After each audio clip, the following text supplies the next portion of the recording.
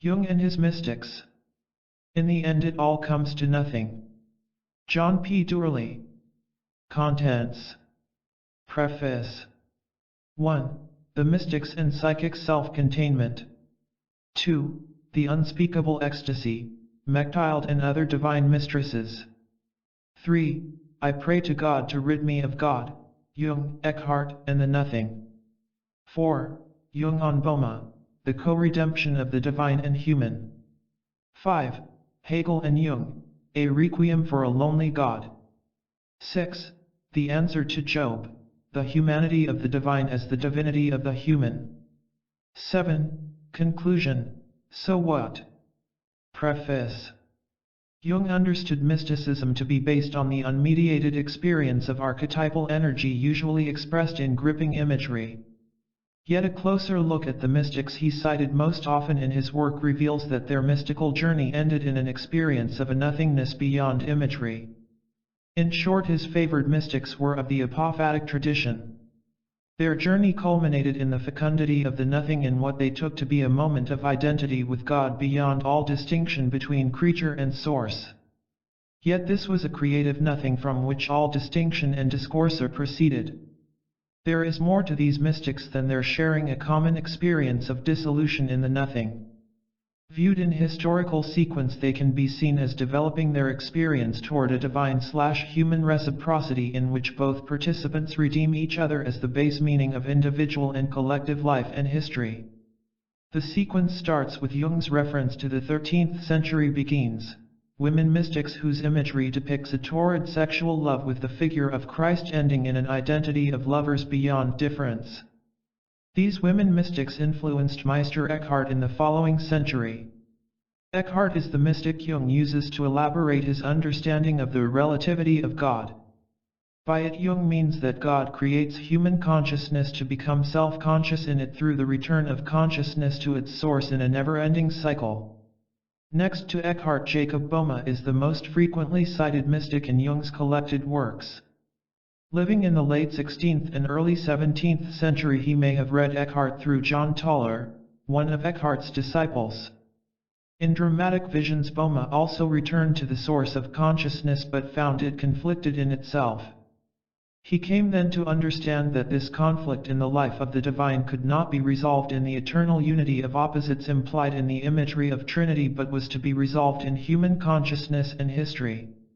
Hegel, in the 19th century, understood Boehme as the initiator of Teutonic philosophy, though Boehme's symbol-laden writings needed the rational refinement Hegel would give to them. In this light, Hegel's philosophy is in large part an effort to complete Boehme by giving to his symbolism the intelligibility it needed. As a significant contributor to the modern culmination of this line of the development of religious consciousness, Jung in his answer to Job completes Hegel's philosophy as Hegel had completed Boehme's symbolic discourse by raising both to the psychological level. Jung's final assertion identifies the relation of consciousness to the unconscious as wholly containing that of the human to the divine. From this perspective, the deepest impulse of personal and collective historical consciousness seeks the union of consciousness and the unconscious, the human and the divine, in their mutual redemption in the human. Without giving the future a too limiting and so self-defeating definition, it is obvious that Jung's late psychology calls for a supersession of the consciousness informing Western religion, especially that of the monotheisms, toward a spirituality as wide in its embrace as is the unconscious itself as the eternal ground of all empirical being. Jung 1970, 534. What follows fills in the foregoing. 1. The mystics and psychic self-containment. Jung's myth is the mother myth.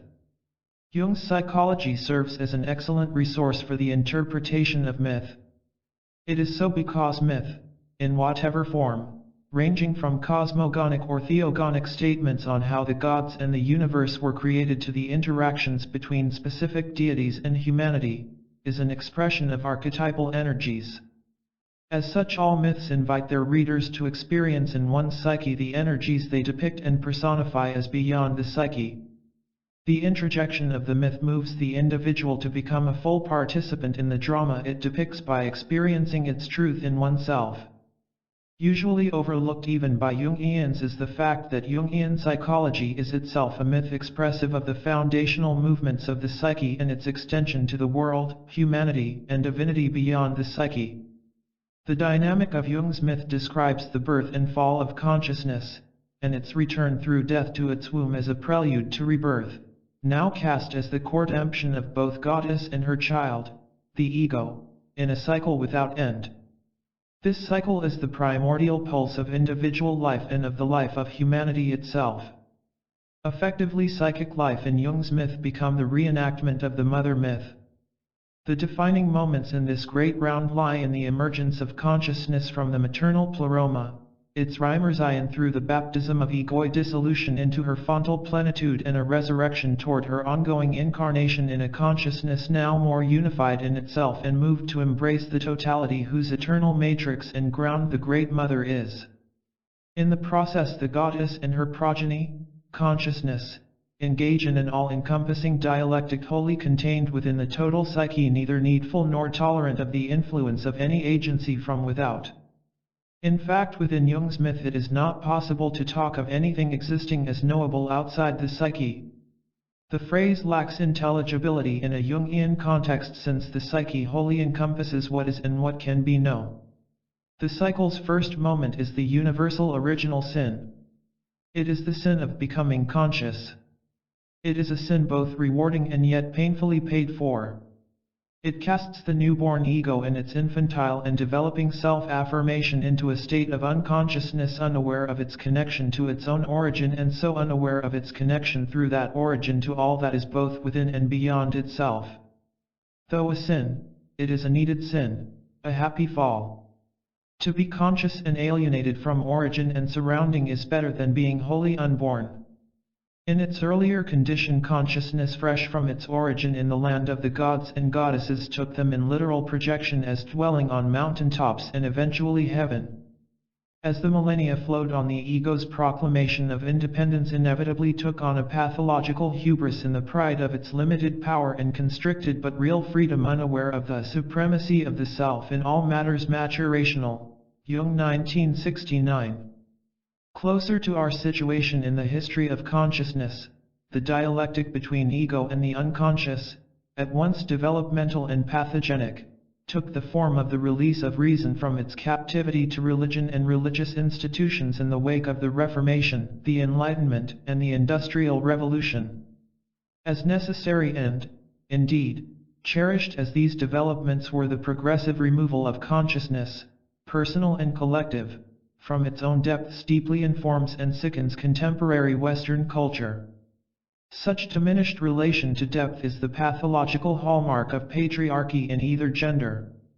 The mind is torn from its ground and left to suffer isolation from the other and nature, as well as the conflict between differently archetypally bonded communities, now in the form of secular faiths funded by the same possessive powers as previously empowered religious faiths and their carnage.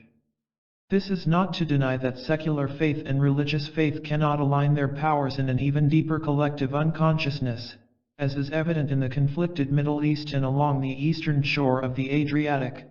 Dourley, 2003. This current moment of universal existential alienation is described in many terms beyond its religious designation as original sin. The current term of choice derives from Weber's conception of disenchantment. Disenchantment in Jung's myth describes a debilitating remove from the goddess as source and sustenance of conscious life, and so a remove from one's personal depth, from each other and from nature itself as grounded in her power. Jung was keenly aware of the profound disenchantment of his culture infecting himself as early as the Red Book. Early in this work he describes the creative tension in his own life as that between the spirit of the times and the spirit of the depths, and so of the soul. In terms redolent of society's current malaise, he describes his possession by the spirit of the times as one of loss of soul. I still labored misguidedly under the spirit of this time and thought differently about the human soul. I thought and spoke much of the soul. I knew many learned words for her. I had judged her and turned her into a scientific object. Jung, 2009. In doing so, Jung frankly confesses he was immersed in a darkness and alienated from the life of his soul about whom he had lectured scientifically and written so grandly. Jung 2009. Jung's response to this cultural and personal malaise describes the second movement in his myth. His psychology itself takes on mythic proportion as seeking a redemptive but hard-won freedom from the spirit of his time and the recovery of his soul in a soulless society. The recovery of soul was far more than individual. The recovery of his soul entailed the recovery of the soul of his culture and civilization. In the relation of the personal to the cultural, Jung's problem and its resolution became his analysis of the problem of his time and the strategy for its resolution. As Erickson would argue that Luther's problem and its resolution was the problem and resolution of the anguish of his time, so also was the resolution of Jung's suffering and its alleviation the answer to his. Erickson 1958. The personal imagery of the Red Book emerging from his own unconscious became the mythic basis of his psychological elaboration of the powers they symbolized. For both Jung and Luther, the power of the divine was engaged in their suffering toward the higher consciousness such suffering was to engender. For Luther, the answer came through a revelation from beyond. Jung came to understand revelation as the compensation the unconscious offers to individual and society as the source of both becomes more real in each. This would make of Jung's myth a revelation without making him a messiah. His personal revelation implied a relation to the divine common to all and the figures in it ones that peopled the universal psyche from which they came into his conscious life in a form appropriate to the historical situation of that life. Under his suffering of the spirit of the time, Jung's revelation came entirely from the depth of his own being. It had no origin beyond the psyche itself. In this he was among the first to realize clearly that the gods speak entirely from within as they spoke to him in the experience that took the shape of the figures in the Red Book, later developed in a more discursive manner in his collected works. From early on, Jung's psychology as myth was thus dedicated to the reconnection of the mind with its ground in the deeper psyche. The recovery of the ground of consciousness in the depths of one's own psyche is not without suffering. The images surrounding the process are of death and dismemberment to convey the pain of a descent working a loss of mind in the interests of a wider and deeper consciousness upon return from the depth. Jung draws on a number of traditions and resources to describe the return to the inner origin in compelling variants. The return is a crucifixion and burial between archetypally based opposites as a prelude to a resurrected consciousness. Jung 1969.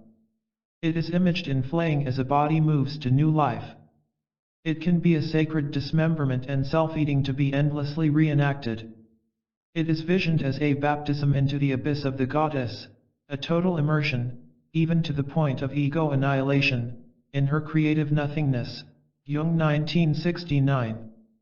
And these are but a few of the images describing the horrors of the descent into the world beyond ego as the precedent to its renewal. Return from this immersion in the depth becomes in Jung's myth the third and resolving moment. It is the substance of incarnation and redemption. The psychic hallmarks that characterize it most adequately are an enhanced personal integration of the energies that create the individual coupled with an extended universal compassion. The cycle of birth from, return to, and fuller conscious expression of the origin is the basis of the mother myth, and the mother myth is the myth informing Jung's psychology. In effect, processes of what Jung calls individuation are the reenactment in individual life of this myth of birth, death, and rebirth. The mother myth thus described may indeed be the primal cosmogonic and theogonic myth. By making the myth the basis of the individual's true reality, Jung's psychology works to reconnect the individual with the origin of the universe as the ground of one's personal being from which the gods and goddesses arise as needed to consciousness in person and history. The universal dialectic between consciousness and its origin seeking consciousness in it engages every individual and, through the individual, the species. From participation in this commerce there is no place to hide. The dialectic commences with the original sin of consciousness and will continue as long as the origin of consciousness seeks ever greater self-consciousness in it in a cycle without end. To the extent that this dialectic becomes conscious in historical humanity, the sense of the goddess and her sympathies becomes increasingly real in existential consciousness. Such consciousness bears an intensified compassion for all that lies within and beyond the individual, born anew from the Great Mother as the creative nothingness from which the individual and the all proceed. In the above treatment, the moments of the myth were distinguished and dealt with as scenes in a play. This presentation may be overly intellectual in dissecting the myth. The myth itself and its moments are susceptible of great variation, but on closer inspection appear in the significant myths both extant and practiced or now living only in memory. Nor can the great moments in the myth be reduced to one once-and-for-all historical events, though they may be so depicted, in particular by communities who live under their spell and in various ways depend on their literal and historical interpretation for communal coherency, assurance, and even survival. There was no historical Garden of Eden nor fall therefrom. There was no universal redemption of humanity in an individual's return from death in a unique historical event. Nor will there be a final gathering of the saved within history in a new spotless Jerusalem.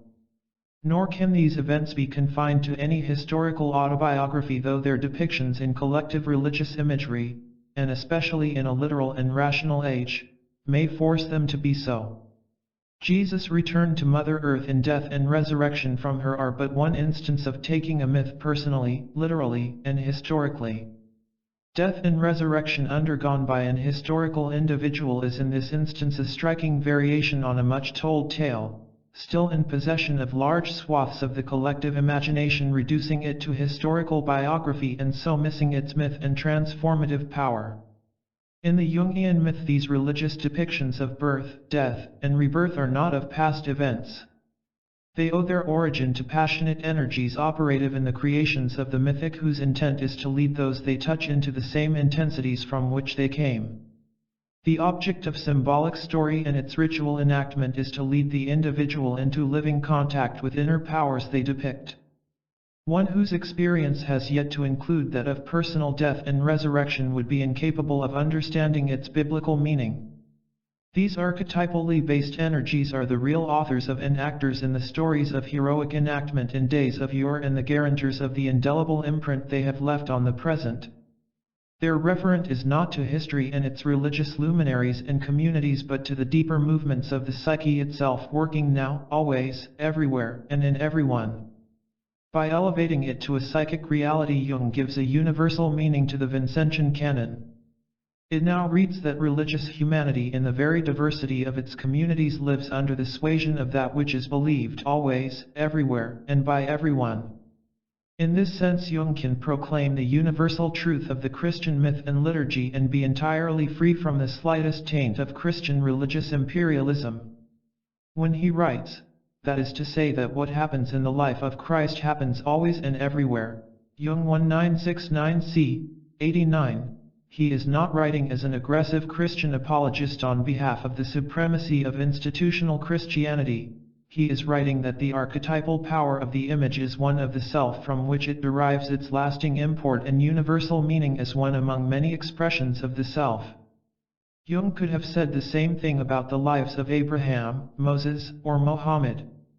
And yet to admit that both the origin and referent of the great religions, and their revealed accounts of deities, in their dealing with humanity express specific variants of the foundational movements of the universal human psyche remains regrettably beyond the epistemic and faith boundaries of many. The popular religious imagination would dismiss such suggestion with the accusation that such a position is reductionism in the form of psychologism. It would become the basis of the vapid accusation that Jung psychologizes religion. Such a position reduces an objective revelation by an objective God to the status of a symbol whose origin is wholly internal to the human and serves to track the movements of the major energies of the psyche. In contrast, for Jung, only the symbolic as expressive of its living archetypal base enables revelation to endure. Taken literally, such symbolism is rightfully dismissed as magic and infantile. Thus Jung found himself strangely forced to defend himself from charges of reductionism by pointing out to religious critics that his archetypal theory points to the foundational power and perdurability of their faith located in the archetypes themselves. As such, his psychology hardly corrodes faith by revealing its profoundly human origin, or, more precisely, its origin in the profundity of the human. Jung 1967, Dourley 1994. Yet sophisticated intellectual and theological reflection on the origin and substance of the diverse religions continues into the present to evidence a hankering, however disguised, for the supernatural status and so objectivity of one's preferred divinity and its engagement with humanity. A psychological analysis of another religion is quite acceptable as long as it does not touch one's own. Jung's response to such religious protectionism was simply, "Yet, what is sauce for the goose is sauce for the gander." Jung 1969. As a cosmogony, Jung's myth links the individual to the universe, and as a theogony accounts for the origin of the divinities and the impact of the archetypal and its numinosity on consciousness. He could hardly be more explicit on this point than in his reference to my demonstration of the psychic origin of religious phenomena, Jung 1968. In the context of his wider work, he is here affirming that the archetypal psyche creates the experience which creates the gods, as well as personal and communal faith in them. This experience of the divinities and their interaction with the human are the substance of all religious conviction, scriptures, dogma, and ritual reenactment, the most dramatic empirical expression of the archetypal foundation of human consciousness. Sketched in its broadest sense, Jung's cosmogony and theogony coalesce in affirming that the goddess creates consciousness in order to become conscious in her child. She births the various religions to provide a diversity of access to herself. The stories of their gods, the substance of their beliefs and their ritual initiations and constant reenactment serve primarily and forcefully to identify and access her deeper movements in the human psyche. She is the presiding divinity, the one true goddess and source of all the others. Only in human consciousness can her lesser and defined offspring, human and divine, work toward an ever-demanded yet ever-evasive conscious fullness adequate to her and to her at once unbounded but conflicted potential to be united and realized in consciousness.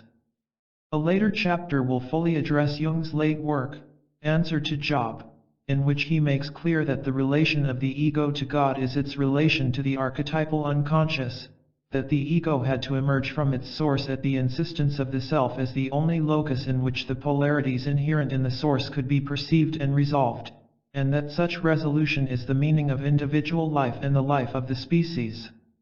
Jung's myth, thus stated, has many implications in many fields. The implication for cultural diagnosis and healing. Severance of the mind from its generative roots is more than simply a widespread wallowing in a passive social malaise of superficiality and meaninglessness. Such severance is the precondition of collective possession. It is dangerous and currently threatens the species. For the emergence of a rational milieu has by no means disabled the archetypal energies that create the gods and their communities. On the contrary, the mind stripped of conscious interaction with the powers that create the gods and equivalents in other forms of faith is peculiarly susceptible to being possessed by the very powers whose existence reason denies, diminishes, or forgets. Individually, those possessed not only of but also by faith are most visible in all form of fanaticism whose only distinction lies in the underlying archetype. More lethal than individual fanaticisms is their collective equivalent, the transformation of religious faith into political faith and the loss of life. Such transformation works so widely today. Political faith is the insidious concretion of the same archetypal power that formerly created religious faiths and the enmity and bloodshed that so marked their history. Such religiously inspired mayhem became a major impetus in the emergence of the Enlightenment. If religion and its wars in the wake of the Reformation could not keep the peace, then reason might. And to some extent it did. The Enlightenment, especially in its Kantian and Humean streams, demonstrated the weakness if not total inefficacy of traditional arguments for the existence of God and reduced metaphysical speculation about the nature of the divine to a skeleton creed evocative of a universal rational assent that God existed, rewarded good and punished evil. It separated church and state. Explicit theocracy is no longer an option in the societies living in the legacy of the Enlightenment. Enlightened reason's critique of institutional religion and its theological support did contribute to a more responsible religious sense, if such a sense was to be maintained at all beyond an affirmation of faith both beyond reason and divested of experience. Yet this critique, invaluable though it was and remains, left a void, an emptiness of soul still draining the spiritual blood of Western culture. While enlightened reason's contributions to humanity cannot be denied, Jung was aware early on that these gains were not without their own cost and consequent social and personal pathology. Ironically, the Enlightenment's removal of the collective mind from its depths in the name of reason became the occasion for reason's unwitting possession by faiths even more lethal than their religious precedents. These newer faiths were the political faiths that Jung termed the isms. Dourley 2003, Jung 1969. The level of archetypally based hatred between religious tribes and between their internal factions may have been constant throughout history, but when religious faith became political faith, the danger posed to humanity doubled with the twice bonded. Along with the deepening of collective unconsciousness, the body count soared in direct proportion to the increase in effective weaponry and modes of inflicting death. One side of Jung's appropriation of Lévi-Bruhl's understanding of participation mystique would reduce such communities, whether religious, political, national or combinations of all three, to the level of unconscious competing tribes even when such tribalism attained international currency in our times. The power of the bonding archetype limits or forbids personal distancing from absorption in tribal gods and their universal goals. Mass intoxication became the basis of religious and political community. Jung 1968. The political sciences still remain largely immune to the suggestion that the variety of significant political persuasions rests on collective unconsciousness of the archetypal power at the base of such communal commitment. It too remains an insult to remind Christian traditions, and by extension others, that their ecclesiology is a religious variant of humanity's instinct to herd and so retains the residual basis of collective psychic epidemics. In this regard, Jung must be credited with identifying the continuity between collective religious faith and current political faith. Even in the period since his departure, Jung's warning of the lethal quality attaching to such collective unconsciousness, particularly when religious and collective faith coalesce in paroxysms of destruction, cannot be denied.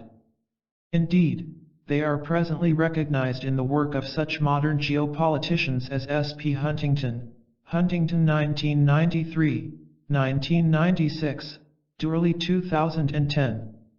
What Huntington lacks is Jung's psychological analysis of the psychic process of the creation of the gods whose communities demonize individuals and other differently possessed communities. On a more positive note, Huntington also lacks Jung's sense that the common origin of religious and political faith also pushes to a religious consciousness beyond extant forms of religious and political life. These divinely based communities reveal their political and religious idolatry in their universal and exclusive claim to ultimate truth and in the loss of life whenever their devotees share neighboring or the same geography. The body count at the hands of these powerful psychic coalitions continues at this writing. In the end, Jung's response to the unconscious hostility of the religiously and politically possessed is the autonomy and freedom of living out of the personal truth of the self, even if it be a moral imperative few can attain. For Jung, such autonomy was, nevertheless, the ultimate bastion against infection by religious or political psychic epidemics. Resistance to the organized mass can be effected only by the man who is as well organized in his individuality as the mass itself. Jung 1964. And yet it would seem to be through the few still capable of leading the symbolic life as a direct expression of their soul that the wider empathies of the goddess will enter a society in the relief of the enmity between lesser gods and their unconscious constituencies. The implication for the secular. Jung's analysis of the transformation of religious into political and societal faith, describing a continuity of archetypally based suasion as collective possession, raises the question of the possibility of a secular society.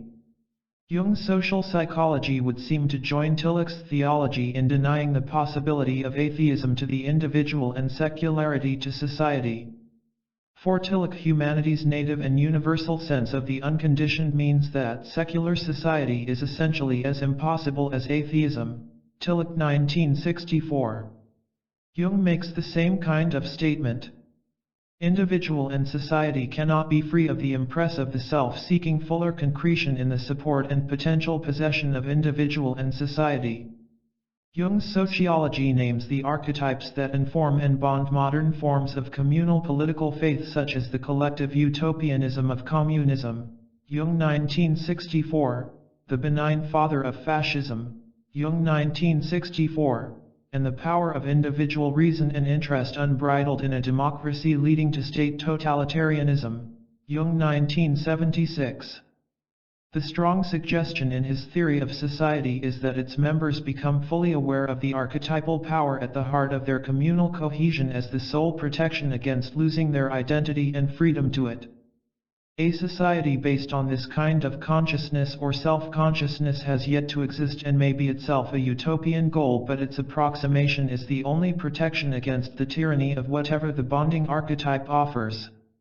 It is both humorous and tragic to see religious bodies bonded by the self in religious form make a distinction between the religious and the secular. The implication is that religious forces are not equally archetypally bonded by whatever form of faith unites them. As this is realized, the ability of a specifically religious body to uphold religion in the face of a secularity allegedly divested of religious commitment is a vapid claim. Rather, the split between religion and the secular from a Jungian perspective is a split between competing faiths, values, and their communities. Neither has the right to call the other irreligious from a position wholly free from the unconsciousness endemic to collective and personal faiths. Indeed, in such matters as human rights and the various forms such rights now assume, it would appear that secular faith has a greater sensitivity than religious faith.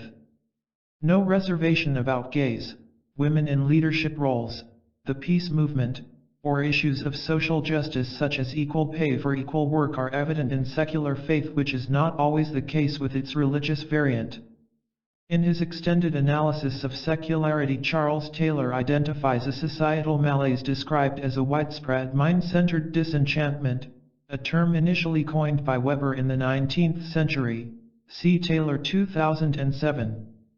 Taylor frames his discussion in terms of the question, why was it virtually impossible not to believe in God in, say, 1500 in our Western society, while in 2000 many of us find this not only easy, but even inescapable. The question leads him to distinguish a shift from a medieval porous consciousness to today's buffered mind. The porous mind was open to the beyond, the transcendent, the supernatural, God and the spirits. The buffered mind is the mind closed to these realities.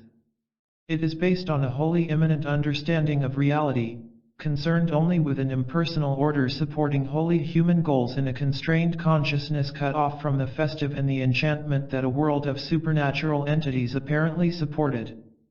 Here it should be noted that Taylor's understanding of immanent extends only to an immanent order in nature compatible with the Thomistic/Aristotelian conception of a natural order.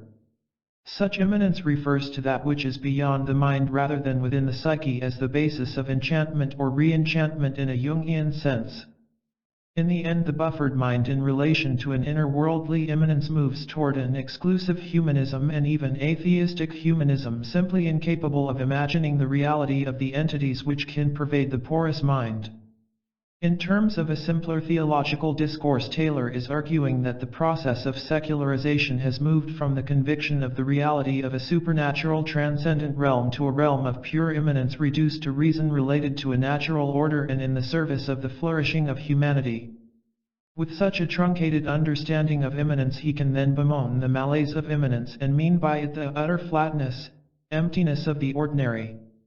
Jung would identify the same cultural malaise but diagnose it not as a constricting immanence but as the removal of consciousness from a deeper immanence, the immanence of the spirit of the depths, which he contrasts with the spirit of the times. For Taylor, such flatness is not incompatible with various forms of interiority. His conception of interiorization does extend beyond the more superficial levels of mind to deeper dimension of the inner depths of human experience. Here Freud is referenced. But these depths do not engage the possibility of the numinous as that power that gives to conscious life its meaning, vitality, and whatever enchantment it might experience. Rather, Taylor also confines interiority to what he terms the buffered personality. Such individuality builds on a personal discipline apparently unrelated to or buffered from wider external worlds, human and natural, and, of course, from a cosmos where divinity might dwell. An enhanced relation to this transcendent God would apparently heal the malaise of immanence, though much of the modern thrust has been to see such a relation as the basis of human alienation from its own immanent truth and dignity.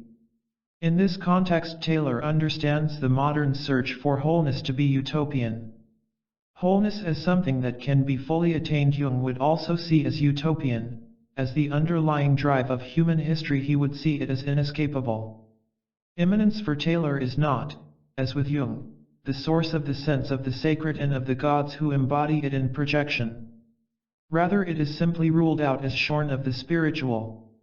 The consequence is to set up a questionable dichotomy between a therapeutic consciousness deemed endemically divested of spiritual value as well as being utopian, and the now needed recovery of a relation to a transcendent God as the sole source of the authentically spiritual.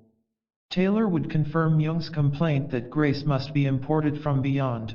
Grace comes from elsewhere, at all accounts from outside. Jung 1939. In his discussion of the relation of the therapeutic to the spiritual, Taylor will cite Freud but never Jung.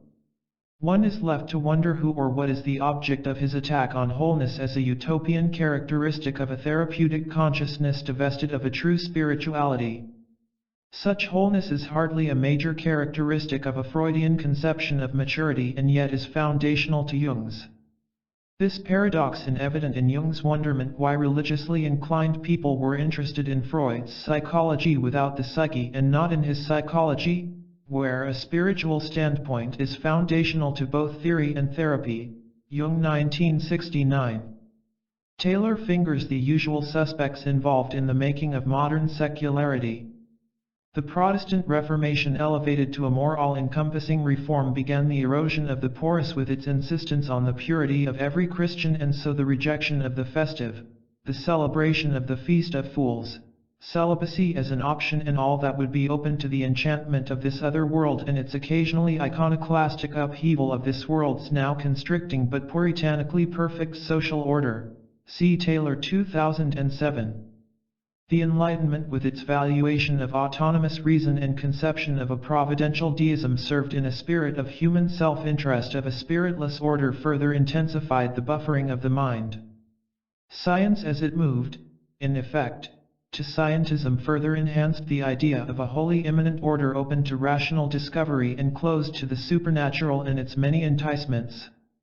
Scientific reason was at once an engine and beneficiary of disenchantment, and its progress led people to brand all sorts of traditional beliefs and practices as superstition. In the end, contemporary Puritanism, with its rage for order, allegedly underlies the now apparent link between the Western religious traditions, the monotheisms, and violence.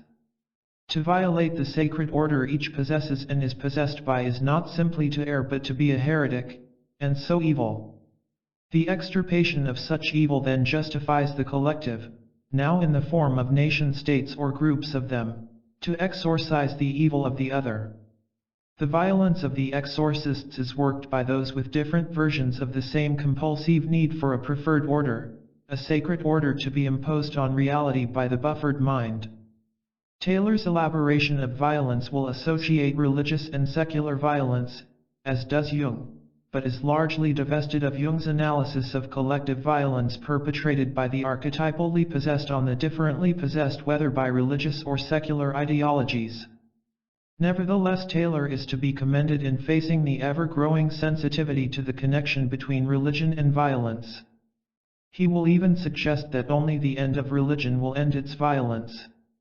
But in a position shared by Jung, but on an entirely different basis, he affirms that religion is an inescapable force in the human condition, and both secularists and believers are afflicted with the virus. In this matter his argument would be fortified if he could locate the origin of religion in the human archetypal psyche rather than in the hoped-for return of agencies transcendent to it. He could then argue that the creation of the gods and their communities entails in itself the creation of counter-communities as evil.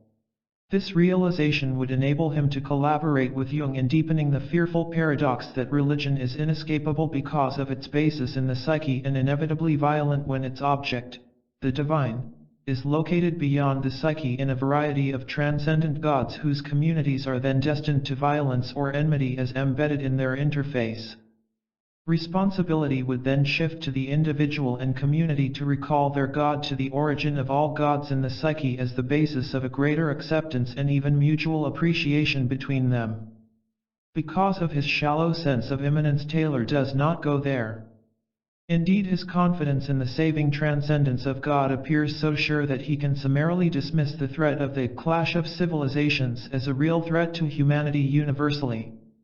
Huntington's thesis that present and future wars are and will be fought between religion-based civilizations to the peril of all is summarily dismissed in favor of the return of the truly transcendent still held in cultures other than the West. Thus the wasteland of the present will open onto a return of the transcendent from beyond. For Jung, the wasteland drives to the recovery of the within. In effect, Taylor's analysis of contemporary secularism is thus a lament for the passing of Christendom in which the porous mind flourished. As a lament for the past, it hints at the future and the possibility of the restoration of the supernatural in some kind of theonomous harmony with the wider society. This hope is reminiscent of Paul Tillich's appreciation of the High Middle Ages when belief, politics, and culture shared a common worldview. In it, morality, religion, and culture drew much closer together as distinct aspects of the religious spirit. But to make Tillich's view work, all dimensions of the significantly human, especially religion and culture, must share a common ontological ground, a ground that Taylor places in the sky. Despite his familiarity with Hegel and German idealism, Taylor does not appeal to an agency capable of unifying religious and human aspirations native to the shallow immanence he so deplores. That such a unified cultural situation can be restored currently is questionable. Taylor points to certain individuals who might promise it, such as Bede Griffiths, Chesterton, Belloc, Dawson, Eliot, Maritain, and Pegui, to name some of the more outstanding. Few of these names are honored even in Catholic cultural, theological, or philosophical circles today. Taylor also points to a kind of hankering for the good evident in the reforms John XXIII initiated in Vatican II and by the impressive religious persona of John Paul II. He fails to mention that the reforms of John XXIII and Vatican II were largely undermined by John Paul II and his successor, Joseph Ratzinger, soon after their initial proclamation in the documents of Vatican II. Today the Roman Catholic world is immersed in a split between the right and progressives in a profoundly disenchanted milieu. The prospect of a return to a modified Christendom, in a kind of second but chastened naivete, appears itself to be naive, and especially so when sponsored by institutional forces. And yet Jung would agree with Taylor that we live in a world of disenchantment, and for many of the same reasons. Jung firmly believed that the modern mind had been severed from its roots by the Enlightenment and by the current reduction of the validity of the mind to science and a debilitating scientism.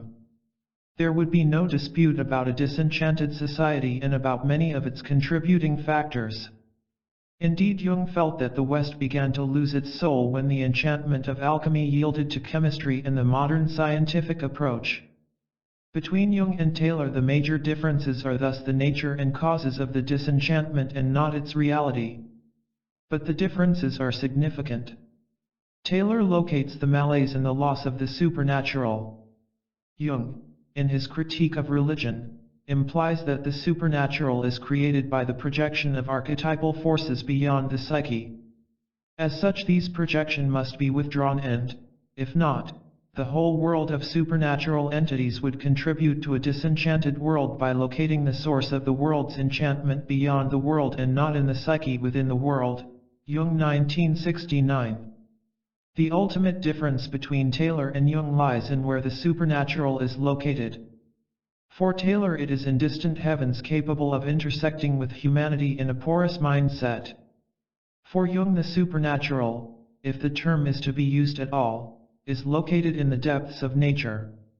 From these depths emerge the sense of divinity, the gods themselves, the stories of their interaction with the human, as well as the ritualizing and dogmatizing of these divine adventures with the created order. The process of re-enchantment from this perspective is not to reconnect with a transcendent supernatural world beyond the human in a restored neo-Christendom, however chastened, but to reconnect with a transcendent world within the human in the inexhaustible and life-giving energies of the unconscious. Implications for the relation of transcendent to immanent. The counterposition to Taylor's is best understood in a more precise and controlled expansion of what Jung and Tillich mean when they use the term ground, since their usage is unfamiliar to most contemporary understanding of participation and causality. In Jung's perspective, the ground of all empirical reality lies within the psyche, and the ego in resonance with it is in touch with the one world from which consciousness and nature emerge as the basis of the harmony that could exist between them. Jung 1970. In comparison, Taylor's sense of an attack on immanence is truncated. It goes no deeper than reason in relation to an assumed order. It misses entirely the possibility of reason's reconnection with that which transcends it, not beyond but within humanity. Jung's position, in contrast to Taylor's, is a position of radical immanence. In it, God is understood as the experience of the ground of the individual, relating the individual in touch with the ground to all that is as an expressions of this same ground. Dourley 2011. Taylor's problem is that his attack on immanence is an attack on the very superficial sense of immanence reduced to reason that Jung also deplores. But Jung can go to a deeper immanence, to that of the archetypal unconscious as the source of religious, political, and all enchantment as the key to any significant societal re-enchantment. Such re-enchantment is currently not likely to be worked through confessional religion but rather through forces on their periphery. These forces would be the modern equivalents of the mystics, the Gnostics, adherents of the Grail, and alchemists. All these traditions share the sense that mind is natively imbued with the latent awareness of its universal connectedness. The development of this awareness intensifies the sense of the divine. This reconnection of the mind with its divine ground happens preeminently through the work of the dream and its symbols, expressing the energy of the divine. Such reconnection is the substance of analysis. Thus Jung's radical immanence works to a deeper immanence whose absence is indeed a significant factor in the disenchantment of a society severed from its natural roots in the divine and eternal. Jung's psychology came into existence to address this uprootedness in individual and society. In this context, postmodernity has brought the autonomous mind of the Enlightenment to its knees with the realization that the severance of the autonomous mind from its unconscious roots culminates now in an egoic grandiosity divested of meaningful relationship whose spiritual expression is individual and cultural alienation, depression, and aggression. Rather than parry such pathology with an unearthed, floating rationalism or the renewal of a religious or political faith, both now seen as the cause rather than the relief of such illness, critics like Jung sees the collective moment of widespread despair of meaning as the occasion of a new and more embracing myth which would ground a personal and social ethic on fidelity to the truth of the self as the ultimate resource in resisting all forms of superficial rationalism on one hand and collective forms of faith possession on the other. As this myth turned to the recovery of the interior life, its participants would become increasingly imbued with the experience that God's action springs from one's inner being, Jung 1971, and that this immediate sense of the ultimate now worked toward the recovery of the sacredness of nature, of the body, of the feminine, and even of the demonic. The innate divinity of all these powers blatant in creation is jointly stripped by the presiding variants of Western monotheism. Nor are these values simply contingently proposed, the product of wishful thinking or gratuitous fantasy.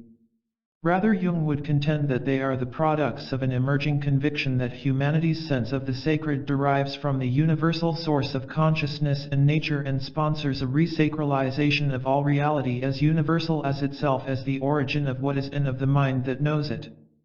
the emerging sense of the mind's native inherence in the sacred in the wake of a now debilitating Enlightenment rationalism, once so necessary as a moment in the development of the Western mind, coupled with the subsequent effective reduction of the mind to the scientific and technological, has forced contemporary thinkers and religionists to a much welcomed appreciation of the immanental in the search for a life-giving meaning that reason and science, of themselves, could not provide.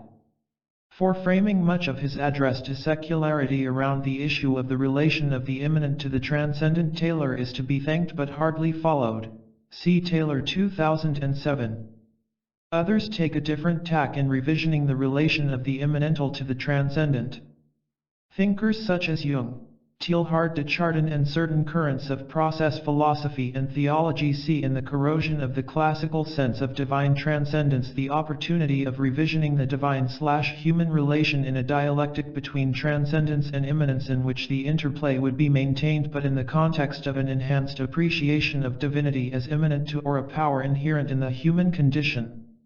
In effect, the transcendent would come to be seen as a function of an immanental point of departure, and, with Jung, would have as its referent the infinity of creative power within the psyche seeking conscious expression in human consciousness. As will be seen, this revisioning has political correlates. The demand for a transcendent referent wholly other than the human belongs to the right in matters theological and political. The left of the theological and political spectrum would understand transcendence as a function of immanence. Immanence thus understood would contain a realm that probably transcends the possibility of exhaustive human realization and so urges an ongoing growth of human consciousness destined to break through whatever form it currently gives to a creativity destined to surpass it. Such a realm would constitute a potential infinity whose nature, nevertheless, is to seek its realization in human consciousness with which it exists and existed in an organic continuity, first as the power of evolution which created consciousness and then as the power seeking ever greater expression in human consciousness as its sole voice. Mark C. Taylor, in a book aptly entitled After God, winner of an American Academy of Religion Award for Excellence, works toward an understanding of religion and even of apophatic mysticism in some discernible affinity with the dynamic of the psyche as Jung describes it. M. C. Taylor 2007. First, Taylor makes the point that recent critical commentary has avoided, indeed shunned, the foundational question of what religion is. The scholarly dissection of the trees has missed the religious forest in ever more constrictive microanalyses. Taylor's call for a return to asking the question of what religion is implies that the study of religion without an interest in its nature and origin remains academic in the worst of senses and can easily devolve into forms of unconscious devotion to the scholar's fascination with this or that religious phenomenon. These blinkers fail to realize the universality of religion and, closer to home, the interpenetration of the religious and the secular. Religious studies departments then become an elaborate Friday, Saturday, or Sunday school and degenerate into little more than variegated theology faculties reduced to the study of the so-called world religions and their intricate subdivisions. With no foundational notion of religion itself, scholarly studies of religion easily fall into a positivism limited to descriptions and elaborations of the content of the various religions. Such an approach is divested of a sense of a variety in unity and so of similarities in variation between religions and their beliefs and practices. More importantly, this approach is unable to show in what direction the forces involved in the creation of religion are moving at any given time in the context of the culture and history of any specific religion and the society it informs. The unspoken assumption is that the religions currently concretized in history are here to stay and their disparate content taken collectively constitutes the substance of religion itself. Such an approach might miss, for instance, the similarities between the Aztec offering of human hearts to the gods in order to further the advance of the universe through better alignment with the divinity and similar themes in the Catholic Mass. Against this trend of accurate but meaningless facticity, Paul Tillich in his early career could author a book entitled What is Religion? Tillich 1969. In it, Tillich describes religion as the human experience of and relation to the unconditioned manifest most obviously in identifiable religion but also in culture. Mark Taylor closely associates his own position with Tillich's in working toward a systematic understanding of religion and culture based on the presence of divinity as the ground of both. M.C. Taylor 2007. And Jung, based on his extension of empiricism to include the more significant expressions of the unconscious, identified an authentic religious function in the dynamic interplay of conscious and unconscious forces influential in the unfolding of individual lives and of wider realms of the cultural and political life of the species itself. Jung 1969. Mark Taylor, Tillich, and Jung become collaborators in describing religion as native to human life and, no doubt, expressed in the confessional or institutional religions but manifest also in culture and politics not usually described as primarily religious. Mark Taylor's description of religion is refreshing in its explicit and prolonged addressing the question of the relation of divine immanence to transcendence, a question long silenced with the studied abandonment of the search for the nature of religion itself. M.C. Taylor 2007. Mark Taylor's recovery of the nature of religion makes of religion a stabilizing and destabilizing power in personal and cultural life. He works to the position that religion cannot be understood as either wholly transcendent or immanent in favor of an immanent transcendence, uniting these opposites in a dialectic interplay native to religion itself. A sense of immanence works as a stabilizing force by providing the sacred ground of personal and collective existence. In its extremes on the further left, immanence thus understood can devolve into an immoderate monism and so, for Mark Taylor, the negation of the distinction between the sacred and profane. But precisely in its immanent base religion rests on infinite possibility and so also always transcends its current concretions as the sacred basis of a society. In this sense the immanent itself carries a certain iconoclastic transcendence in relation to the status quo. From the side of the right, immanental infinity as the basis of a sense of transcendence can degenerate into the dualism of an objectified personal transcendent God as the source of the chosen religiously and politically. Such dualistic transcendence is for Mark Taylor an extremist distortion of religious thought and provides the basis for right-wing religious fundamentalism. For Charles Taylor, religious transcendence thus understood is the sole desideratum. Mark Taylor insists that both sides of the tension, the immanental as stabilizing and iconoclastic, have to be honored in a complete understanding of what religion is and how it functions in the making and unmaking of its expressions, especially socially. In his further delineation of the priority of the immanental, Mark Taylor again turns to an understanding of the ground of religion to be found in Tillich and his mystical and philosophical ancestors in the German tradition. He contends that the residual ambivalence of religion rests on the reality of religion ultimately expressing a groundless ground, an abyss, an originary nothingness. This power works an immanent sense of the sacred in social organization and in individuals even as it remains ever unsatisfied with its specific concretions. Its lack of satisfaction in its observable expression becomes the basis of a restlessness inspired by the drive of the infinitely creative ground to incarnate in but ever beyond its current formalities. The very sense of the sacred remains the destabilizing force in any and all of its expressions. Like Tillich and Jung, Mark Taylor here describes religion as made up of sacramental and iconoclastic urgencies ever in tension. Such tension is also vividly operative in Jung's vision of the archetypal unconscious ever seeking greater historical incarnation in individual and collectivity, progressively enriched by such expression and the more universal compassion it carries with it. But again with Jung the archetypal potential always transcends its incarnation, forbidding any of them the claim to an unqualified and exhaustive ultimacy, a claim which the monotheistic religious imagination and faith is forced to make by its very nature. Such persistent extension of conscious embrace at the insistence of the unconscious grounds Jung's understanding of the teleology of the psyche and bears distinct affinity with Mark Taylor's conception of relationality and emergence. The abyss as the originary source of the religious impulse is the source of all and so of consciousness. As such it is the ultimate human resource for relationality, since it is the source of all individuality which continues its inhesion in the abyss. The emergence of the sense of relationality derivative from the deepening realization of the soul and common origin of all particularity becomes then the meaning of creativity. That is creative which sponsors the sense of the universal connectedness of the individual with the totality as an ongoing emergence from the groundless ground of all. This religious paradigm has profound psychological consequences. Creativity thus understood is also the immediate source of life for individual and society.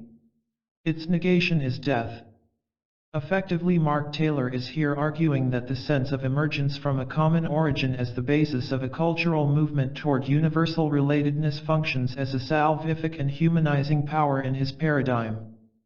The denial of such a universal source in clinging to absolutes lodged ultimately in a wholly transcendent God severs life from its source and is fatal individually and collectively and especially politically. On the basis of this distinction, Mark Taylor can portray the religious right as bearers of death in their idolatrous clinging to wholly transcendent religious and ethical absolutes, and the religious left as imbued by the ground of humanity with a commendable relativity and an ability to live if not thrive on the religious doubt such relativity entails. Creative advance lies therefore with the left. The titles of the last two chapters of his book refer to a religion without God and an ethics without absolutes. Here again Mark Taylor approaches Jung in the latter's position that a living organism, individual or societal, will perish when removed from the sustenance that a depth connectedness with the ground of the psyche can alone provide. Jung 1968. With Mark Taylor, Jung also appreciates the doubt that attaches to the relativity of specific religious positions and traditions when all are viewed as emergent from a common source and urged always to move beyond themselves by this source. In his dialogue with Victor White, Jung praised doubt and insecurity as characteristic of an authentic religious life. Jung 1954. Tillich, with his understanding of the ambiguity embedded in the life of faith as the experience of the essential within the existential, would make doubt nothing less than a condition of a living faith, one that could only be conquered by an unambiguous possession of the essential which cannot happen in existence. Tillich 1957.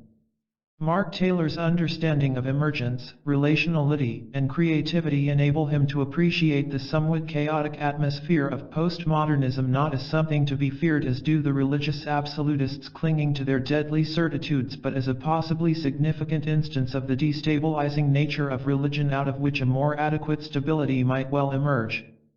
Jung also envisions the present situation as one in which traditional forms of religious imagination and commitment are being undone by the corrosive side of the unconscious.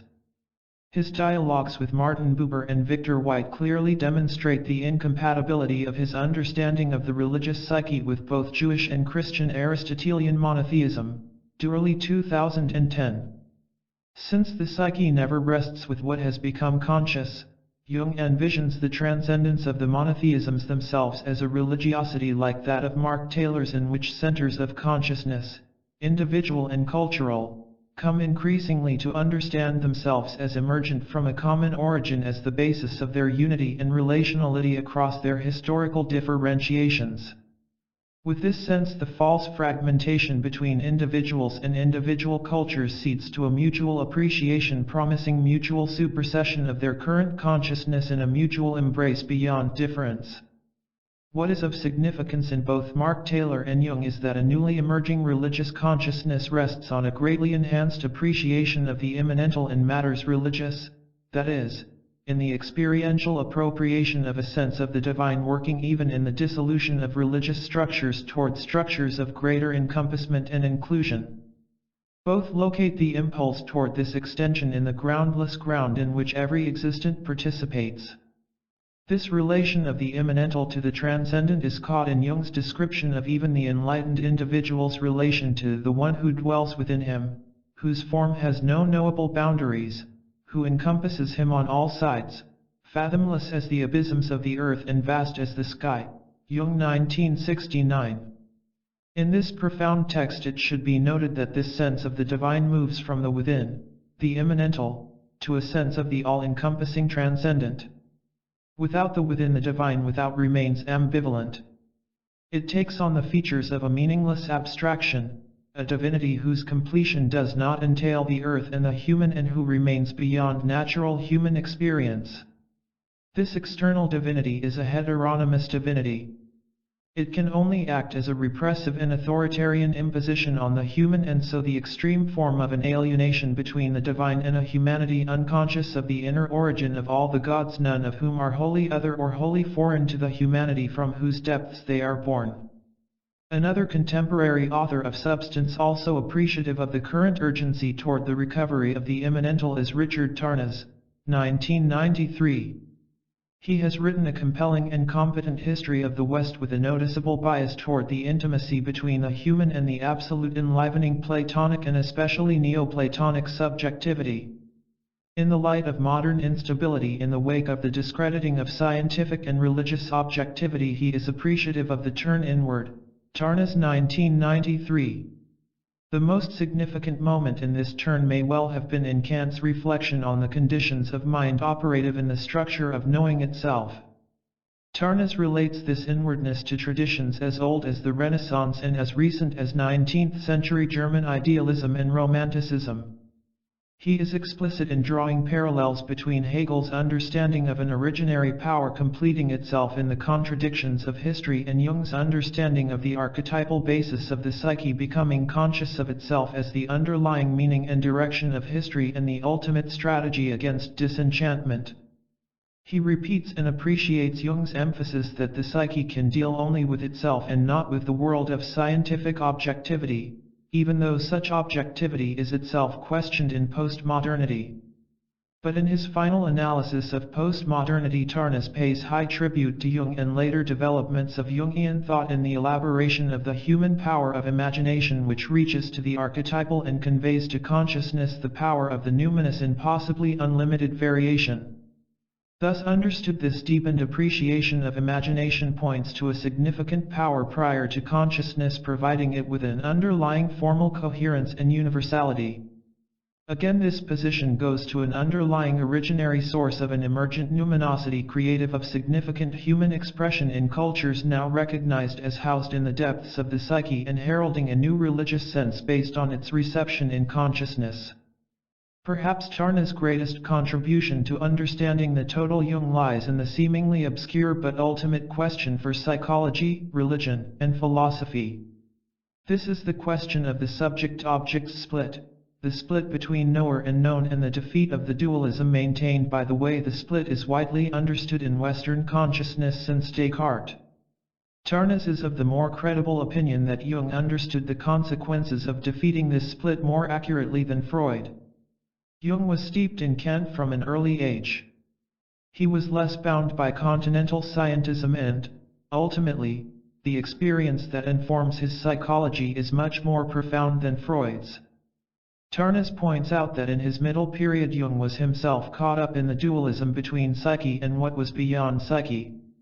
But as he moved into his mature thought, especially on synchronicity, Jung healed the subject/object split by understanding the universal archetypal world as the basis of the psyche itself, and so as the ultimate origin and determinant of all human experience.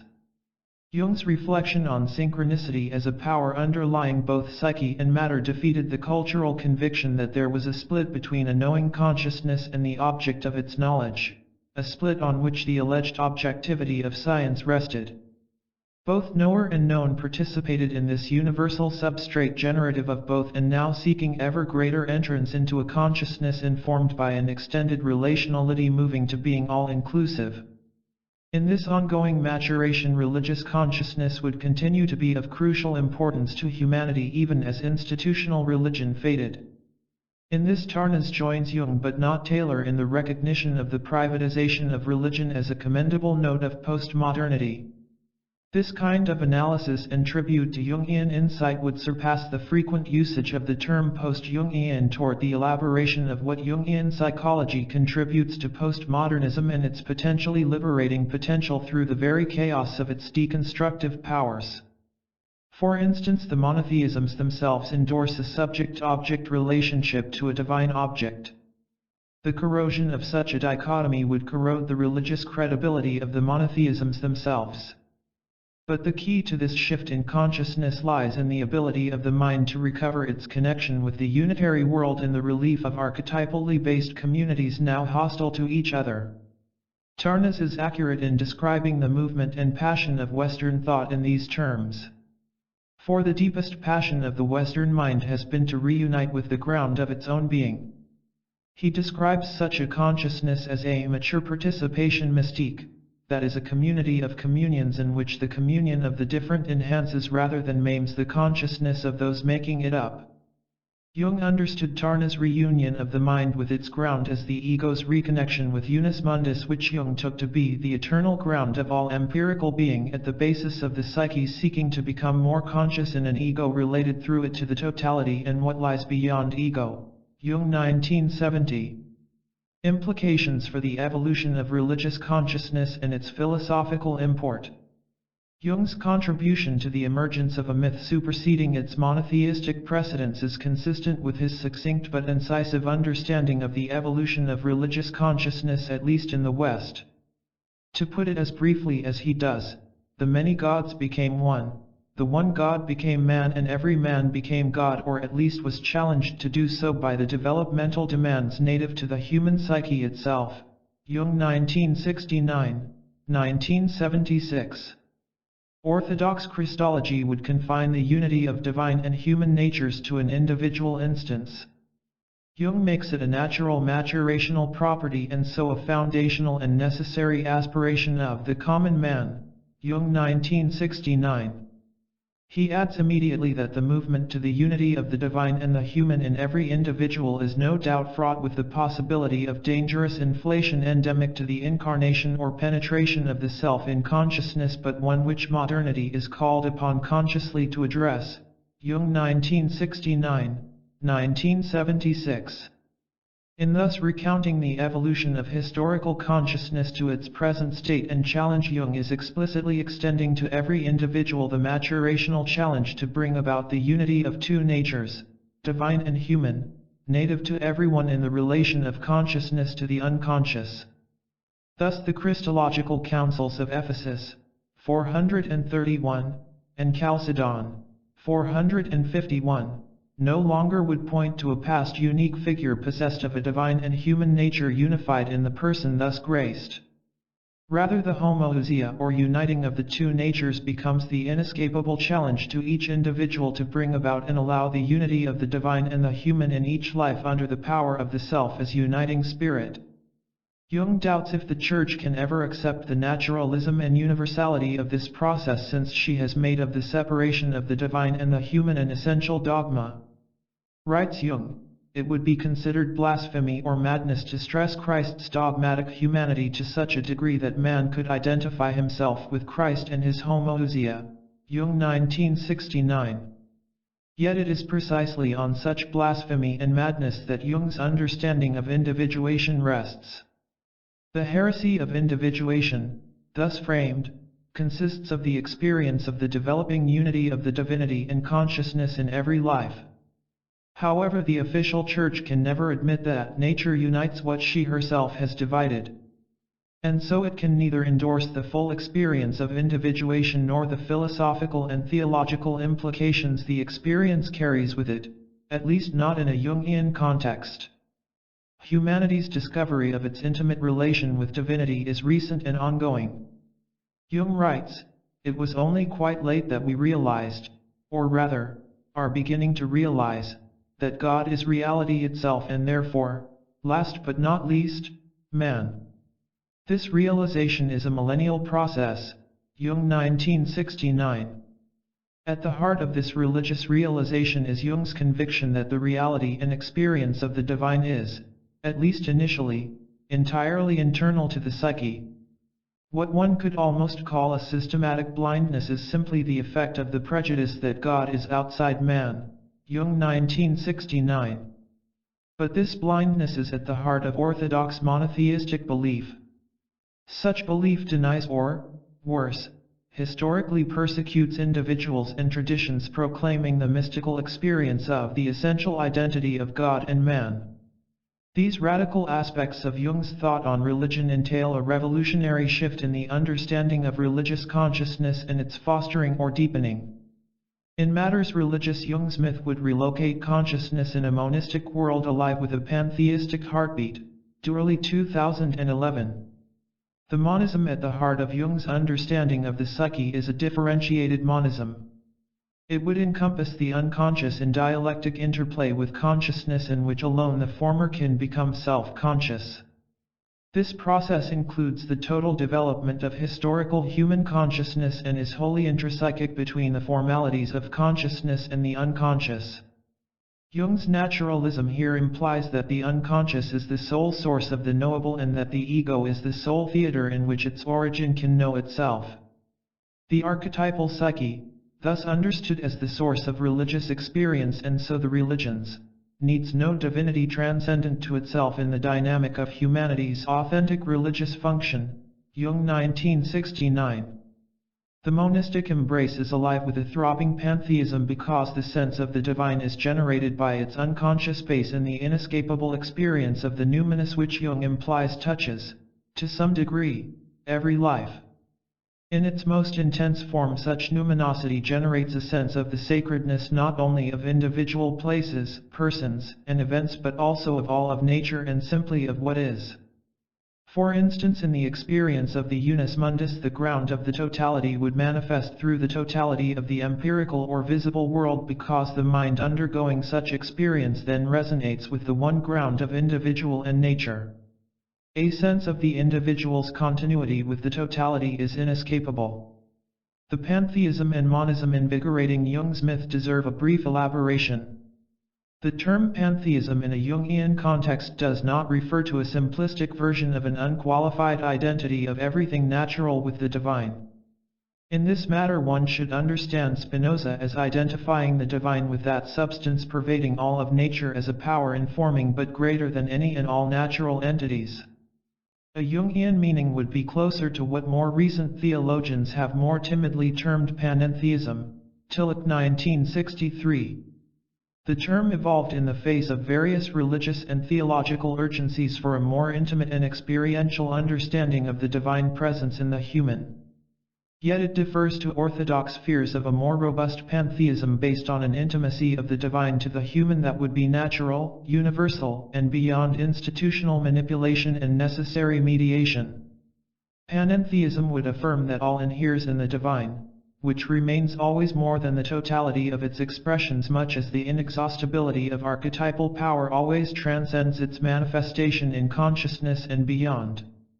Indeed, it is the experience of archetypal impact that creates religious communities whose existence is justified only to the extent that they continue to mediate the experience which created them. Once the experience is lost, they cease to function. In this sense, the archetypal unconscious would sponsor a certain panentheistic sensibility in that it is a native resource and experience addressing consciousness itself, but always outstripping its conscious incarnation in individual and species. In this, the psyche is both sacramental as the residual basis of the sense of the sacred and iconoclastic, in denying to any archetypal expression the status of a finality exhaustive of the creativity of the archetype. However, inasmuch as Jung would affirm with Tillich that there is a point of coincidence of consciousness with the divine, his psychology is supportive of a more robust understanding of the natural presence of the divine to the human, more forcefully expressed by the term pantheism understood as above. This intimacy will be elaborated at length in the following treatment of the mystics. Jung further exposes the monistic nature of the psyche when he equates the ground of all with the ground of the psyche and relates this ground to synchronicity and the mandala. If mandala symbolism is the psychological equivalent of the unus mundus, then synchronicity is its parapsychological equivalent. Jung 1970. The agency active in the reality of synchronicity then is understood as a living universal substrate able to manipulate nature without violating it, because it is native to nature, but in ways that introduce transformative meaning into the lives of individuals through the seemingly chance events this agency orchestrates. The intent of the agency operative in the synchronistic event is the overall intention of the self toward the ego, namely, the continued and intensified reconnection of the individual with the ground of the individual's being. Without the native presence of this agency, the synchronistic event would be analogous to the demeaning interference of a foreign god in the miraculous ordering of nature from beyond nature on behalf of chosen individuals. Though providential interference comes to mind when reading Jung on synchronicity, his theory neither presupposes nor needs a controlling divinity beyond the psyche able to interfere with it from without. The same monism and pantheism are evident in the symbol of the mandala when God is understood as a sphere whose center is everywhere and circumference nowhere. Jung 1970. The citation is unequivocal in placing the divine as the center in each individual. In his late writings, Jung will identify individuation as life in God and equate such life with the meaning of the mandala. Jung 1976. The monism of these aspects of his psychology reveals a naturalism containing the totality of the relation of the human to the divine within the psyche. He is obviously arguing that the unbounded energy of the unconscious transcends not only the ego, which never identifies with the center and so is always transcended by the periphery. Such energy also transcends the sum total of its concretions in natural and human history. Yet such energies have their origin within the psyche, which nothing transcends.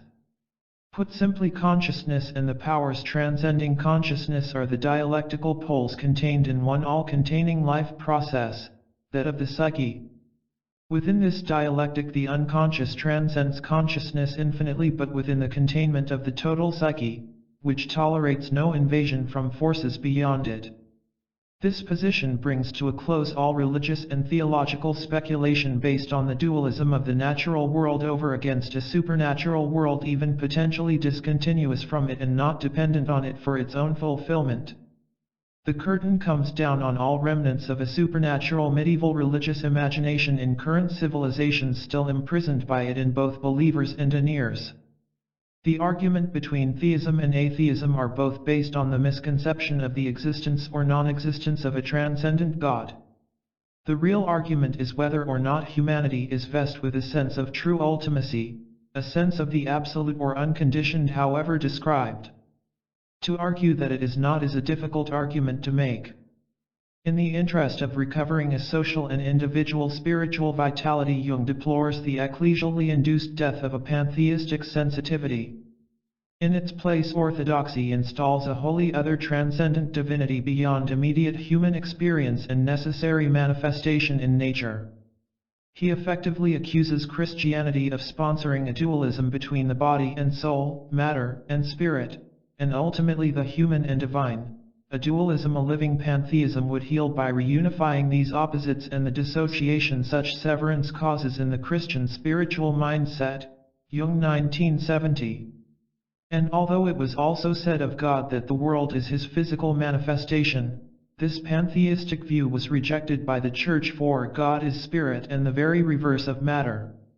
Despite all assurances to the contrary, Christ is not a unifying factor but a dividing sword which sunders the spiritual man from the physical. Jung could hardly be more explicit on the disastrous psychic consequences of the loss of a pantheistic sense in Christianity and by implication in its monotheistic variants. In his overall analysis, Jung understands alchemy to compensate this dissociation embedded in the Christian mind. Yet his position here is subtle. He contends that the alchemists deeply felt the distress of living the split between body and spirit, but also were unwilling or unable to respond to it by denying the validity of their Christianity.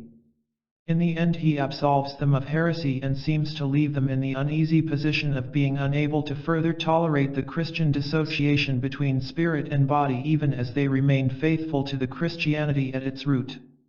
Jung addresses this question again when he contends that the first moment in alchemical transformation, the union mentalis, freed the soul from the body and brought the soul to the window into eternity. Jung 1970. For Jung, the initial dissociation of the soul from the body is preliminary. In this he implies that the Christian would only too gladly step through the window and so be lost to the world in an imbalanced spirituality which serves only to cripple life. And so Jung shut the window into eternity at least as a permanent healthy state reflective of spiritual maturity. Re-immersion of the separated soul in an earthly body, now revisioned as the coelom, heaven, was where the corpus glorificatum, the glorified body, was to be realized, culminating in a theophany, however transient, described in the consciousness of the unus mundus, the one world. Perhaps Jung's claim that the alchemists were not conscious heretics is tenable. That heaven and the resurrected body are to be achieved psychologically and so spiritually in this world certainly is, as is the attendant implication that divinity is enhanced in its own self-consciousness as the process completes itself in the human. Jung would understand creation and its movement to human self-consciousness as the theater of God's self-objectification. Jung 1969, Dourley 1999. On this point Tarnas rightly associates Jung's philosophy and psychology of history with Hegel's, Tarnas 1993. Divinity's self-objectification in nature and human nature would mean that both are latently divine. To be unaware of this natural latency as the basis of the unity of divine and human in the human describes what Hegel terms unhappy consciousness, Hegel 1967. This issue will be addressed more fully in the chapter on Hegel. Here it suffices to say that effectively the phrase describes a conception of divinity which assumes a wholly transcendent God whose very distance and discontinuity with the human serves as the basis of human diminishment if not depression. Jung joins Hegel in negating this dualism in the affirmation that religious consciousness moves to the assertion that what is both natural and divine. Christianity reserves the defeat of divine/human dualism to the unique status of the Christ figure and to its culmination in a post-temporal kingdom. Jung claims that the contemporary development of religious consciousness has come to realize what has been the case from eternity, namely, the human nature of God and the divine nature of man. Jung 1969. In fact, it is the universalism endemic to the pantheistic impulse that forbids the regression of the central maturational process Jung calls individuation to gross individualism. This is so because in the process of individuation the individual approaches to the point of a transient identity with a center in the personal psyche which coincides with the center of the universe, that is, with what is experienced as God. Jung 1969. The compassion emergent from such coincidence of personal and universal centers would stretch toward the being of all that is or could be as an expression of that same ground at the heart of each life. It is this conscious inherence in the source of the totality which breeds a sense of a relatedness hostile to any form of residual solipsism or narcissism. Individualism and individuation are thus incompatible and beyond confusion. The former isolates. The latter relates to what is and can be since the source of the totality is operative in its formation. The tragedy of the reigning monotheisms lies in their location of the source of the empirical totality and the mind perceiving it beyond the totality in transcendent entities whose relation to reality beyond them is contingent to the point of being arbitrary. The history of such discontinuous transcendence is the history of the alienation of the human from the divine and of the communities founded on such variants of monotheistic transcendence from each other. Though such projections were a necessity in one stage of the development of religious consciousness, the recall of the gods to their psychic origins and the conscious relation to such origins is now a condition of survival for humanity. The consequence of alienation and aggression is no different when monotheism moves into the so-called secular realm and effectively deifies one political, ethnic, or cultural constellation over against the rest. Effectively, this means that enormous swathes of humanity, including its monotheistic communities, have come to the point where the many gods have indeed become one with the connotation of the divine distillate then being the one and only God. But they have yet to move into Jung's next stage where the one God became human and revealed to humanity that it was naturally divine. Needless to say, the completion of the evolution of the religious mind in the emergence of the sense that divinity inheres in humanity and that humanity is to make this inherence conscious is rejected by orthodox variants of the monotheisms as corrosive of their foundational claims. And in this they are right. Consequently, the consciousness that the three one and onlys are three variants of the same myth now clamoring for its supersession in whatever of many contemporary forms this might take remains forbidden. The unfortunate outcome is that the one and only gods exist as separate transcendent entities and as each other's archetypal shadows in heaven and on earth. The mature Jung was of the opinion that such a psychic situation could not guarantee the future of the species, and so urged that the monotheistic level of religious consciousness transcend itself toward a myth of greater inclusion. He put this challenge most explicitly toward the end of his life when he expressed the fear that collective failure to die a symbolic death in the birth of a more encompassing myth expressive of the movements and current thrust of archetypal energies would be the prelude to an eventual universal genocide. Jung 1976. To this point, genocide has not been universal, but with the improvements in weaponry and the prevalence of powerful communities unconscious of the source of their disparate but archetypally based possession, universal genocide remains an ever-increasing threat at this moment in humanity's history. The end of history would thus take on the status of a final act of faith. The implications for a unified mind. The emergence of the myth Jung brought to completion in his mature work as the theoretical and operational basis of his psychology is sophisticated to a degree that makes it difficult to pigeonhole in any extant discipline and the consciousness that attaches thereto. To address the copious perspective that attaches to his total myth, perhaps a series of questions evokes the difficulties, on the one hand, of limiting this perspective to overdefinition and, on the other, failing to nuance the affinity his thought might legitimately have with a variety of defined perspectives. Let us begin to ask: is Jungian psychology a science? The opening pages of the Red Book speak of Jung caught between the spirit of this time and the spirit of the depths. Jung 2009. His internment in the spirit of the time forced the confession, "I had to become aware that I had lost my soul." No small part of the loss was his scholarly efforts to objectify the soul and in so doing remove himself from it. Though it was not the only factor in the creation of a soulless society of soulless people, Jung depicts science as one of the more toxic contributors to both. He describes science as a prison master who binds the soul and imprisons it in a lightless cell. It is a deadly magic which has lamed Western consciousness with its poison and cut off the capacity of belief. This indictment refers in context to deeper understanding of belief as experience arising unmediated from the soul itself. The ancient conception of the Logos as the mind's participation in the divine had ceded in modernity to the poison of the mind severed from its native connection with the divine and its reduction to reason in interplay with the senses and a pathologizing and now missionary enlightenment spreading its paralysis. Jung puts the spiritual poverty and eviscerating loss of depth rather succinctly when he writes, "Words are all we have." The vapid scholarship accompanying the severance of science from the soul comes under equal fire. To recover his soul, Jung had to hang up exact science and put away the scholar's gown for a more thorough engagement with the inner life itself and all its variable passions. Jung 2009. His most extended imagery of the scholar depicts a man in a castle surrounded by a swamp, addicted to his books, hardly able to concentrate on Jung's presence and needs, and living with his effectively imprisoned daughter, Anima, as the only survival of his departed wife and a relation to the feminine. The soulless character of scholarship could hardly be more vividly portrayed. Nor could Jung's summation of so much of such scholarship be easily surpassed.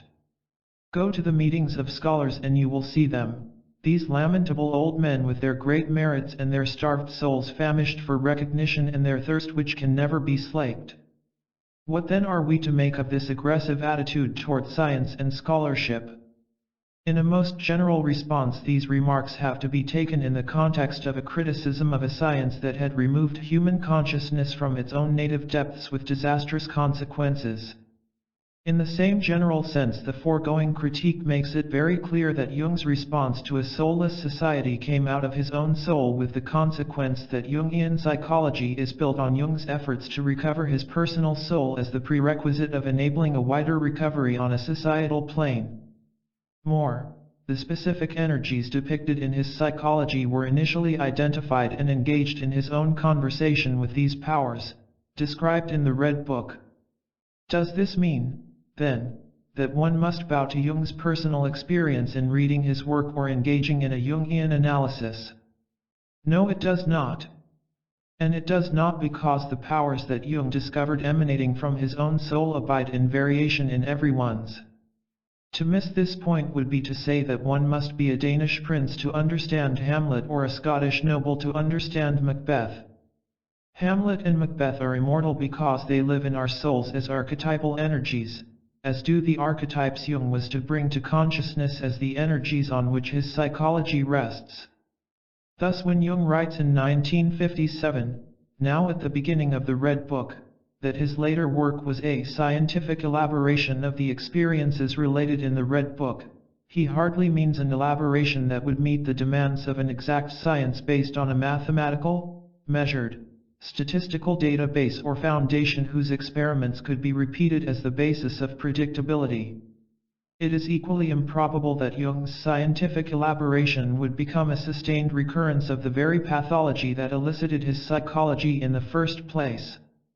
If anything, his science would describe the direct dialogue of the ego with the divine in the deeper subjectivity of the individual. No doubt his association experiment could be called a scientific proof of the autonomy of the complexes and so of the unconscious, but as he moves on, could his resting of all mythical and religious imagery on the archetypal unconscious as preserved in written form as religious revelation and in the form of individual experience and expression such as dreams be also called scientific? When Jung affirms so strongly that his psychology rests on extreme subjectivity, can such extremity be boxed and packaged for either scientific or religious delivery? Jung 1970. And can his move to the conception of synchronicity and the assumption of a universal ontological substrate able to influence the individual in correlation with nature in the interests of the recovery of the individual's deeper life meaning be described as scientific, even if Pauli, a Nobel Prize-winning physicist, was a major contributor to the final sketch of the process in the collected works? Jung 1971. Can matters of such an extreme subjectivity beyond the realm of the ego and addressing the ego from an infinitely transcendent position within the psyche be either denied to Jung or truly termed scientific? And yet Jung did claim the status of science for his psychology. A significant element in answering the question why lies in the need Jung would have in introducing so unusual a theory as that of the archetypal unconscious to appease the still strong scientism of his day and ours. Anything in the field of psychology not a science or scientific would hardly get a hearing. But even in his self-description as a scientist, Jung adds strange qualifiers which might well disqualify his claim to science as the noun is used today.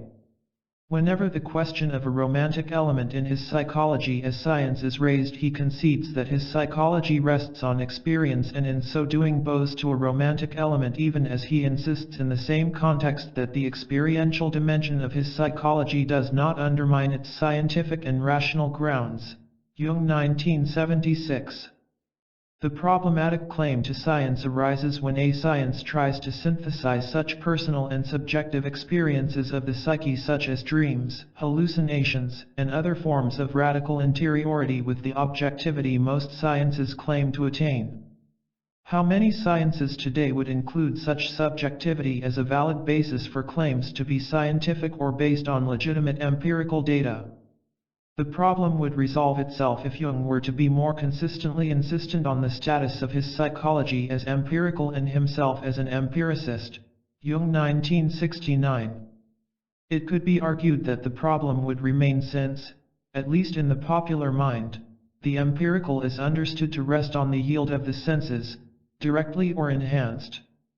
But Jung refused to reduce the validly knowable to the yield of the senses.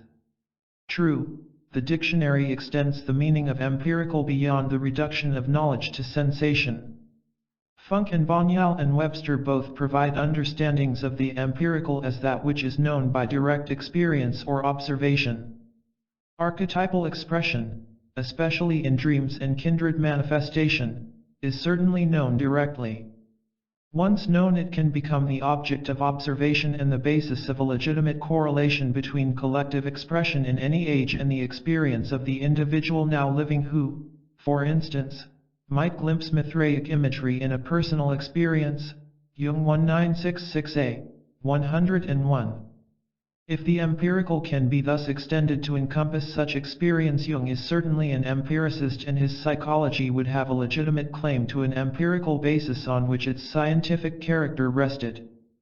But again, how many sciences would consider such extreme subjectivity to be empirical? For Jung, the manifestations of such subjectivity in whatever guise were the method of proof he put forth for his psychology. Jung 1968. Rather than quibble over the legitimacy of Jungian psychology as a science, it would be better to describe it as a discipline that would unite a more inclusive understanding of the empirical with the rigors of science in such a way as to engage a more total humanity in the doing of science.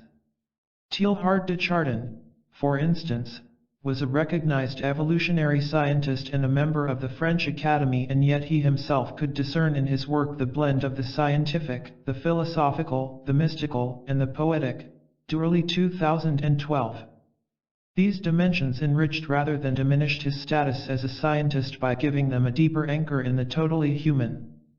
In a similar vein, Paul Tillich understood the experience of revelation itself to involve the experience of reason with its own depths in a state of consciousness he termed theonomus. Jung too raises the possibility of a consciousness engaged in the doing of science capable of uniting the power of scientific reason with the subjective experience of the depths of the human in a synthesis affirming the truth and relative autonomy of both. Dourley 2008. This unified approach would demand that the doing of Jungian science would demand an unmediated experience of the unconscious if it was to be valid as science. The question could then be asked, do those who consider Jungian psychology to be a science ground their science on such experience, and if not, are they then empiricists in the sense Jung claimed, that is, able to deal with the total human cognitive capacity which would have to include the unconscious? Reversing this thrust, we might well ask whether science detached from the unconscious is truly a science, since it reduces knowledge to the interplay of the mind with the senses and their yield as measurable. Is Jungian psychology a religion? That Jung was convinced he had discovered the origin of religion in the psyche can hardly be gainsaid. Again, it would be difficult for him to be more explicit. It is a telling fact that two theological reviewers of my book Psychology and Religion, one of them Catholic, the other Protestant, assiduously overlooked my demonstration of the psychic origin of religious phenomena. Jung 1968. The text can only mean what it says. Jung thought he had demonstrated that the origin of religion lies in the psyche. However, the demonstrations of religion's psychic origin hardly reduces Jungian psychology to one religion among many. In his early work, Jung would contend that in the face of rationalism and science, the symbolic sense had been lost to his culture, even or especially within confessional religion. The spokesmen of religion have failed to deliver an apologetic suited to the spirit of the age.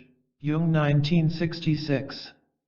Jung goes on to urge that the question of why religious or symbolic statement, that is, religion itself, arises in the first place replaces feudal religious appeals to faith which no one can manufacture at will. Jung, as his work continued, did develop such an apology, but it turned out to be an apology for religion itself.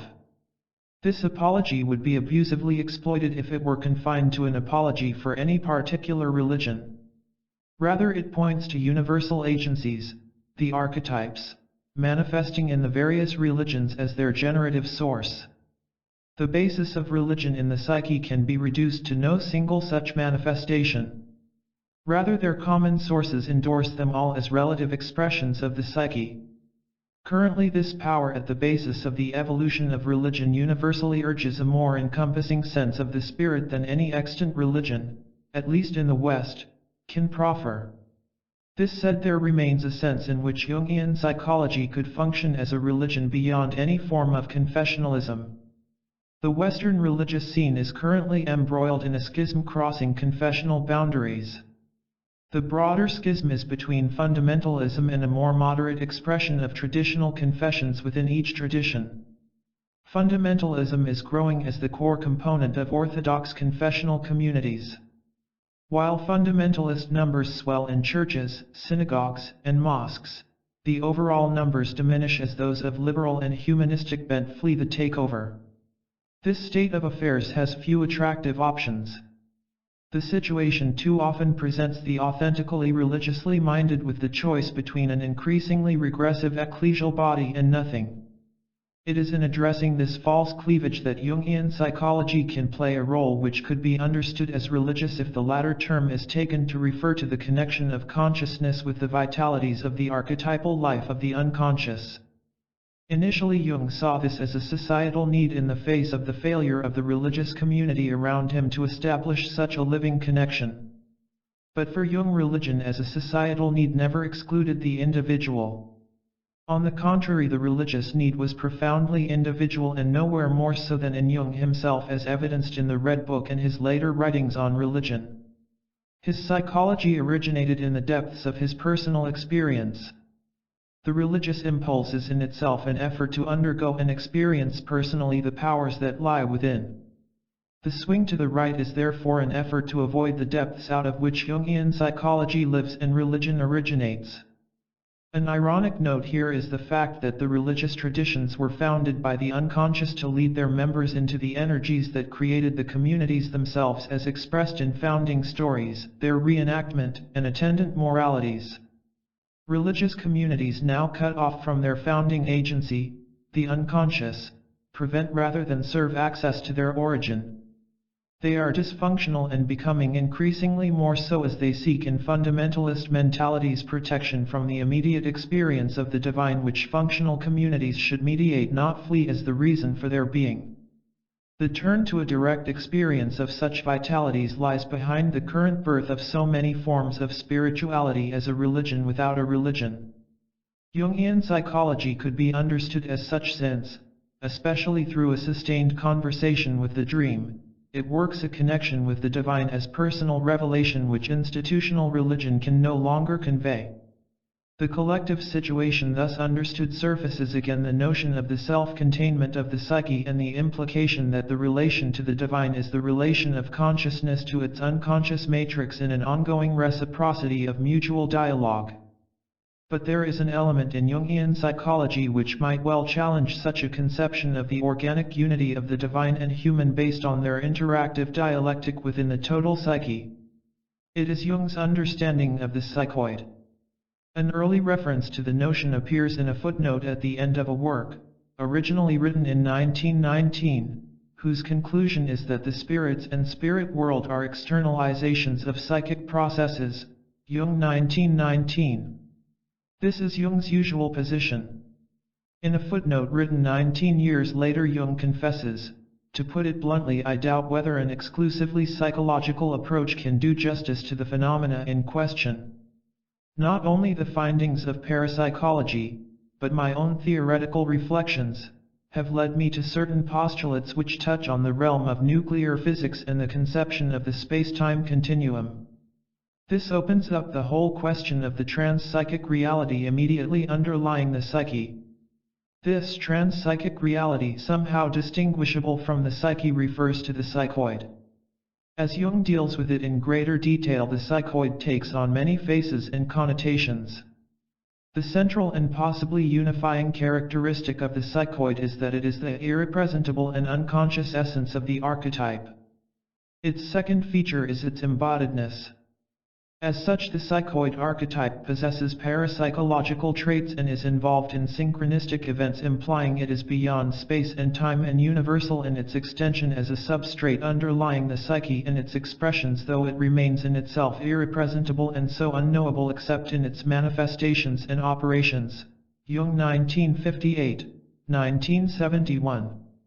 It is on the basis of its being irrepresentable in itself that Jung draws the ambiguous and awkward though repeated distinction between the psyche and the psychoid.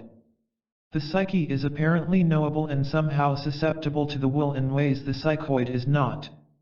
In precise contradistinction to psychic manifestation in consciousness, the psychoid remains beyond representation and so unknowable in itself. Jung seems to be arguing that regardless of the degree to which the archetypal as psychic becomes conscious in history or the individual its essential core, the psychoid, remains beyond representation in itself.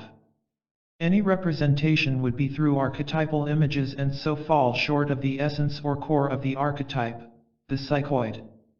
In reflecting on this elusive concept and its distinction from the psyche, Jung will insist he only uses the term as an adjective. It is not a psychic quality, nor is it a form of 19th century vitalism and so again must be distinguished from specifically psychic processes, Jung 1954. As such it inheres in the human where the psyche touches matter and so it is a bodily factor. As such Jung can draw a comparison between the psychoid and the life of the instinct in that the psychoid lives at a depth that is not immediately perceptible or controllable. This is to say that while it is organically based it cannot be reduced to an organic reality nor to a biologically based instinct. More, the psychoid moves beyond the psyche toward the instinctual realm just as it surpasses the instincts in moving in the opposite direction toward the spirit. Thus the psychoid would seem to transcend the psyche toward the instinctual and toward the spiritual, though Jung confesses little is known about either. But in these crucial passages Jung grounds the distinction between psyche and psychoid on the contention that the psyche can be brought under the control of the will, presumably as unconscious energies are surfaced in consciousness, whereas the psychoid cannot. What I would call the psyche proper extends to all function which can be brought under the influence of the will. Other of his formulations would greatly extend this position, as when he refers to the inexhaustibility of the archetypal unconscious and the failure of any of its expression to fully exhaust the potential that lies behind them. Such overflowing abundance of expression can hardly be wholly brought under the will. Going beyond these descriptive and limiting categories, Jung can speak of the psychoid in a language that could be related to the religious sphere and to a God referent. He relates the psychoid to the unus mundus, the unitary world and ground of what is, and to which both his psychology and modern physics move independently but in analogous manners, Jung 1969. In describing the relation of his psychology to physics as analogous, Jung denies that the yield of modern physics can be unequivocally identified with the yield of his psychology. Elsewhere Jung relates the unus mundus to the mandala and synchronicity as pointing to the originary source of what is. If mandala symbolism is the psychological equivalent of the unus mundus, then synchronicity is its parapsychological equivalent, Jung 1970.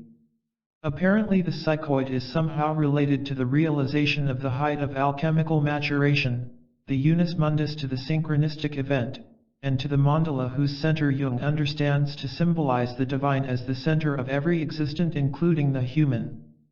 This side of his reflection on the psychoid leads Jung into the use of the term transcendent. Because the nature of the archetype and its psychoid essence cannot be made exhaustively conscious, it is termed transcendent. The question remains to what? One answer is that God communicates through the soul, here equated with the unconscious, or through its transcendental psychoid basis. This basis is also the medium of grace, Jung 1976. To block off the unconscious thus understood is to turn from God and the world of grace. In his work on conscience, the psychoid is again related to the essence of the archetype and as such possesses the transcendence, giving to it the numinous power of the voice of God, Jung 1958. Though irrepresentable, the psychoid as related to conscience and to the voice of God would hardly be inexpressible. Again Jung refers to the psychoid as related to the essentially transcendental nature of the archetype as an arranger of psychic forms inside and outside of the psyche, Jung 1951.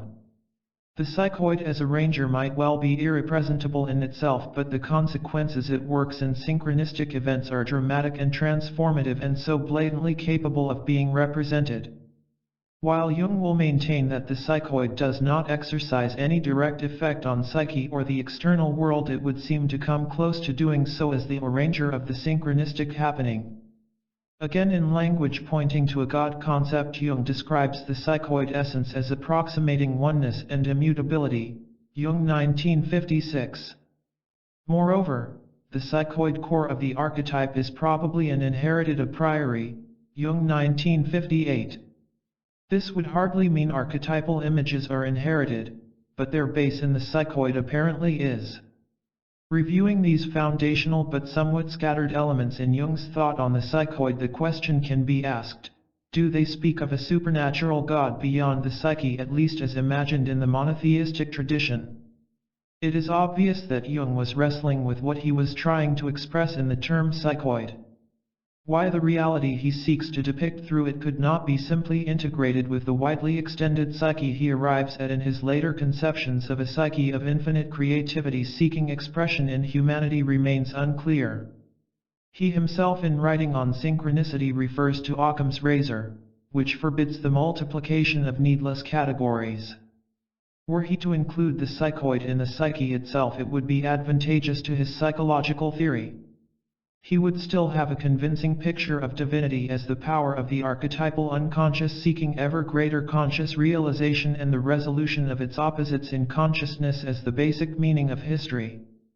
This power native to nature would be able to correlate the individual with other individuals and with nature in chance but profoundly transformative events in a manner reminiscent of providential intervention, but without the dualism between God and nature this religious idea demands. In the context of the organic consistency of his psychology, the basis to understand the psychoid as pointing to a divinity sharing the self-sufficient and supernatural autonomy of a monotheistic God appears slim. Or else Jung's use of the term points to a relapse into a supernatural discontinuity between the divine and the human psychoid and psyche, which the vast burden of his psychology corrodes.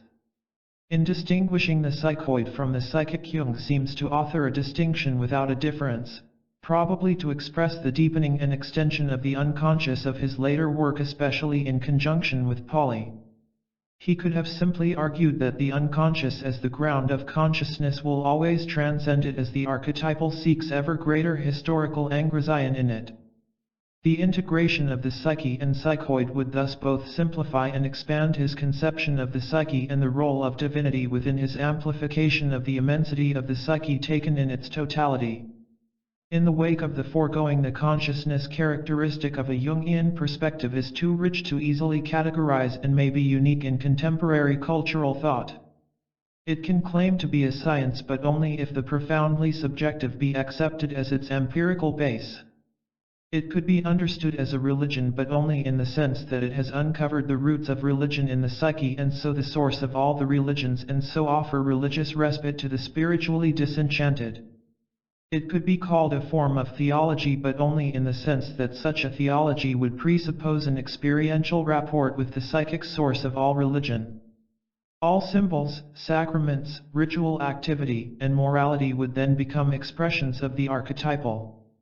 Theology would then be a sympathetic examination of these realities as expressions of the unconscious intended to lead the practitioner into the energies they express. It could be called a philosophy because it reflects on the nature of being and how being and meaning are known. It does this through an epistemology locating the origin of consciousness in the unconscious and locating meaning in the communication between them.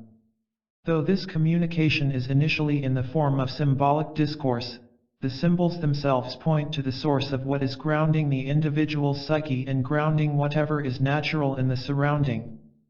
The epistemology would relate closely to an ontology which would understand the nature of being to be realized to a greater or lesser extent to the degree reason was in active touch with its depth.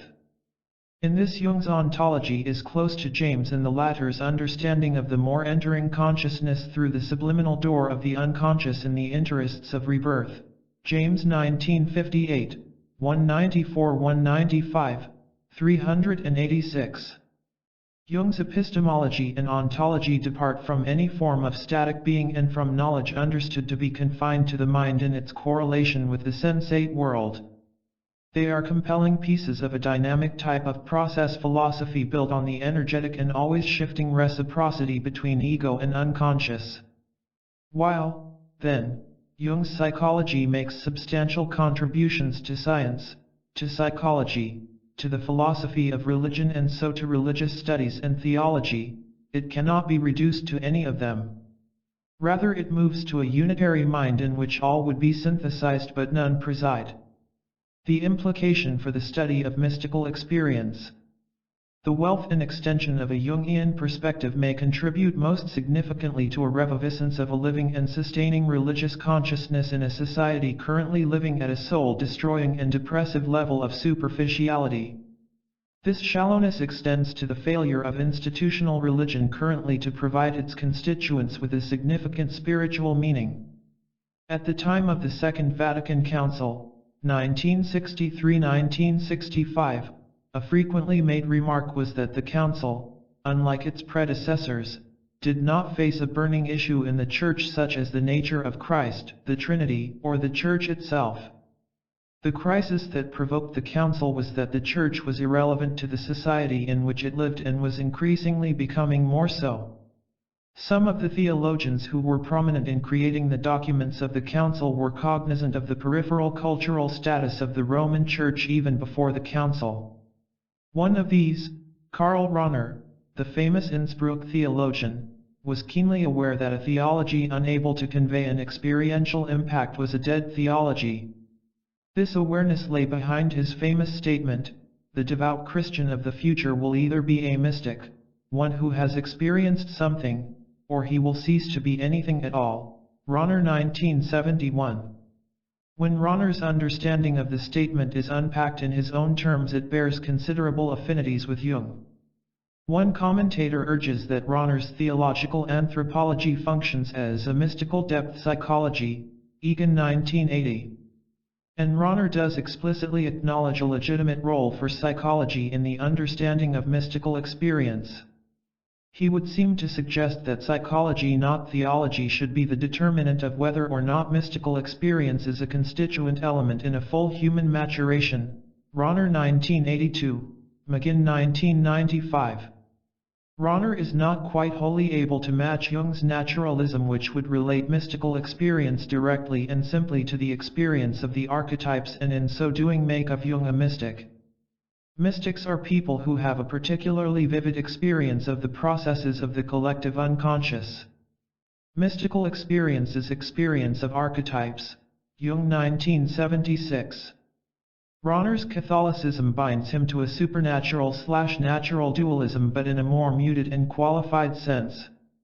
He works with a concept of the supernatural existential, which means that God, undemanded, has elevated humanity to move toward the divine reality.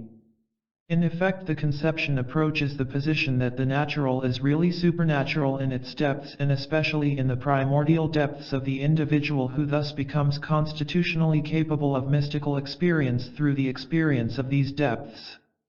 For Rahner, this experience has been sadly lacking in the extrinsicism of a theology resting on a wholly intellectual appropriation of the history of the creeds and dogma complied by Heinrich Denzinger, 1964.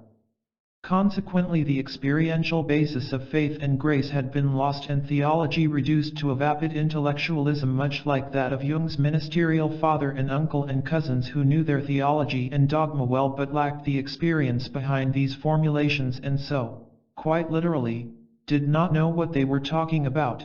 Egan 1980, Jung 1965.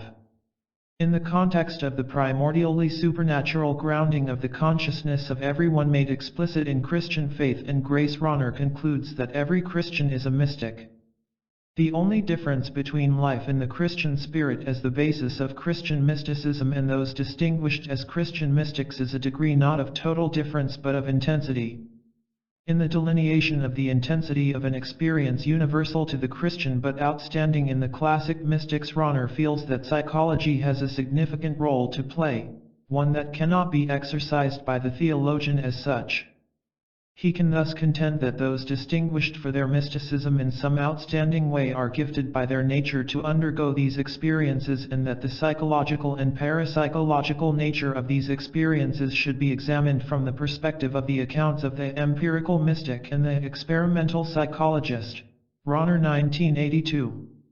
Like Jung, Rahner turns to the primary importance of the individual whose unmediated and frequently solitary experience of the divine would become the basis of the future church as a community of mystics who stand over the same abyss as does the mystic who enters more deeply into it.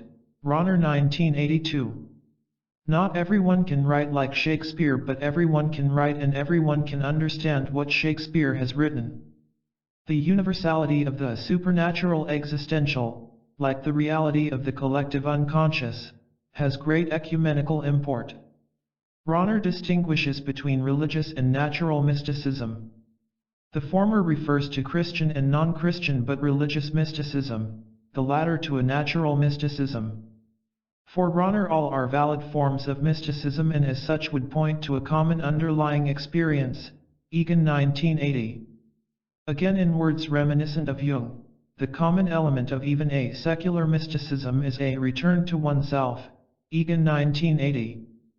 Though it is undeniable that Rahner's understanding of mysticism describes an experience that originates in human interiority, he shows a Christian reflex rejection to its description as a form of pantheism based on his Christian conviction that God has raised humanity's cognitive drive to a supernatural level and so beyond the naturalism that pantheism implies.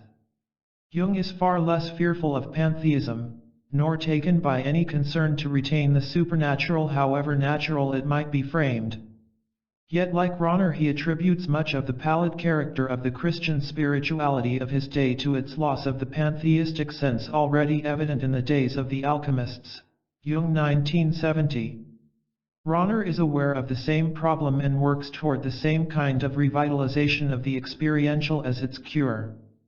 With his categories, Rahner can argue that every Christian is at least potentially a mystic to the extent he or she responds to the spirit rising from within, and at the same time affirm that extraordinary mystical experience witnessed, for example, with the Rhine mystics or in the early Carmelite tradition, are not an essential part or requirement of the Christian life. However, Rahner remains happily ambiguous on the issue when he submits the phenomena of mysticism to psychological evaluation.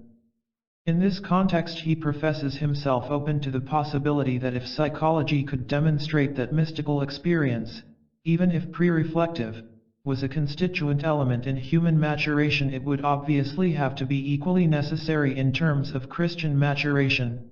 Rahner 1982.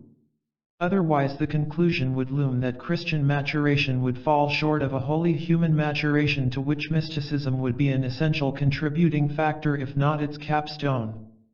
In the context of what follows in this work, the comment has been made of Rahner's theology in general that it is peculiarly dependent on, and perhaps even a continuation of, the German mystical tradition.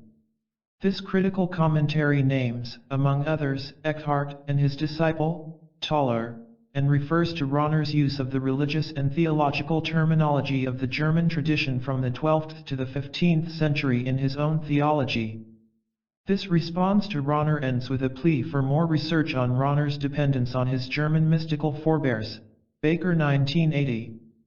It is interesting to note that this tradition is to some large extent the tradition to which Jung turns in elaborating some of the more profound dimensions of his own psychology and so of the psyche. If Jung identifies mysticism as the experience of the archetypes, which he definitely did, then accusations of his psychology bearing a certain mystical sense are not wholly unfounded. He was himself to wearily bemoan the fact that when his psychology linked the psyche to divinity, he was accused of a reductive psychologism or a morbid mysticism. Jung 1939. Many of his detractors dismissed his psychology as being just that, a form of mysticism. A more positive critique of Jung as a mystic is Aniela Jaff's.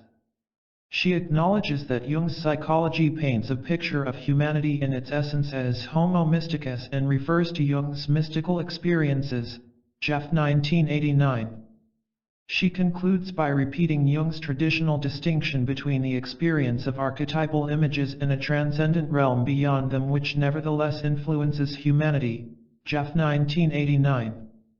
However, the following examination of his treatment of those mystics to whom he was drawn would indicate that those who reject Jung's psychology as a form of mysticism or diminish the role of mystical experience in his thought have a tenuous grasp of the total Jung and of the radical implications to be drawn for the contemporary world of religion, politics, and social organization from his understanding of mysticism as native to the psyche. For it is in his treatment of the mystics that he reveals most deeply his understanding of religion and its inescapable impact on individual and society. Jung's myth taxes humanity with the birth into consciousness of the archetypal powers of the Great Mother. A moment of dissolution in her would make the birth less painful and serve to guarantee the survival of the child and the species. 2.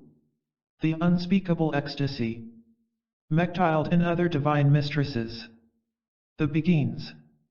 The origin of the Beguine movement, including the origin of its name, are not historically certain. It is known that the movement began in the late 12th and early 13th centuries in what today would be Belgium and soon moved into modern-day Holland, Germany along the Rhine, and later, in a more allegedly heretical variation, into France and Italy, McGinn 1998, McDonnell 1954. Today it might well be classified as a rapidly growing movement of lay women who chose neither to marry nor to enter a more traditional and canonically or ecclesially approved convent or monastery. There were a number of variations of Beguine life. They ranged from living in the family household, to the better-known forms of communal life in beguinages, to the life of the individual wanderer like Marguerite Porete, to be treated later at greater length, McGinn 1998. The movement is most associated with the establishment of communities of women seeking a self-sufficient life of holiness bound by celibate living and by less formal and potentially temporal commitment, dedicated to good works usually related to the sick and poor. Unlike, for example, the Benedictines, they usually conformed to no rule deriving from a saintly founder. Rather they sought their place in that experimental and newly evolving space between a simple lay person's life and the religious life of those living in permanently vowed communities under a canonically approved rule with formal ecclesial support and protection both by Rome and the local episcopacy. Consequently, they never received the unqualified approbation of the Church as did the regular orders of men and women living in monasteries, convents, and other forms of ecclesially legitimized community. Hollywood, 2004, Bobinsky, 1993. Because the movement never received sustained, unqualified legitimation from the papacy or hierarchy and because it was then a radically new form of religious life, the history of the Beguines was turbulent. By and large the canonical church was never unambiguously supportive, though at times it granted the movement a qualified appreciation and protection, an appreciation shared by other prominent religious personalities of the period. McDonnell 1954, Lerner 1972. The Beguines were susceptible to association with the movement of the Free Spirit, now seen as hardly a dogmatic and homogeneous heretical movement currently admitted to defy too confining a definition. Lerner 1972. Nevertheless, the association of the Beguines with heretical positions, however questionable, was injurious to them. From its amorphous origins in the 12th century it grew rapidly in the 13th. Its growth itself prompted suspicion. Decrees were issued restraining them in Magdeburg, where Mechthild herself was located, in 1261 1954. In 1312 the Ecumenical Council of Vienna under Clement V attacked the Beguines in the Clementine Decrees. The first decree called for the dissolution of the Beguines unless they accepted an ecclesially approved rule and forbade them theological speculation, especially around the Trinity and the essence of God. This wording appears harsh and absolute, but then was qualified by a reference receptive to Beguine life when in accord with the canonical church. The council also condemned 8 propositions attributed to the Beguines and Beghards, Denzinger 1964. Most of these propositions were exaggerated descriptions of a spirituality which would endow its holders with the perfection of heaven on earth, deny the need for penance and good works, freely grant to the body its needs including its sexual needs, and provide freedom from all forms of external ecclesial authority. The ambiguous status of the beguines continued on after the Council of Vienne. Some efforts at reconciliation with Orthodox ecclesial authorities were moderately successful in 14th century Belgium, France, and the Netherlands. MacDonald 1954, only to be met with an ongoing opposition and increasing suspicion of heresy later in the century. In the face of this continued opposition over its lifetime, the movement went into decline, lost its specifically religious character and was reduced to the level of the poorhouse by the late 15th century. MacDonald 1954. From this brief historical account, focus shifts to the major motifs in beguine imagery and to their psychological meaning. The beguines developed a spirituality and probably circulated texts focused on the mystical marriage or bride mysticism. These texts had some affinity with the then declining tradition of the Minnesingers and their devotion to courtly love. Tobin 1995. In some of these texts, and especially Mechthild's and Hadewijch's, there are frank depictions of sexual intercourse between Christ and the author, culminating in a union of identity beyond difference. Of Mechthild it is said, "Hunger for God is not simply sexual, though one might call it spiritually sexual. Though she renounces sex physically enacted, she does not renounce sexuality." Tobin 1995. This comment resonates with the Jungian idea of the union of opposites, in this case working the union of the sexual and spiritual in a unified consciousness culminating, as we shall see, in an identity between lovers beyond all differentiation. The relationship to the divine becomes an erotic relationship, and spirituality and sexuality embrace in it. Mechthild in her work. It was to a prominent member of this tradition, Mechthild of Magdeburg, that Jung turned as to one among a number of mystics whose experience both illuminated and was illuminated by aspects of his own psychology. Frank Tobin has compiled the history of the recovery of her single extant work, The Flowing Light of the Godhead, in 1861 in the Benedictine Library in Einsiedeln, as well as a history of the critical response, Catholic, Reformed, and literary, to her single work. The question his work asks is, who was Mechthild and how are we to understand her book? Tobin 1995. Her most likely dates were ca. 1207–1282, Tobin 1995, McGinn 1998. The text itself allows a partial reconstruction of her life. One opinion holds that her work is substantially a reflective autobiography, Tobin 1995. Others have flatly denied the verifiability of any historical facticity in her work and see it wholly as a literary construct, Tobin 1995. If the text is granted any historicity, it is not characterized by the facticity and completeness of a contemporary biography. Even taken as a literary work with profound psychological insight, the work does refer to historical events in Mechthild's life. From her references to courtly life and thorough knowledge of the courtly love traditions, she was likely born into some personal acquaintance with the court, though she was not of the aristocracy. Tobin suggests a courtly upbringing, Tobin 1995. At the age of 12 she experienced her first being greeted so overpoweringly by the Holy Spirit, Mechthild 1953. In 1230 she left home to join the beguines in Magdeburg, Tobin 1995, Mechthild 1953. With the encouragement of her confessor, likely Heinrich von Halle, and acting directly at the command of God, she began to write her religious experience, Mechthild 1953. Her writings were to take on the form of the 7 books of her work compiled over a period extending from 1250 to her death in 1282. She wrote in the vernacular in medieval Low German. The original manuscript is unfortunately lost and apparently cannot be recovered by translating back to an original from which currently available translations derive. She would not have had the formal education that a member of an established convent would have had. By her own account she did not know Latin, Tobin 1995, Mechthild 1953.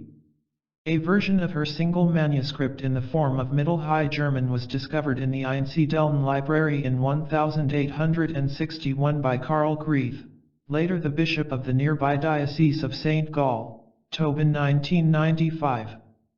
Though there are other manuscripts, the work seems to have had little or no widespread currency between its composition, concluded in the late 13th century, and its recovery in 1861. The translation with which Jung worked and which he cited in his own work is by Lucy Menzies, a translation Tobin describes as transmitting the essential Mechthild in a manner free and poetic though lacking in scholarly rigor, Tobin 1995. Using this translation in this work is appropriate because poetic expression is better able to express archetypal power and nuance than more wooden and inflexible scholarly versions. Indeed, some critics, such as J. Anselet Hustake, W. Kimbraes, and U. Muller, have pointed to the work as bearing psychological import relating to the dialogue between the archetypal unconscious and consciousness, Tobin 1995. Jung was not the first to point out the psychological import of Mechthild's work, but his conceptions of the animus and of the symbol of Trinity and its expansion into a quaternitarian vision provide a perspective on her work which is peculiarly Jungian. Tobin refers, with the insight of the historian, to Mechthild's awareness of charges of questionable orthodoxy and to her response to them. Within the work and probably during her time as a beguine she fully acknowledges the criticism of her orthodoxy. Some would consign her book to the flames, others she calls Pharisees and blind, Mechthild 1953. These may well have been clerical and theological critics challenging the orthodoxy of her experience. As most mystics who deny an absolute severance between the divine and the human, she may have been suspected of pantheism, and to some extent lived in fear of the Inquisition, Tobin 1995.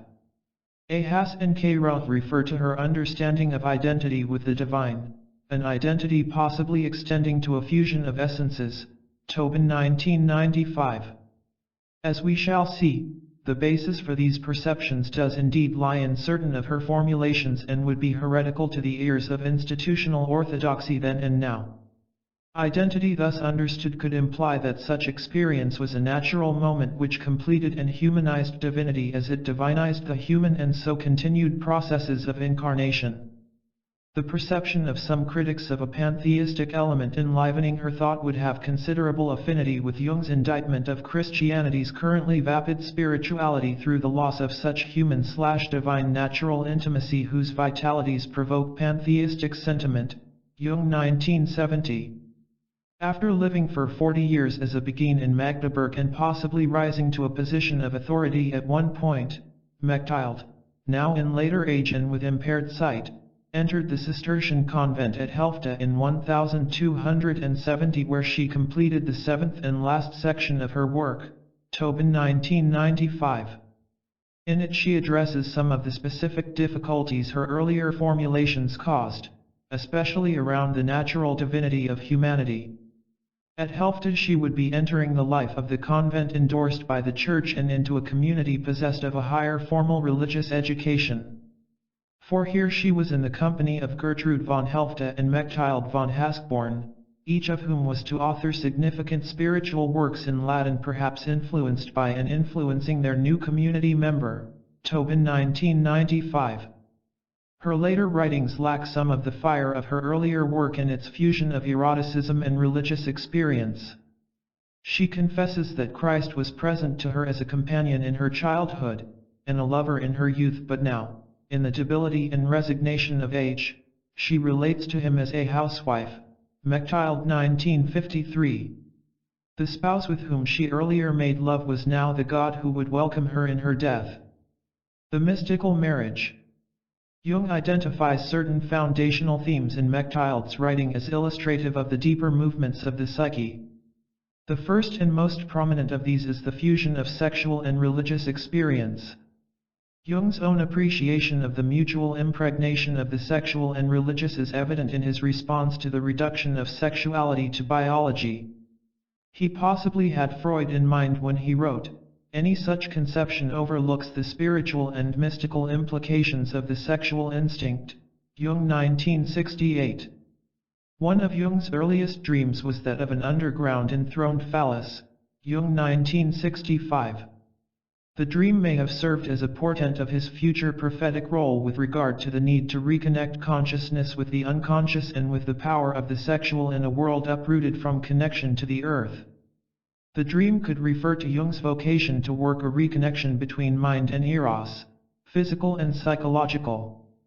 Jung will also observe that earlier alchemy was an effort on the part of believing Christians to overcome their dissociation of body and spirit to recover a wholeness not to be found in Christianity's exclusion of the bodily from the sphere of the holy. Jung 1970. In her own religious experience expressed in powerful sexual imagery, Mechthild preceded Jung in urging a more robust and inclusive spirituality expressed in frank sexual imagery offensive to orthodoxy then and now. Jung refused to reduce libido to sexuality. Rather, he argues that there is a sea of libido in the psyche which can take on many forms. All such forms are powerfully libidinal expressions of the Great Mother as source of the archetypal. This extended sense of libido could then well be expressed in imagery uniting the sexual and spiritual. Jung describes Mechthild's experience as one of unabashed Christ eroticism.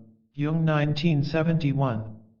A teenage Christ depicted as her physical lover is the sole power who can satisfy her libidinal drive, one which obviously synthesizes the sexual and spiritual. This eroticism of the soul is for Mechthild as powerful and animalistic as the roar of a hungry lion. Jung 1966. Such libido drives her to a prayer with obvious sexual innuendo. Jung cites Mechthild, "O Lord, love me greatly, love me often and long." Jung 1966. She continues that the more she is loved the purer she is. The sustained sexual intensity is in itself a cleansing purity. It is equally important that the divine response is all too eager to accommodate her prayer in meeting its own need. In this dialectic, the need of divinity for completion in the human is heard as early as the 13th century. Her candid sexuality was an embarrassment in medieval times and remains such in ours. The translation of her work from Low German into Latin in the late 13th or early 14th century toned down her explicit sexuality. Tobin 1995. Even the Menzies translation did. In a passage from the second book, Part 4, of The Flowing Light of the Godhead, McGinn translates, "No matter how high he dwells above me, his Godhead shall never be so distant that I cannot entwine my limbs with him, and so I shall never cool off." McGinn 1998. The Menzies translation reads, "And his Godhead is never so unattainable to me that I am not ceaselessly aware of him in all my being. Thus my love of him can never cool." Mechthild 1953. Menzies makes no reference to the entwining of limbs and so waffles on what precisely needs cooling. The power of Mechthild's sexual imagery has even greater theological and psychological implications. It strongly suggests that the divine and human lovers share a common nature and that the height of the erotic is in the experience of this eternally shared nature beyond any difference between its joint possessors. Such intimacy further sounds the note of the necessity of the creation of nature and of humanity as the locus in which divinity and humanity complete each other in a moment depicted as sexual ecstasy absorbing the lovers beyond their difference.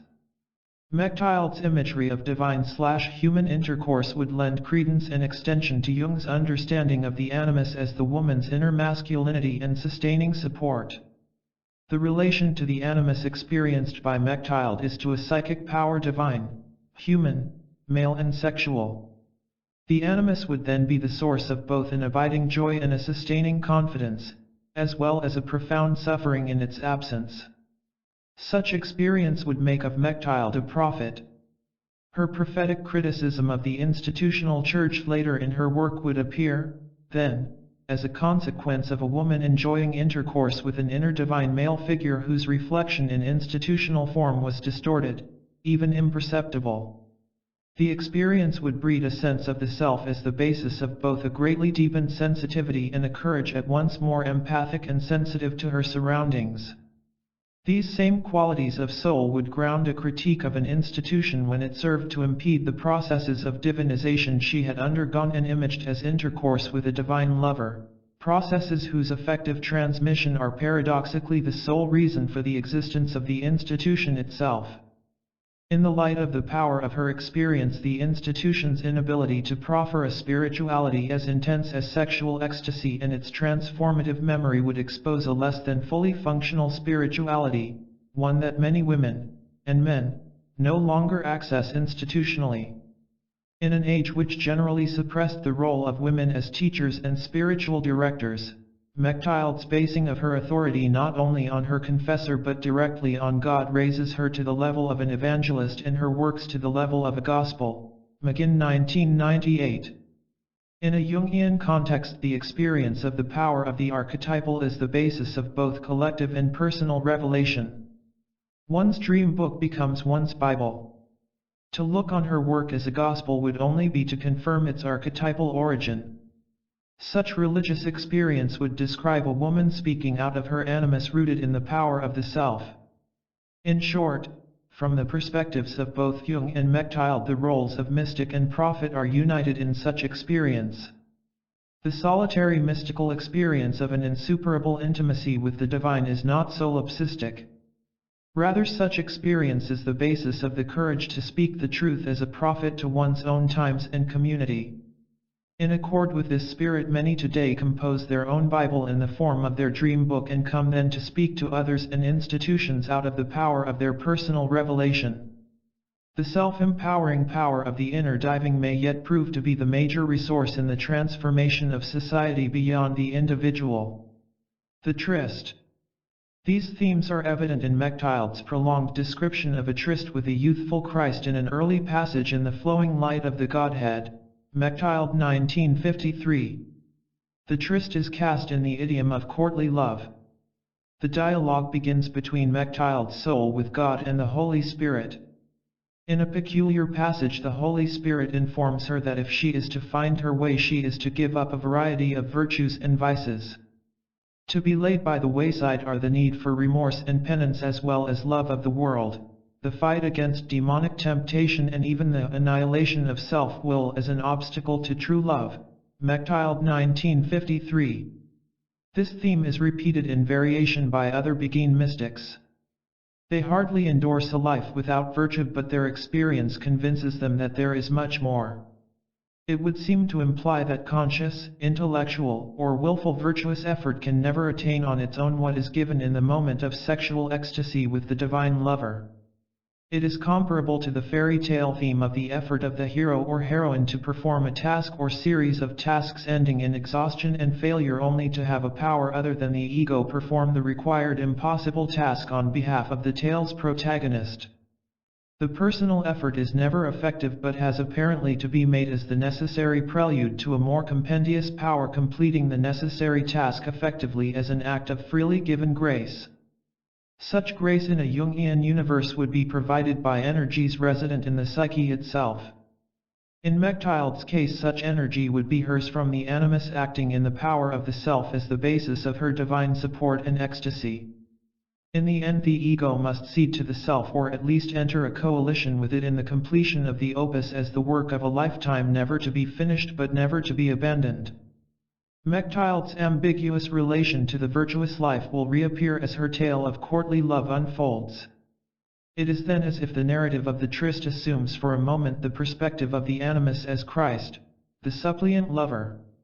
The youthful Christ hears her voice apparently for the first time and confesses that long has he wooed her in non-reciprocated love.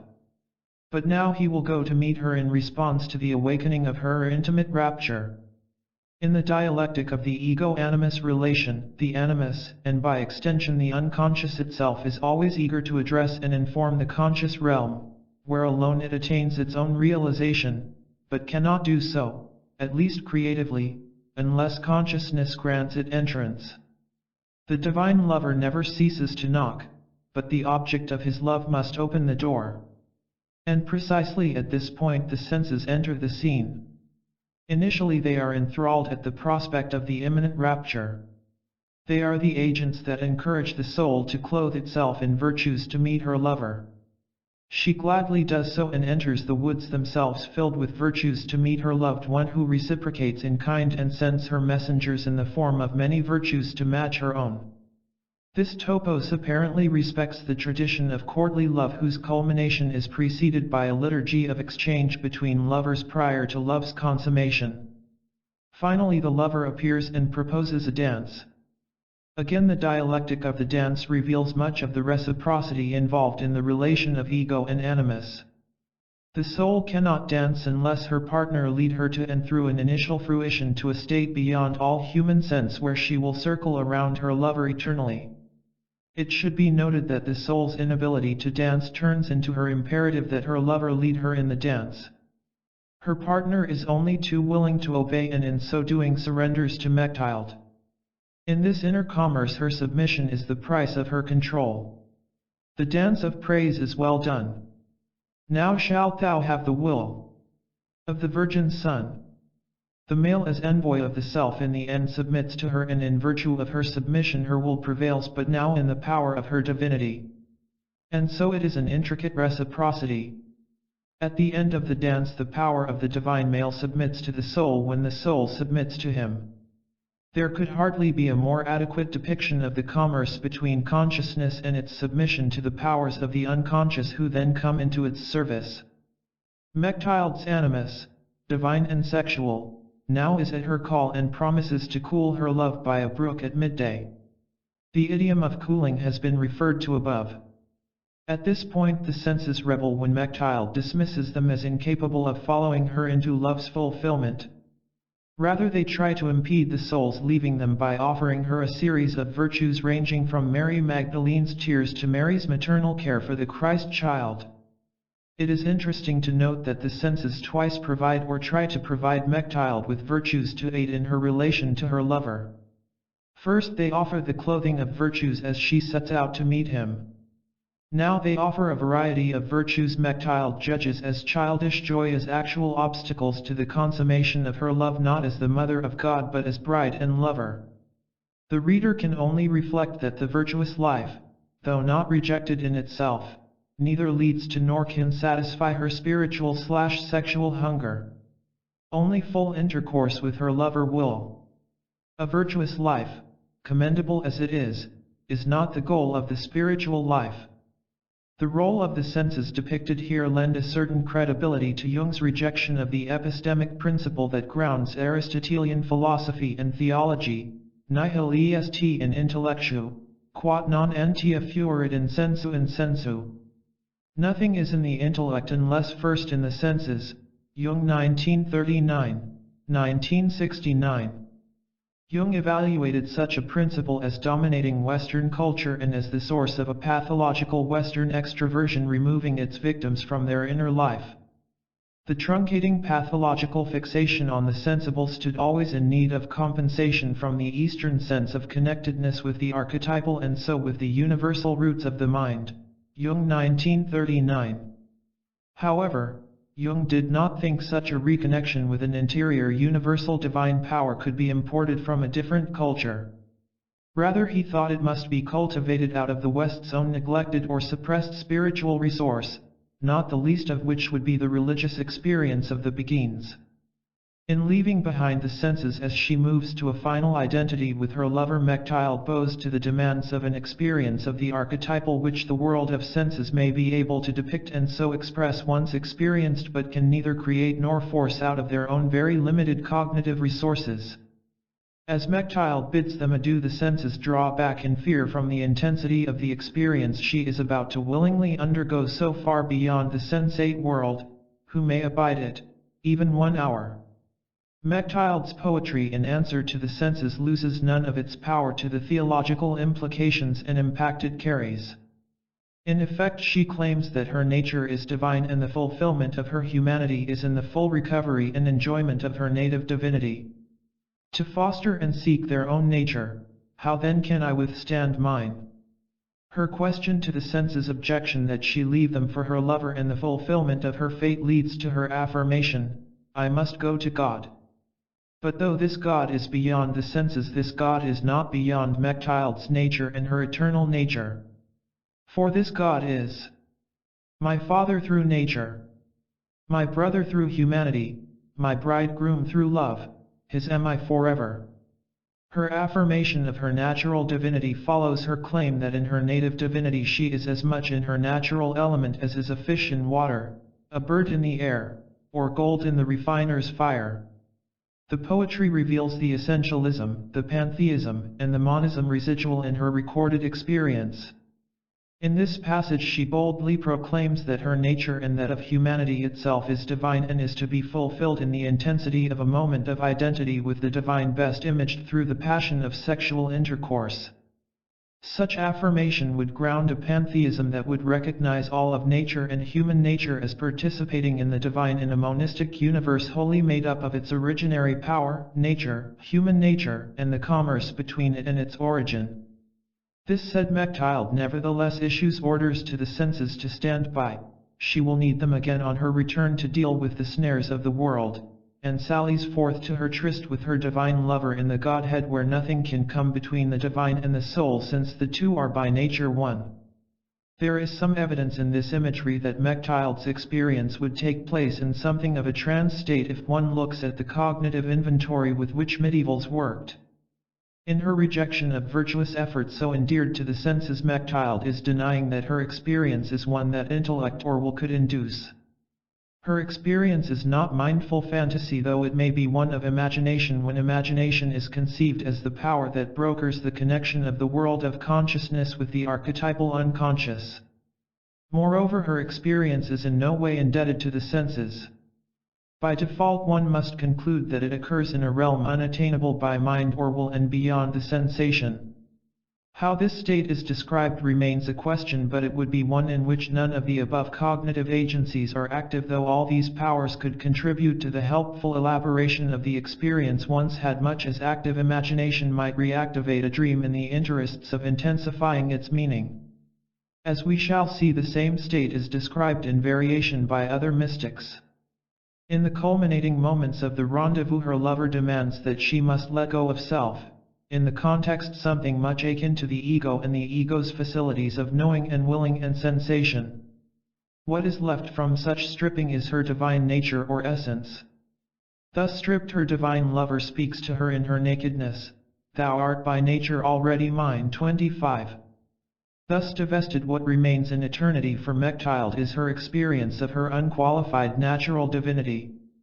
Only that of which thou art sensible by nature shalt thou wish to be sensible in eternity. Ibid. Mechthild is now a naked soul engaged in a twofold intercourse which can never die. Ibid. The final identity is a compelling description of sexual union as an image of blessed satiety. Now comes a blessed stillness. Welcome to both. He gives himself to her and she to him. What now shall befall her the soul knows, therefore am I comforted. Ibid. Though marriage implies such intimacy, what really drives Mechthild's narrative is the more discreet act of love-making in contrast to the less explosive life commitment of marriage.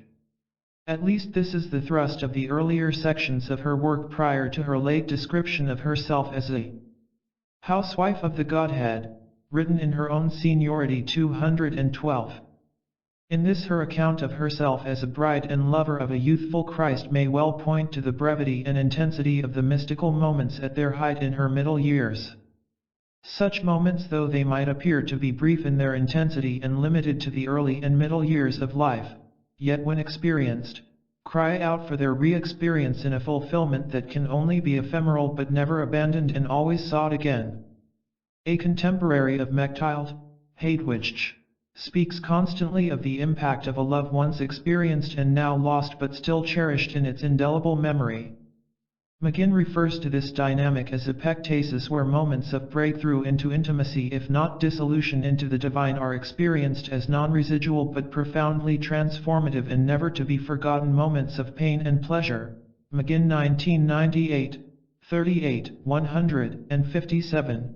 220, 265.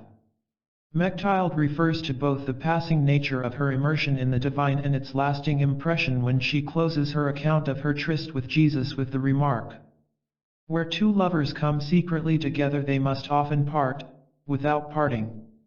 Neither can ever forget what has happened between them in the moment, now gone, of a once upon a time identity without difference remains in memory forever."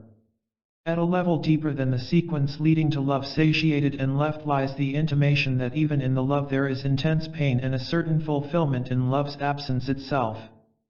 Certain of Mechthild's formulations on this side of her experience have tones of sadomasochism. Love as an archetypal force, and Queen speaks of the pain she inflicts on Mechthild's soul, blows which effect love's subjugation through the wounds inflicted. "Thy wounds have made us one, my cunning blows me thine." Following the reciprocity these lines describe in the very suffering love inflicts, Mechthild gains command of love. Apparently forbidden Mass and the Eucharist, God comforts with a presence that cannot be broken. "For we two are fused in one, poured into one mold. Thus unwearied are we forever." But immediately after these words of assurance that their mutual fusion is eternal, God speaks of the pain in the relationship. "For training costs noble maidens dear.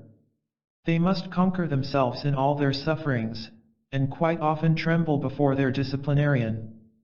Fusion with divinity through an ongoing suffering at divinity's hands followed by a distancing are not incompatible in the logic of epectasis.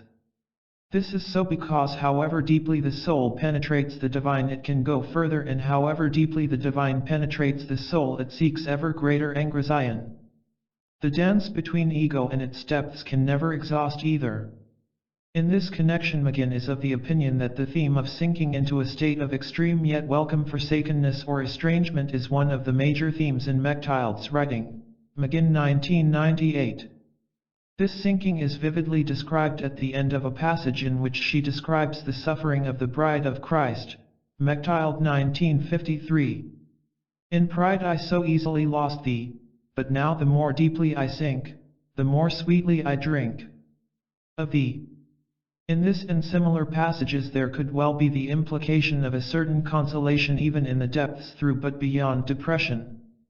Jung points out in reference to Eckhart that in mystic regression the ego moves to an identity with the unconscious in which it can no longer be distinguished from its origin, and in this state he locates a psychic identity with divinity.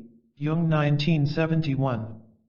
Mechthild's expressions and Jung's understanding of the extremities of regression point to the possibility that even in the depths of depression divinity is operative, or, indeed, that the experience of divinity in this modality approaches depression itself.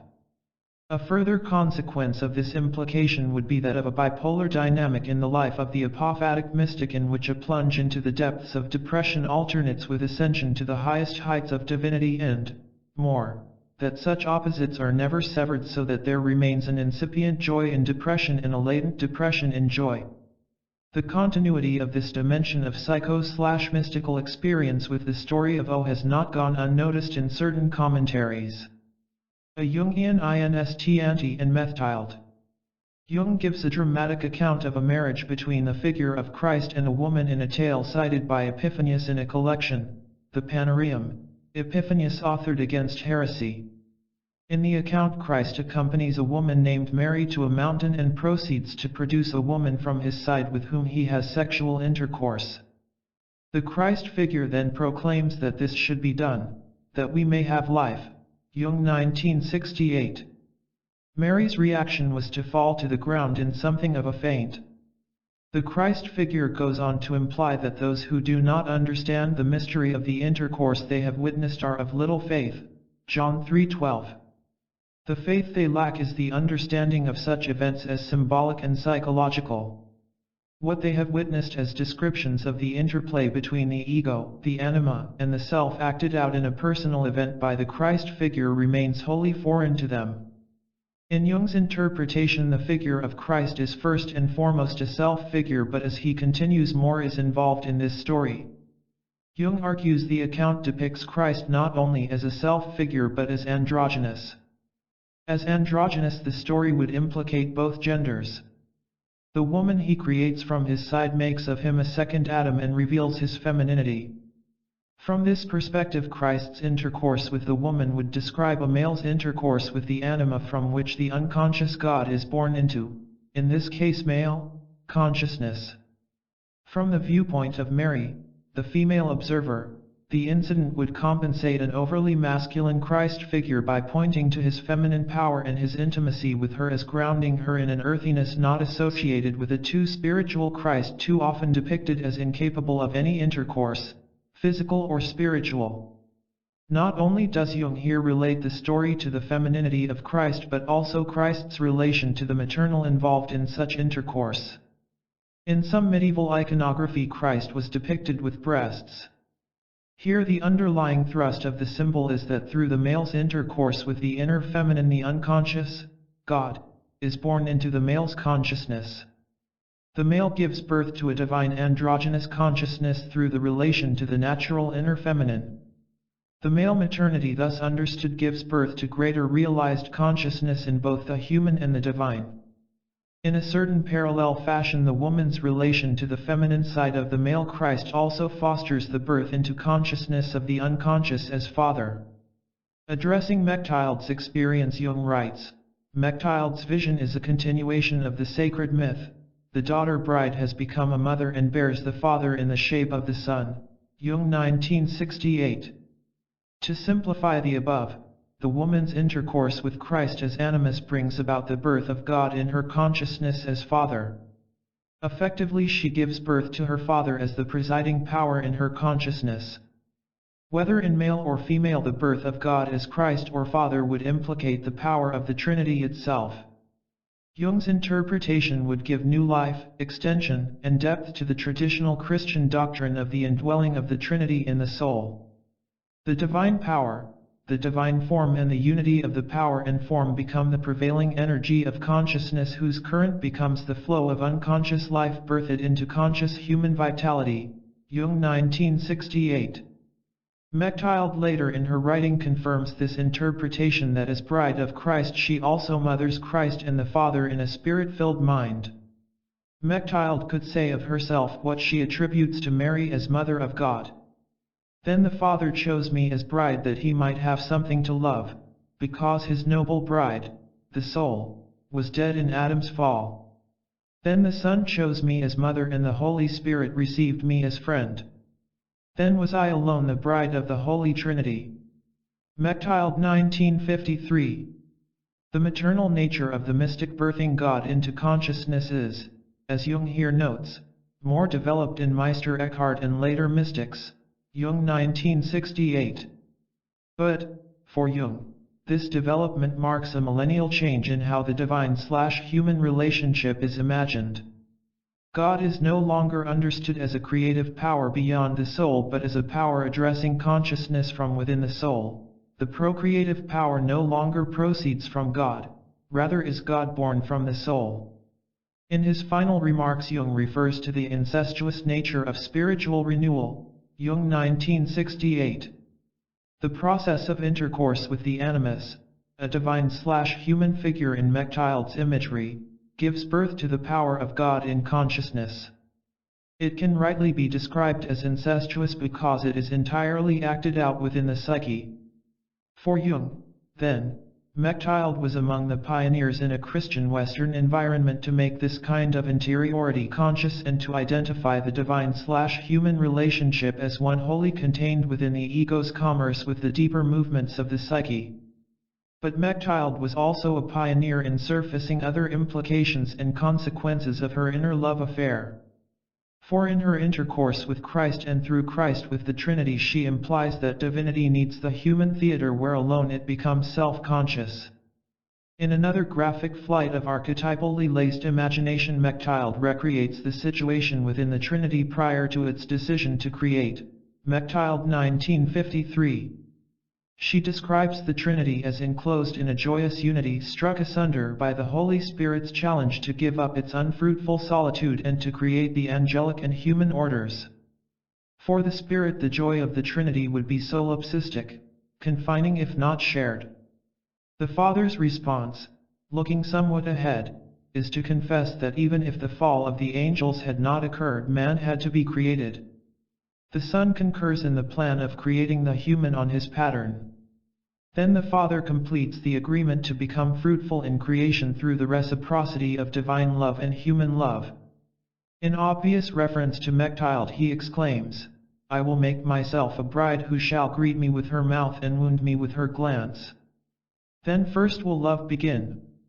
The Father is hardly disinterested in creation and what he might gain therefrom. Between himself and Mechthild, love will first begin.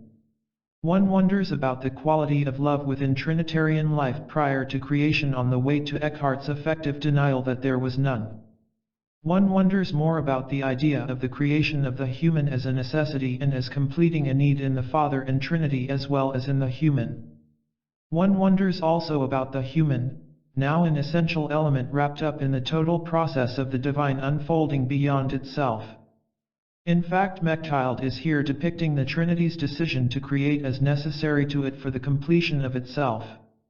Her poetry anticipates the final sentence in Hegel's Phenomenology and its description of a divinity which did not create and engage in history as lifeless, solitary, and alone. Hegel 1967. More in Mechthild's scenario, divinity would appear to be vulnerable to the human response which, if negative, could return the three members of the Trinity to the isolation of solely intra-Trinitarian life and so to a diminished love.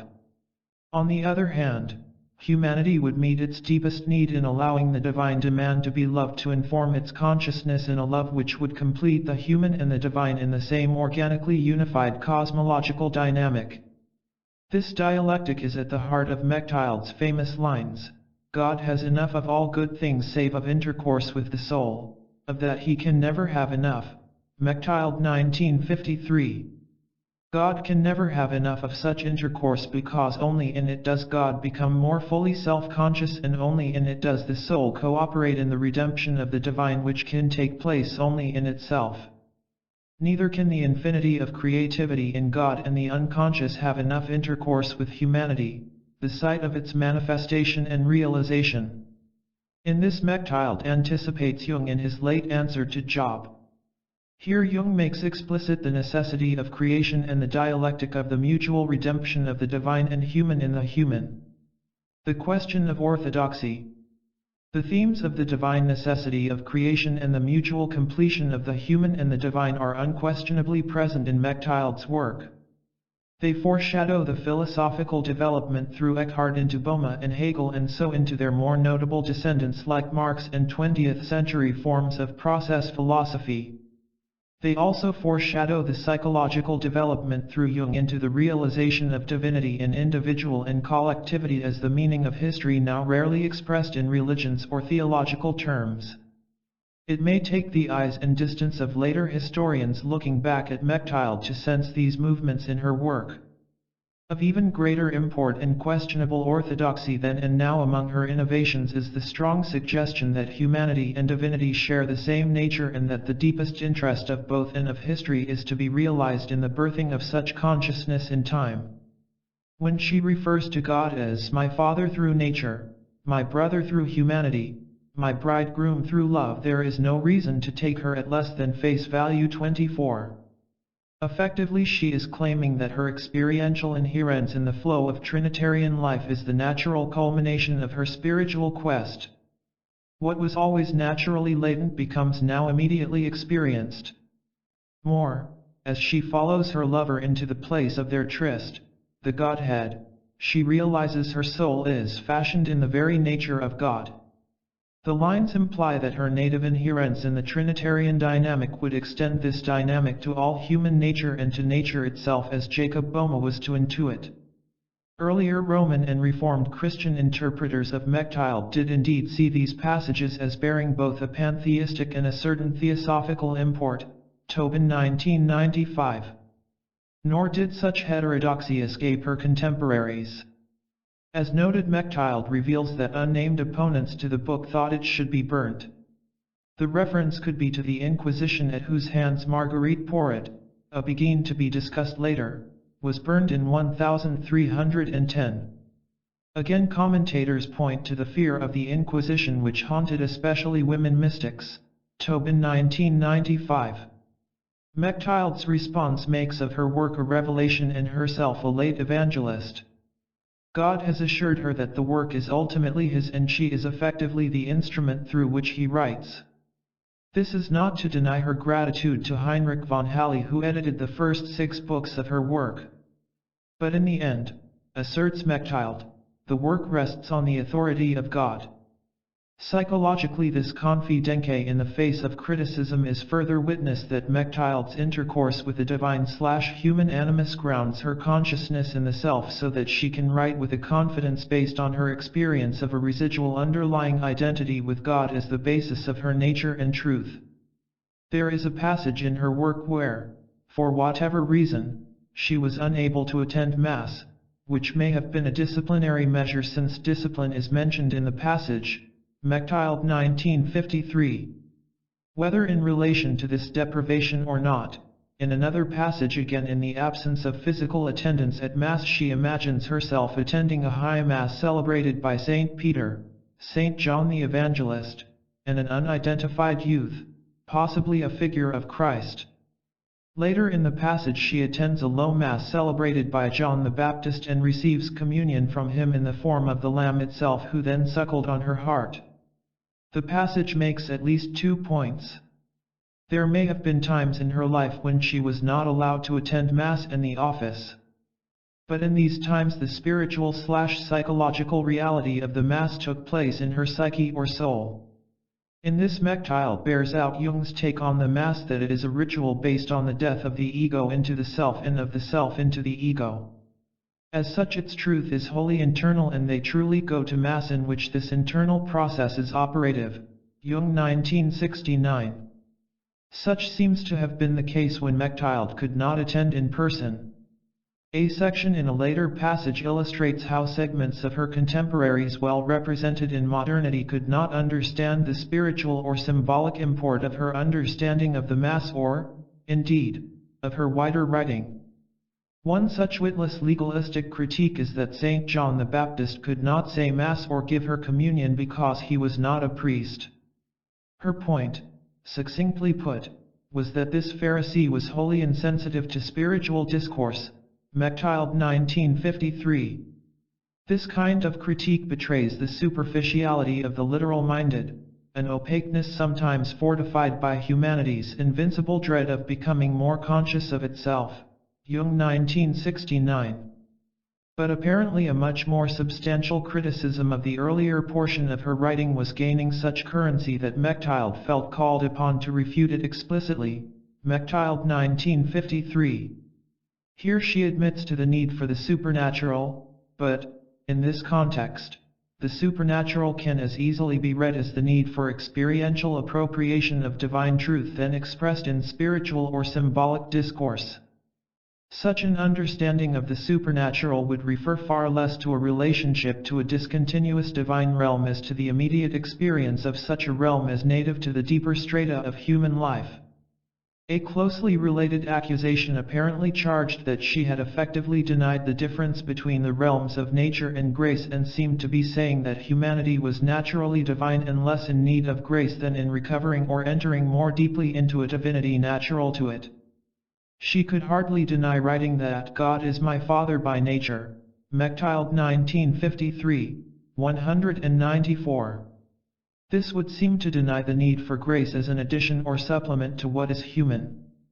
She concedes that her opponents are right, but she contends that she too is right. She does not simply capitulate to their accusation and, in its face, deny the latent divinity of human nature. She affirms rather that God has so enfolded the soul in himself and so poured his own nature into it that he is more than a father. In some sense God transcends the soul but remains naturally conjoined to the soul as enfolded in it. She goes on to agree that the Trinity existed in itself prior to creation and that all creation was contained in it before creation proceeded from it. The very fact she had to address this issue shows that some contemporaries thought she somewhat blurred the distinction between an eternal self-sufficient Trinity and a Trinity related to creation once it rather arbitrarily happened. Her position here is with some difficulty reconciled with her description of a self-enclosed trinity as fruitless and needing to kiss Mechthild for its own fullness of life. One can only say that she writes as much as a poet as a theologian. Even in her late clarification, ambiguity remains. But there is no ambiguity in the innovative passion of her early passages, where the natural and developing intimacy of the divine and human can hardly be sundered through the more formal theological dichotomies of nature/grace, natural/supernatural and divine/human. In these passages she is naturally as close to God as is the ego to the experience of the archetypally powered numinous within the all-encompassing psyche Jung extends to include the universe. Her mystical intimacy with, if not dissolution in, the divine informed a mysticism that was also prophetic. This unites the role of prophet with the role of mystic and defeats the false dichotomy that would see the mystics as indifferent to the prophet's social concerns.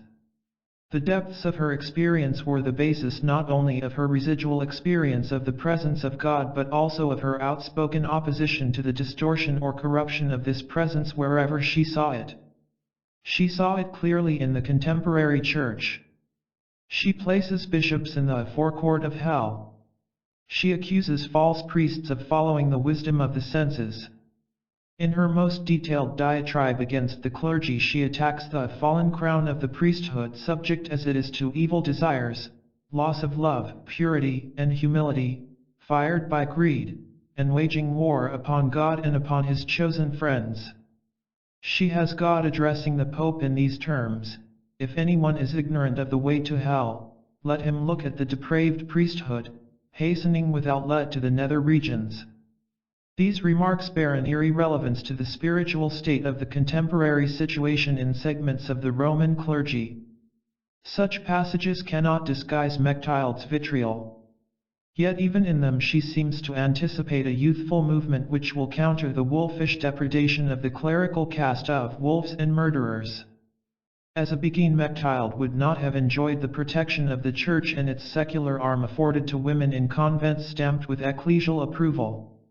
Referring to the similarity between orthodox and heretical mysticism of the time, Robert Lerner writes, "Even if, as is likely, the heretics were far more radical than Mechthild, the similarity of many of their tenets with positions she took in her flowing light suggests that heretical and orthodox mystics were close relatives." Lerner 1972. In the face of these dangers, Mechthild had the power to stand alone and speak her truth because it was a personal revelation whose rootedness in her psyche Jung drew to the attention of the modern world. Indeed, his wider psychology strongly suggests that if one cannot write one's own scripture directly out of the unconscious, preferably through the dream, then one will be subject to others' revelation whose relation to one's unique person, spirituality, and myth may remain ambiguous. If one cannot discover one's personal revelation, one is likely to fall prey to someone else's.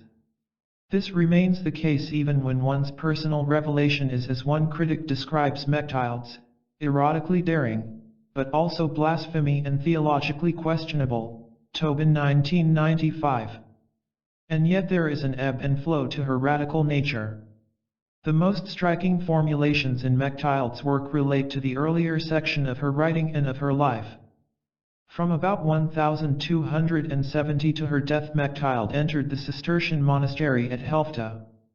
Age brought a certain moderation combined with a heightened critique of the contemporary spiritual environment to her later writing.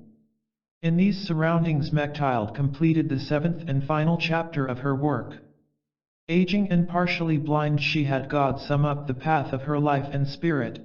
"Thy childhood was a companion of my Holy Spirit. Thy youth was a bride of my humanity.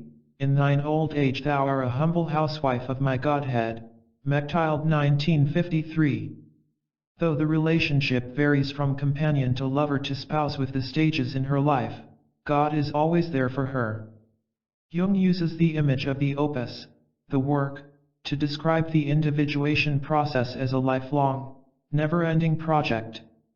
The task of ushering the divine consort into consciousness, to whatever degree fulfilled, remains unfulfilled in its inexhaustible fecundity and takes on different modalities in the journey of consciousness through time. At whatever age its suasion can neither be denied nor wholly satisfied. Jung's appropriation of Mechthild's imagery is meaningful for women's spirituality today. In an age when women were without authority in official ecclesial society, she based her authority and that of her writing on a personal, unmediated, and unique relation with God. She was the bearer of a personal revelation with social implications. Contemporary women in many societies and in many ways continue to be disenfranchised. Their reclaiming their dignity, power, and authority could well take on the form it took in Mechthild's life and in Jung's appreciation of her. The ultimate power for change derives from the inner resources of those who would bring it about as a precondition to the impact they have on society. In Mechthild, such power resided in her immediately experienced relation to God. With Jung, such power lay in his understanding of the ego's support from the animus as the legate mediating the power of the self. In the broader Jungian context, the expression and acting out of this immediate relation to God under whatever name derives its imperative and the power to fulfill that imperative from God, again under whatever name. Mechthild's experience of the self would by no means curtail political extension and activity. Rather, such experience would become the healthy impetus of political commentary and activity, an impetus which the relatively scanty energies of the ego could never match in depth or power. Jung was among the first to identify and critique the patriarchal and paternal as major blights of our time. Jung 1969. For him it described a consciousness in either gender severed from its depths. The recovery of those depths is the first step in the defeat of the patriarchal denial of those depths themselves. Jung appreciated Mechthild because she lived out of those depths as the source of prophetic witness against societal and religious pathologies in her culture.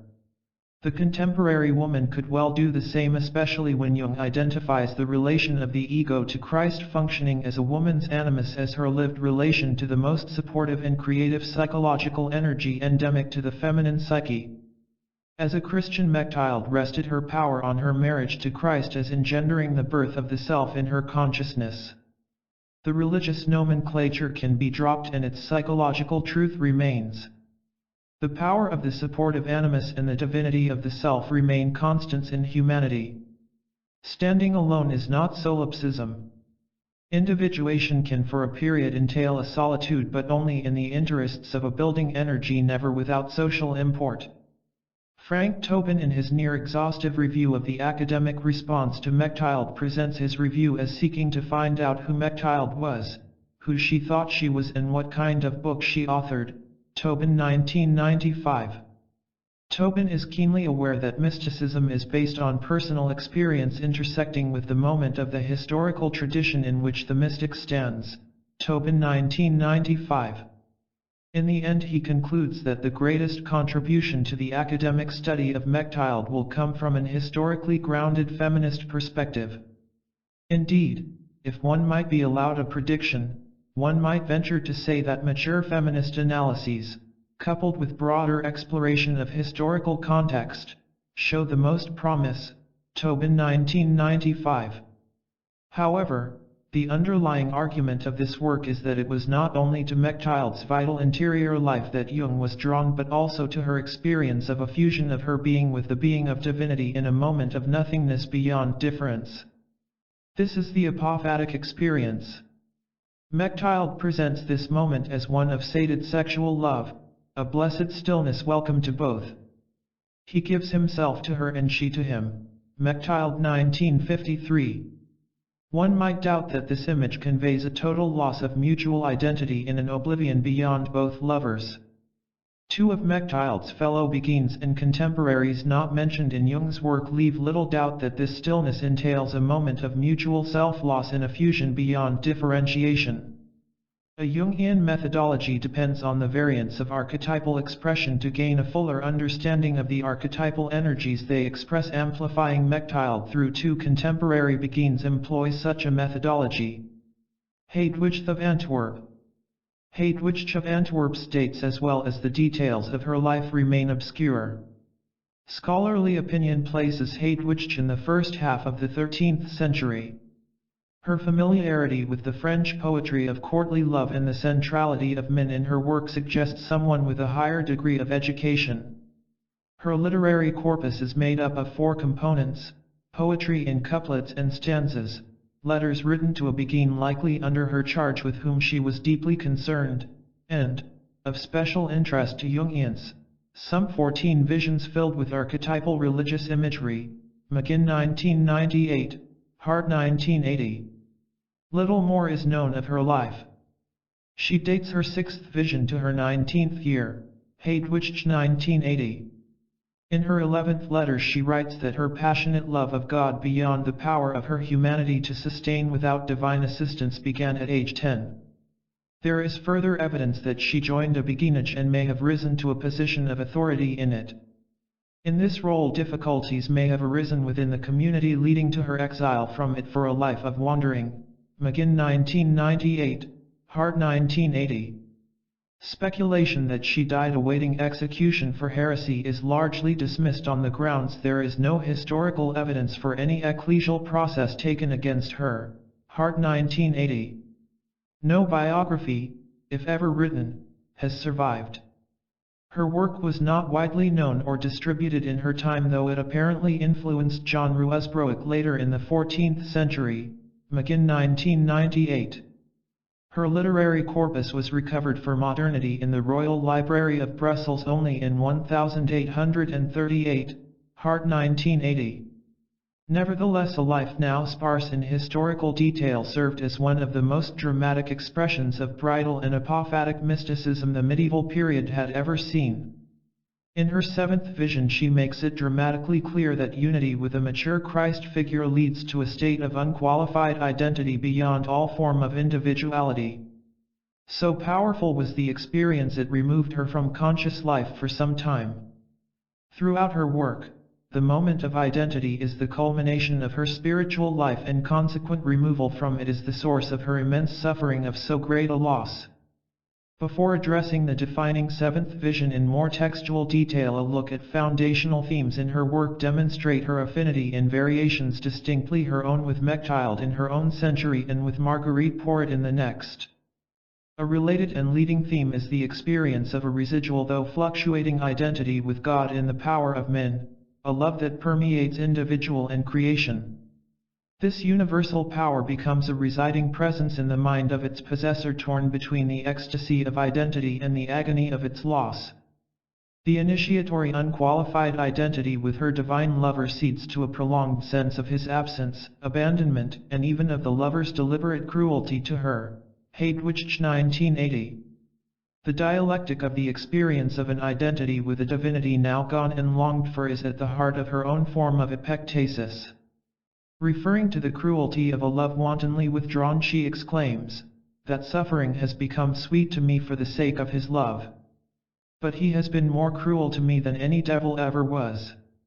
Such sweet suffering surpasses all reason and engages the irrational in startling forms of affective outburst, ranging from semi-masochistic appreciation of suffering undergone as described above to states of unfaith or apparent indifference to the relationship in a passive exhaustion induced by the volatility of the relationship itself. But in the absence of love, in this unfaith is the sole state in which love cannot flee. Hadewijch 1980. Like Mechthild, Hadewijch speaks of the paradox that in the devastation of love's absence love is most present. Indeed, one commentator raises the possibility of a more or less perverse propensity for pain. Mama Ers 1980. Such suspicions might well be raised in her reference to the repeated blows she suffers for love under the lash, even though all her love's blows are good and, the deeper wounded, the easier cured. What counters the masochistic tone of these typical expressions is the intensity of the enjoyment or fruition of her moment of total fusion with her beloved. The expressions of prolonged pain in its aftermath point only to the ephemeral fulfillment of total self-loss in the divine abyss. Without moments of insuperable joy, the subsequent suffering is unintelligible though joyous in the memory of what has transpired. A more moderate impulse in her writings cautions that Hadewijch's moments of dissolution in the source of the all must return to the aftermath of suffering its loss in the mundane concerns of everyday life. No doubt this is true, but immersion in the mundane is for her forever qualified by the suffering induced by the residue of identity lost. Mama Ers 1980. The tension, if not torture, between a moment of identity and its loss are nowhere more evident than in the opening words of the seventh vision. My heart and my veins and all my limbs trembled and quivered with eager desire. Such madness and fear beset my mind, so that dying I must go mad, and going mad I must die. Such self-confessed proximity to madness was closely tied to her understanding of fruition. Fruition, in this context, is almost a technical, or, at least, a precise term. It refers in mystical language to the enjoyment and sense of completion lovers confer on each other. At times Hadewijch describes fruition as attained in her intimacy with the figure of Christ.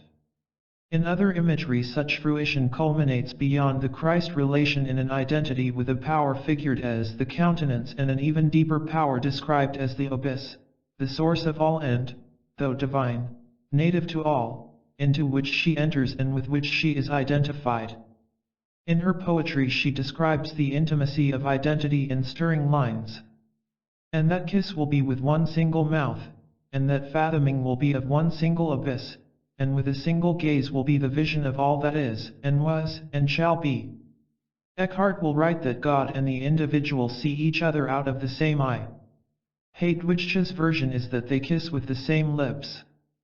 Marguerite and Jung will refer to the link between being nothing and being all. Hadewijch's version is that identity with the divine leads to identity with or the vision of the all, because in that situation she fully identifies with the divine as the source of all. It can be manipulative and confining of pristine experience to impose on it too rational a theological overlay. Nevertheless, in these not uncommon passages Hadewijch describes an immersion in a living agency preceding all form or definition and from which all form proceeds. The depth of this anguizion takes her beyond the power of reason or intellect to realms inaccessible to both. In striking this theme Hadewijch launches a critique of the power of reason greatly intensified in Marguerite. In her ninth vision Queen Reason comes to her clad in a dress of 1,000 eyes and accompanied by 3 maidens. It turns out that the dress belongs to Hadewijch and the maidens are her own virtues. When she acknowledges reason and the virtues that are hers she seems then to dismiss both for love. Then reason became subject to me, and I left her.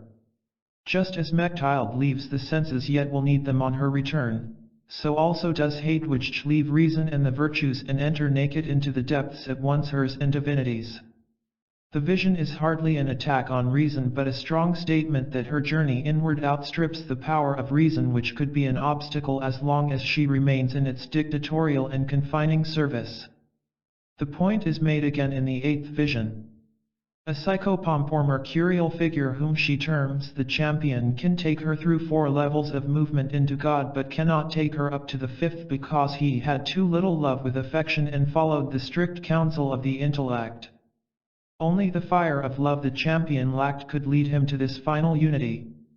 Though Augustine was one of her favorite saints, even he lacked the fruition of the abyss, that immersion in God which was the basis of her freedom and suffering.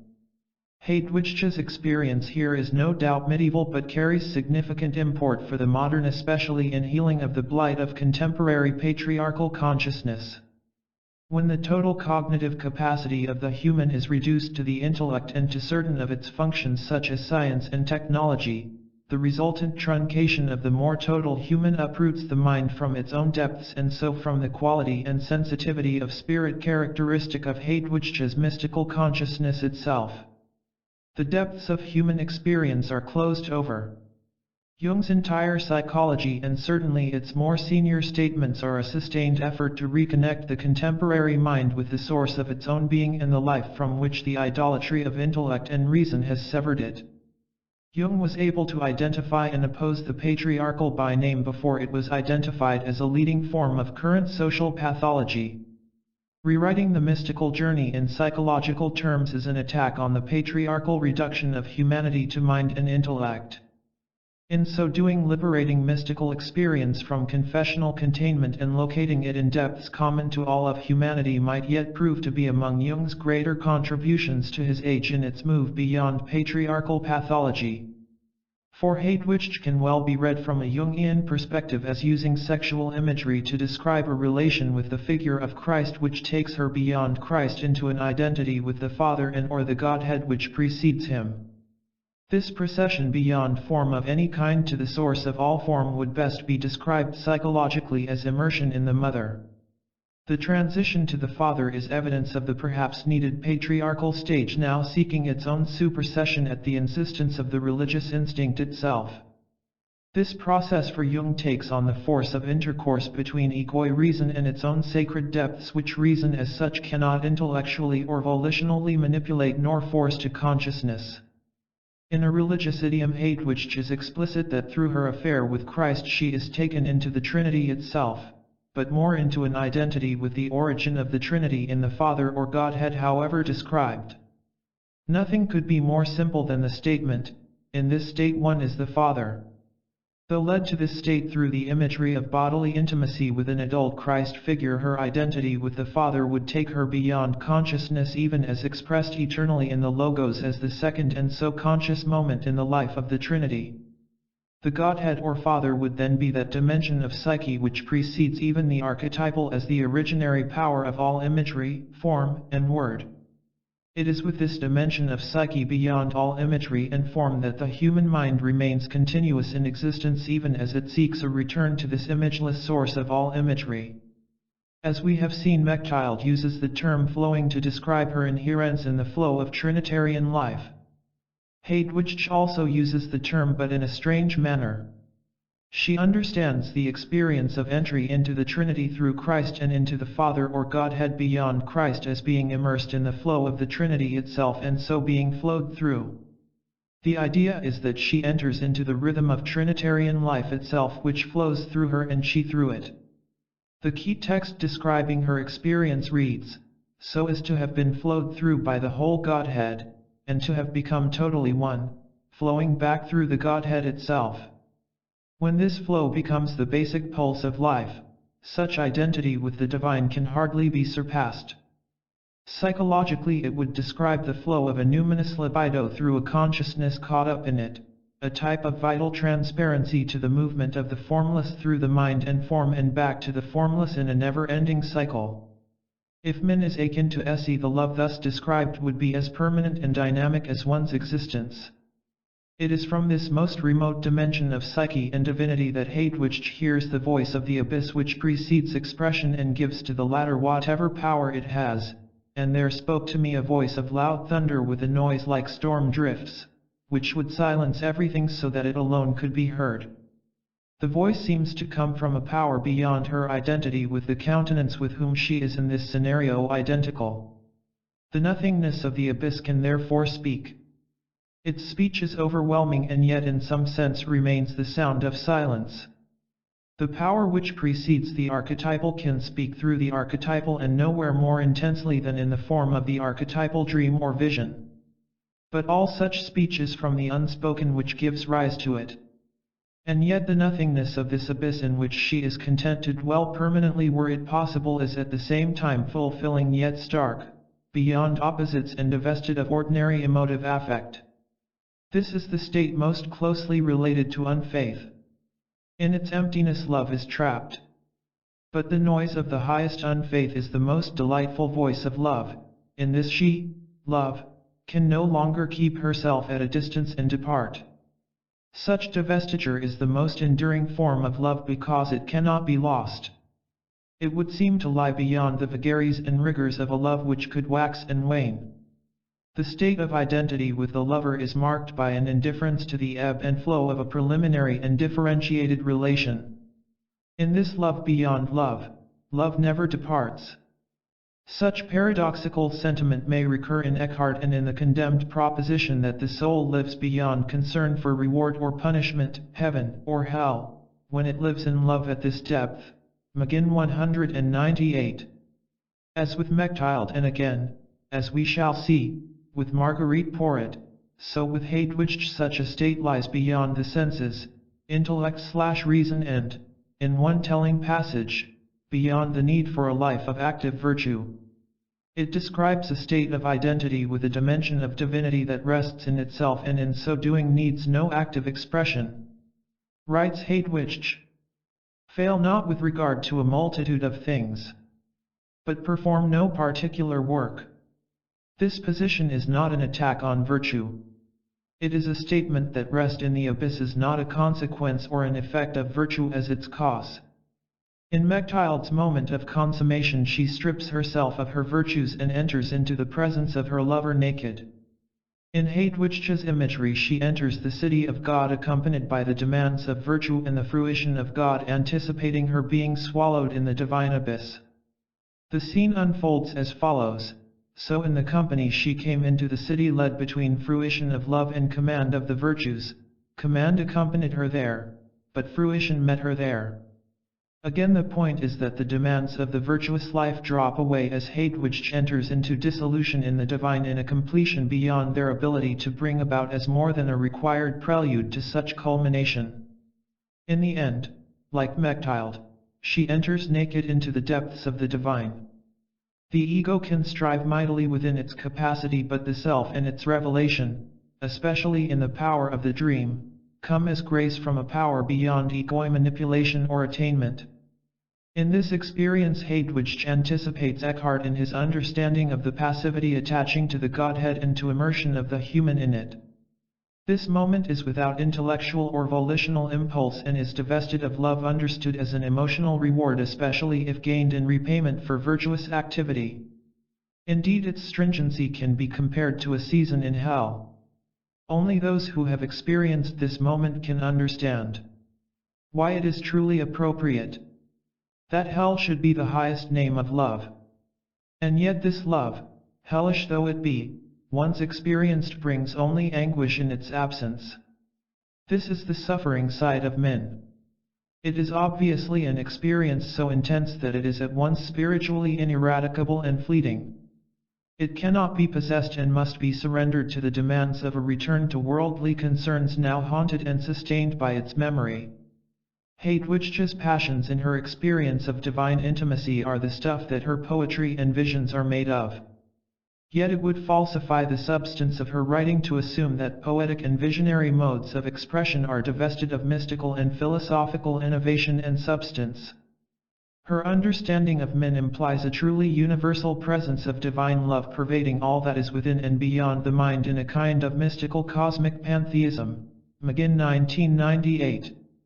Such a sense of a natural divine universalism is not foreign to mystical experience itself but takes on a specific modality in Hadewijch's experience. She is innovative in that her experience points to the pre-existence of the soul in eternity. It engages what McGinn describes as a form of Christian Platonic exemplarism in which the individual participates naturally and experientially within time in one's divinely grounded exemplar in eternity.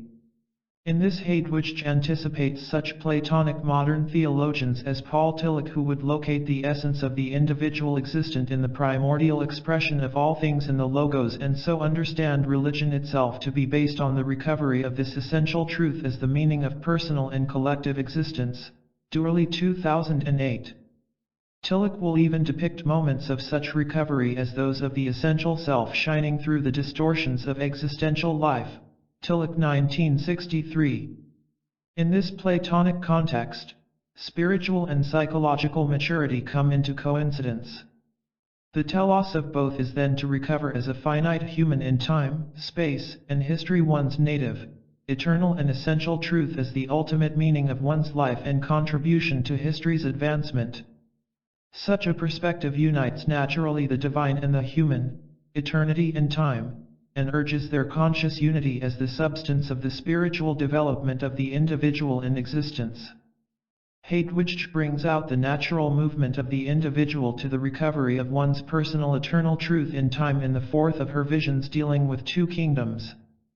The first kingdom is effectively the kingdom of her ideal self as it exists in identity with the being and power of Christ before whom the cosmos stood still and simply said, Amen. Hadewijch 1980. The unity of the person with their divine exemplar engages the totality of what is, because the exemplar rests in the source not only of the individual but of the cosmos itself. Hadewijch then plays off the ideal self against the existential self, living in participation with its ideal and moving toward its ever greater realization throughout her earthly spiritual life, which will end, paradoxically, in living a darkness beyond the need for her divine lover. What Hadewijch's experience cast in the idiom of two kingdoms culminates in the passing moment or moments when her ideal and real or earthly lives unite without difference and provide a memory of this union, past or lost, as the basis of her ongoing longing and anguish. These themes are not unlike the exemplar causality evident in Jung's understanding of archetypal influence on consciousness, especially that of the self. Jung too will refer to the self as possessed of an incorruptible or eternal character on account of its being pre-existent to consciousness. Jung 1969. In a similar passage he will refer to the self as pre-existent to birth. The self as such is timeless and existed before any birth. Jung 1966. In this sense, the pre-existent self sponsors an apokatastasis or gathering together of the total psyche throughout the psyche's movement through time. Effectively, this movement to completion is Jung's psychological replay or appropriation of the pre-existence of the individual, which the Christian Platonic tradition lodges in the Logos as the expression and primordial definition of the preceding immensity of divine creativity, that of the Father in Christian parlance, and of the Mother in Jung's.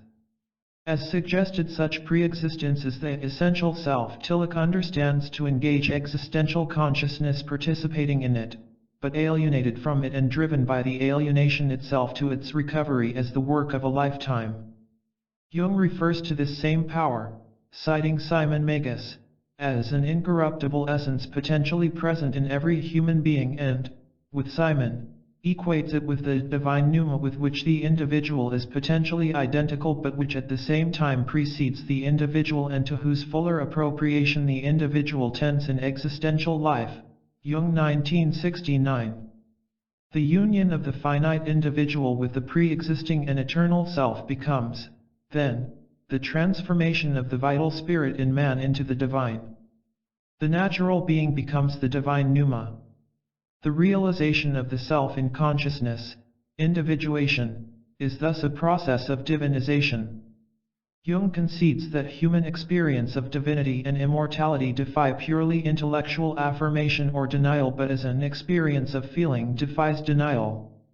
The feeling of the self's pre-existence attaches, in Jung's experience, to the symbols of the self as they appear spontaneously and bring with them the timelessness of the unconscious, which expresses itself in a feeling of eternity or immortality. Jung 1966. He repeats, the experience of the self is nearly always connected with the feeling of timelessness, eternity, or immortality. Jung 1976. Jung further affirms that the experience of totality, the self thus engenders, reaches the height of its expression in the unio mystica, an experience common to Western mystics and Eastern religious experience. Jung 1966. No doubt such experience of the unity of time and eternity, of the human and the divine, is part of the unforgettable attractiveness of such experience which, with Mechthild and Hadewijch, then turns to a sense of profound loss in its absence and yearning for its recurrence. But for a moment they experienced an identity with the abyss, the ground, and the nothing, whose intensity transformed their lives even in its consequent absence. Their Christian description of the experience correlates well with the above-mentioned aspects of Jung's description of the heightened experience of the self, though the psychological description frees the event from its Christian variant and opens it up to a natural and universal experience in whatever variant, religious or non-religious, it might take. As such, it transcends confessional confines and becomes accessible to human nature itself. Hadewijch's description of her immersion in the divine to the point of identity is unsurpassed in the seventh of her visions. She describes her state of mind entering the vision as one of madness and fear that she and her lover would fail to satisfy each other, so that, dying I must go mad, and going mad I must die. Hadewijch 1980. Her psychological turbulence extended to the body, even to her limbs and veins. Only those, she claims, who have experienced such love could understand her suffering. She offers her lover her perfection and demands of him entrance into his godhead so that she would be God with God. There follows then the vision. An eagle comes from the altar and commands her to prepare herself for oneness. The eagle may be the bird of the fourth gospel, but in this interchange is also a psychopomp, a mercurial power connecting her with the source of the oneness and it with her. And as is always the case in the interplay between ego and self, the former must bow to the initiative and incessant urgency of the latter. The experience of the self is always a defeat for the ego. Jung 1970. In his understanding of the self's priority in relation to the ego, Jung provides Christianity with the psychological basis for its doctrine of grace in all its forms and to all forms of religion, giving a priority to a transcendent divinity in its commerce with humanity. No doubt the ego must respond to the address, but a power greater than the ego initiates the address and through the ego's cooperation brings the ongoing address to whatever degree of realization it attains. Hadewijch acknowledges this commerce when she confesses that the attainment of such unity was beyond her power. In response, the ego turns to the source of the oneness and asks it to make Hadewijch one with it before turning to Hadewijch and assuring her of the coming of the much longed for unity. But the unity is worked through interesting forms of divine shape-shifting. First, the figure of Christ appears as a 3-year-old and offers to Hadewijch his body and blood in sacramental form. Little is said about this initial appearance. Could it imply that in terms of what was to follow, such ritualistic, sacramental intercourse with divinity is preliminary and somewhat infantile? For immediately the infant figure returns as a strikingly attractive mature man of the age when he gave us his body for the first time. More, he returns as humbly as anyone who wholly belongs to another. Hadewijch 1980. Again he gives Hadewijch himself in the outward sacramental form of bread and wine. But at this point the sacramental moves from an external rite to something much more engaging. After that he came himself to me, took me entirely in his arms and pressed me to him, and all my members felt his in full felicity, in accordance with the desire of my heart and my humanity. But this intimacy was then to cede to an even greater one. Hadewijch could not hold the distance that separates lovers at the height of their union. The othering was lost both externally and internally. In Hadewijch's words, I saw him completely come to naught, and so fate and all at once dissolved that I could no longer recognize or perceive him outside me, and I could no longer distinguish him within me. There then follows a line that so succinctly captures the core and essence of the apophatic experience. Then it was as if we were one without difference. She goes on to describe this moment as a passing away of the one and the other, a state in which nothing remained to me of myself. And yet she remarks that the nothingness itself showed much to her, probably referring not so much to objective knowledge but to the distillate the experience left in her self-awareness upon return to the more mundane world. These concluding remarks would indicate that she may have been in this state she calls an hour or hours for a discrete period of time, but that upon her return from these occasions she carried their spiritual and psychological residue back into her daily life and much more everyday consciousness. The psycho/spiritual implication once again is starkly evident. The penetration of that which precedes symbol and image is the culmination of human maturation wholly beyond consciousness and beyond even the unconscious as generator of symbolic imagery and rational word.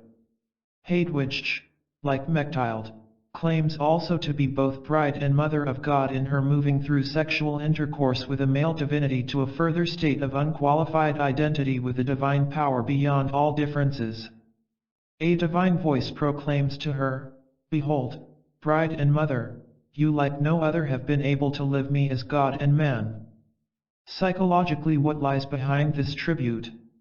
Again, it is clear that Hadewijch is the bride of God because she is the lover of the unmistakably male Christ.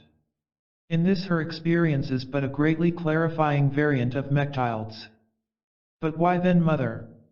Here the radical side of her experience surfaces psychologically and theologically. She is worthy of the title of Mother of God because her experience of the divine abyss brings God to birth in her humanity and in her consciousness. Hence she can speak of an infant being born in the souls who love in secret, the souls hidden from their own eyes in the abyss of which I speak.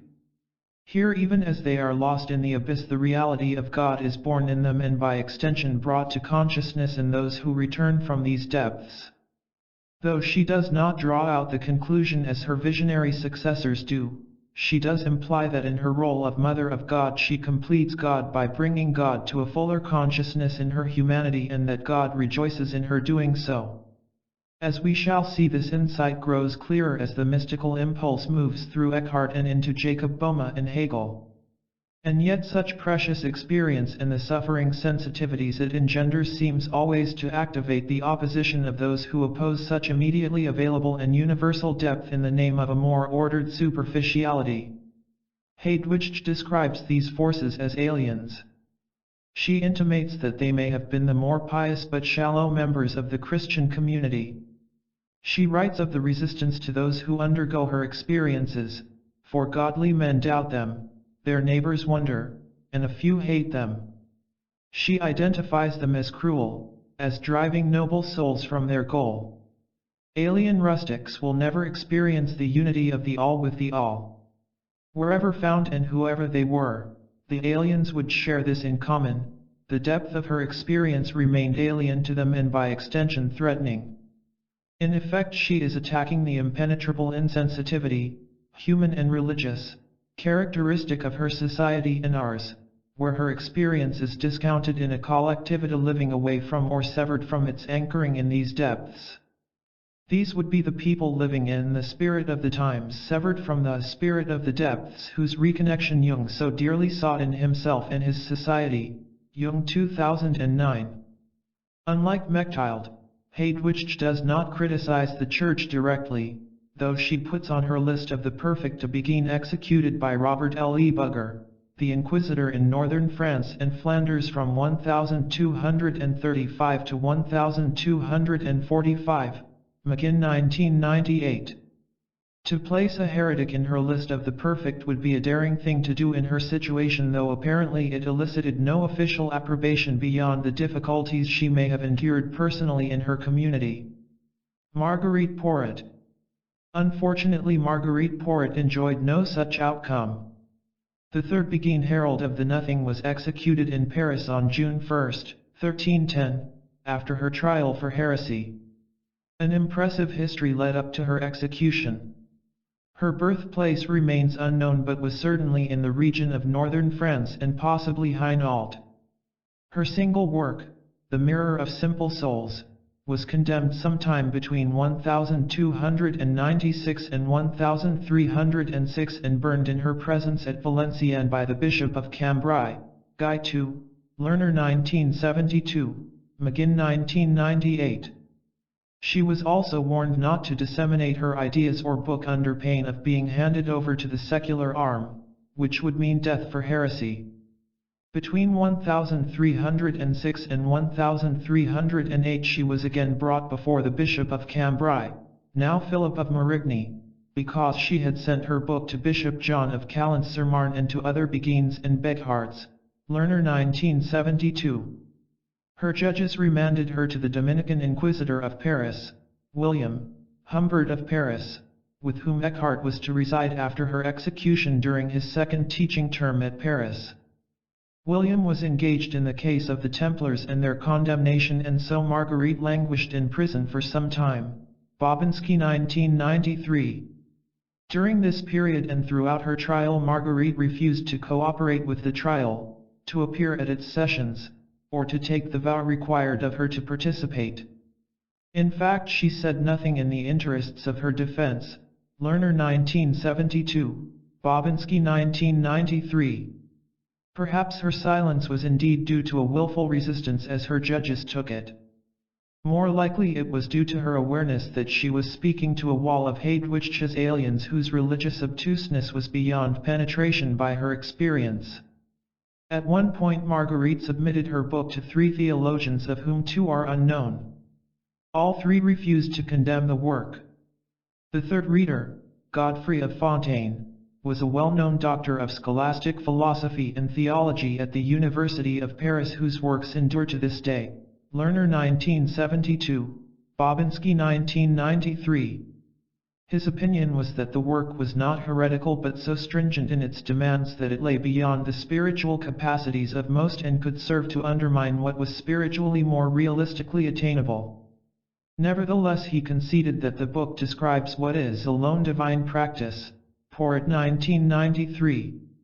In 1310, in the face of her silent resistance, William extracted a list of 15 articles from her work and submitted them to 21 theologians at the University of Paris.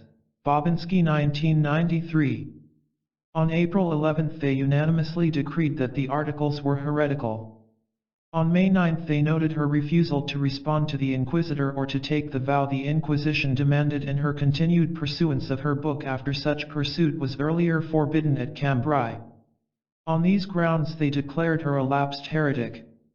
As such she was handed over to the Provost of Paris, sentenced on May 31 and executed on June 1. Babinski 1993, Lerner 1972. The circumstances of her trial were complicated by the contemporary politics of King Philip the Fair and his persecution of the Templars. What his motives were is hard to determine. As a defender of the faith in France he might sincerely have believed in the extirpation of heresy and taken certain of Marguerite's critical remarks about authority to have been directed at his rule. Lerner 1972, Babinski 1993, McGinn 1998. The king may also have had an eye on Templar wealth.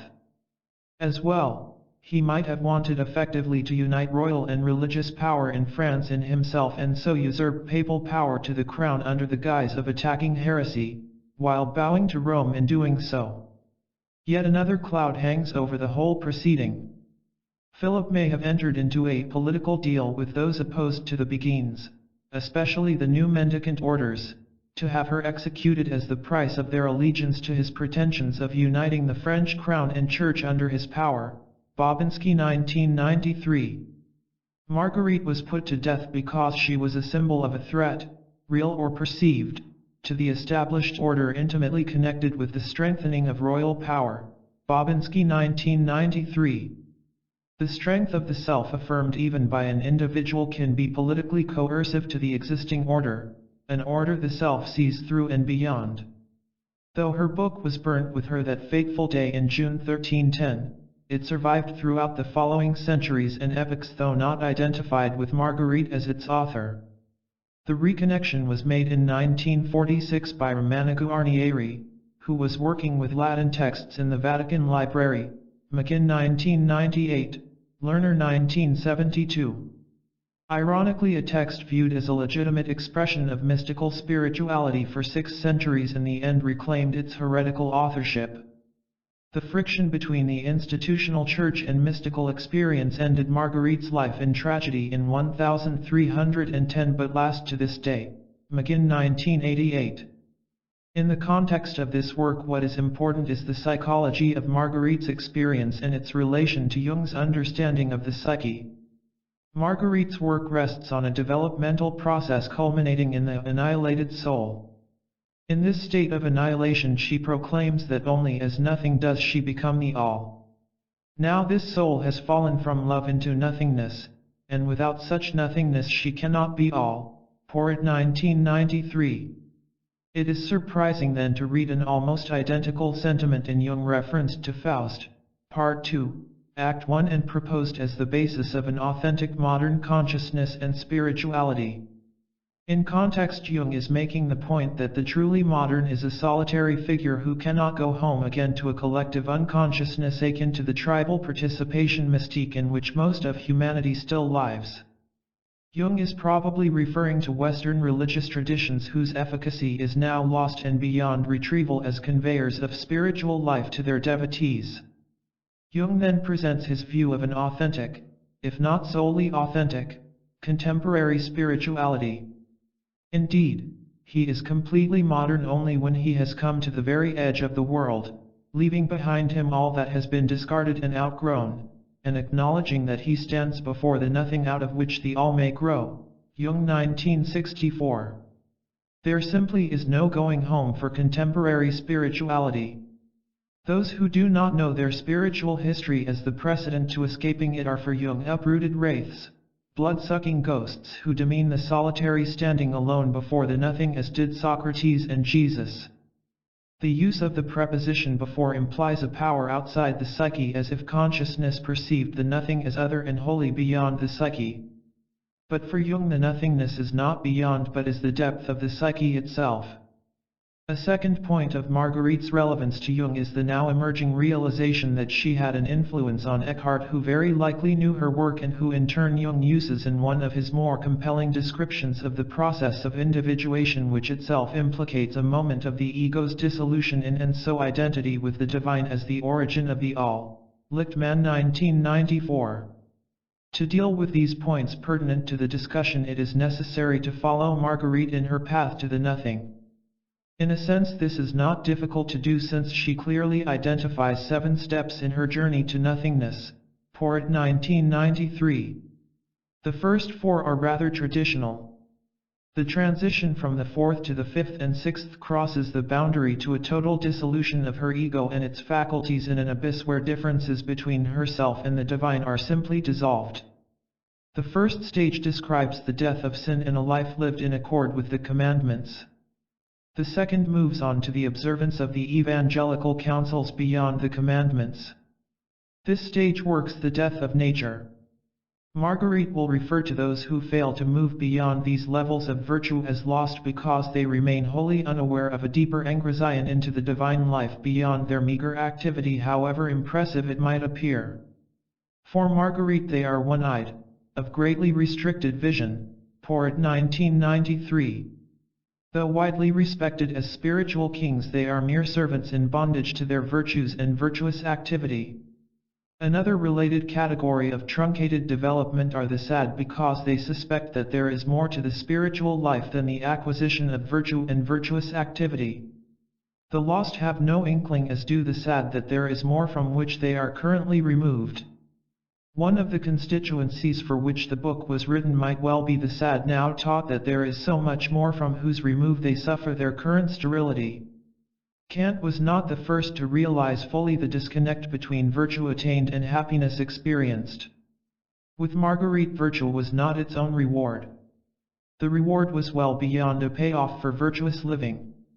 Psychologically, the correlation of traditional understandings of virtue with psychological depression is becoming more manifest, especially in religious communities dedicated to a one-eyed perfection. Marguerite's experience could lessen the connection between perfection in virtue and depression. The third stage is complex. It entails a presumably preliminary enthusiasm for the doing of good works, an enthusiasm destined to undergo a death in the interest of a total loss of personal will to a consequent alignment or identity with a deeper divine will. The third stage works a death even of the spirit, that is, of the will to do works in favor of submission to a yet higher and single will now wholly possessing the individual. In the fourth stage, the stripping of the third leads the soul to relinquish virtuous activity and external obedience in favor of the delights of meditation and contemplation. At this stage, the loss of concern for virtue comes to be equated with the loss of something cumbersome. The soul moves to becoming an unencumbered soul, that is, unencumbered by the willfulness of the virtuous life. But even such sweetness is deceptive, because it too can intoxicate and so annul the sense that there is something more. Liberation from leading a willful virtuous life is analogous to Jung's description of the relation of the ego to self. The ego must invest heavily in cultivating the relationship, but in the end its virtuous effort goes beyond egoic willfulness, as the transformative power of the self works the abiding transformation. The fifth stage is the real turning point. In it the soul moves into what Marguerite terms fine love. In her use the phrase takes on a very sophisticated meaning religiously and psychologically. For it refers to the love proper to the annihilated soul. The annihilated soul is the soul that has been dissolved in the nothingness of the divine abyss, so that it has freely been divested of its will and its identity with the divine will. Effectively, the distinction between divine and human will is aborted. In this nothingness, Marguerite is the all, because this nothingness is the abyss from which the all derives, and she is no longer distanced from it. Anticipating Eckhart, she can describe this state as where she was before she was. In this sentiment, she is continuous with Hadewijch and precedes Eckhart in her recovery of a state of identity with God, preceding her distancing from God into creation. Her experience here implicates the foundational dialectic of the relation of the immanent to the transcendent and the emotional fallout to her experience of it. As nothing, she describes her relation to the divine as to far nearness. In this creative nomenclature, Marguerite expresses the very modern theological conviction found in 19th century Romantic philosophy and theology that the immanence of the divine within the individual is the basis of the individual's sense of divinity as transcendent. Marguerite is among the first to realize in the abyss of her nothingness that she is identical with the God who transcends her infinitely. Jung himself writes such a conviction into his own understanding of the psyche. That is to say, even the enlightened person remains what he is, and is never more than his own limited ego before the one who dwells within him, whose form has no knowable boundaries, who encompasses him on all sides, fathomless as the abysms of the earth and vast as the sky. Jung 1969. The operative phrase in this passage is before the one who dwells within. Should the vital connection from the ego to the one within be severed or maimed, the beyond and nature could no longer be perceived, a manifestation of the divine externally with which consciousness was continuous. Humanity's religious sense would die externally as the possibility of its unity with the totality died internally. Here Jung joins Marguerite's presentiment of modernity in his locating the immanent, the within, as the source of the sense of the transcendent, the beyond. Not only does Marguerite go within, but she seems to rest in the nothingness that is the all, in a state divorced of will, and later, for Eckhart, of mind and even being. Again, the implication is that she moves into a dimension of the psyche which precedes the urgencies of the archetypal realization in consciousness, and in so doing humanizes and relativizes their historical manifestation as variations on a depth common to humanity itself. For it turns out that far nearness is also the Trinity and the spouse of her youth. Where Mechthild might engage in sexual ecstasy with a youthful Jesus as a prelude to entering the flow of Trinitarian life, Marguerite would seem to move in this fifth state directly into the furthest reach of the divine beyond all willfulness in either party, since there neither is distinguishable from the other. The sixth stage simply intensifies this intimacy, now expressed through imagery of divine vision. God sees himself through Marguerite. The movement from the fifth to the sixth stage is comparable to Jung's understanding of the alchemical movement from the phylum, the heaven on earth of a unified body, soul, and spirit, to the unus mundus, in which the consciousness of the individual perceives all reality as divine from the mind's fleeting but unqualified resonance with the divine in its depths. Jung 1970. The final stage, the seventh, is the consciousness that pertains to the glory of heaven attained. It is not accessible to the living, but it should be noted that the seventh stage does approximate the reality of a post-temporal consciousness of God. For Marguerite, the sixth stage is a showing of the seventh stage in the sixth. The seventh stage is actually the being of the sixth. Porete 1993. Again, her inference in Jung's is that psychological experience in the body in time and place is continuous with the fullness of unity with the origin of consciousness eternally. The theme that God's own self-knowledge occurs through the human, latent in this 14th century mystic, only becomes stronger in Jacob Boehme in the 15th and 16th centuries, culminating in the Hegel-Marx dialectic in the 19th. In the 20th century, God's coming to know himself through historical humanity becomes the foundational theme in Jung's late work on Job. Marguerite's identity with the divine results in a transparency that is total to the point of her being wholly encapsulated in divinity's vision of itself. And yet she will speak of moments of even greater though short-lived impact. Their fifth stage, nothing is lacking to her, and so she is often carried up to the sixth, but this is of little duration. For it is an aperture, like a spark, which quickly closes, in which one cannot long remain, nor would that soul ever have authority who knew how to speak of this. This passage is strong evidence that the height of the mystical experience is intense but transient. Though short-lived, its experience leaves all else vapid. Little more can be said of the experience itself, for its description would no doubt disrupt the moment and banish the experience. Indeed, Marguerite had to go to great lengths to justify her writing her book on her experience, for the writing was itself a willful and mindful departure from the experience, and so in effect its denial. Yet, at the same time, such experience is incompatible with a wholly inactive passivity. Her writing of the book, and especially its promotion even after it had been condemned, were sustained even to the point of bringing on her death. Marguerite's experience illuminates what has been in historical variation described as original sin, alienation, estrangement, malaise, and currently, in the footsteps of Weber, disenchantment. Marguerite's and Eckhart's understanding of this reality is radical. The root of all of the above negativities is non-identity with the divine. Only a recovered identity with the divine defeats such personal and societal negativity.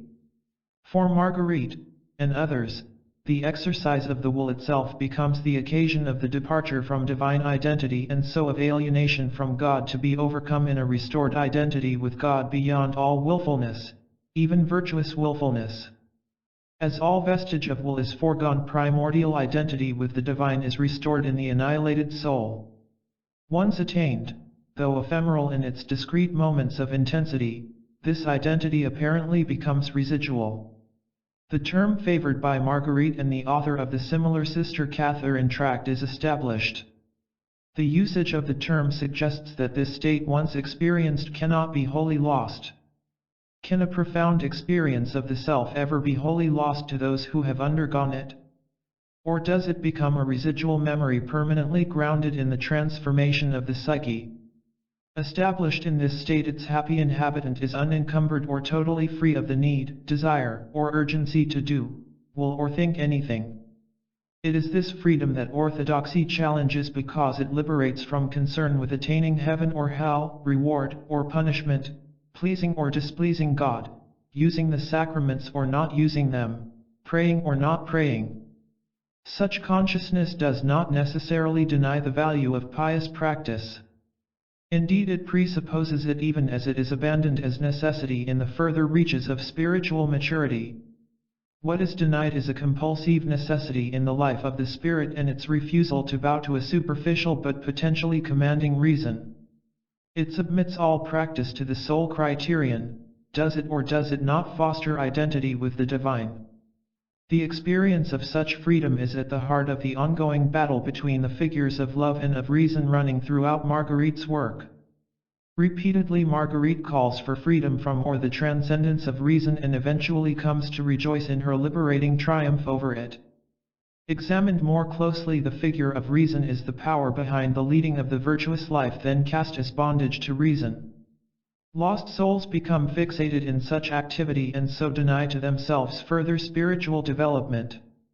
Sad souls know there is more but not what the more is, and so also remain painfully truncated in their compulsive virtuous activity. Porete 1993. Once free from reason and its link to compulsive virtuous activity, any and all activity would flow naturally from the soul's inherence in the nothing and its participation in the all.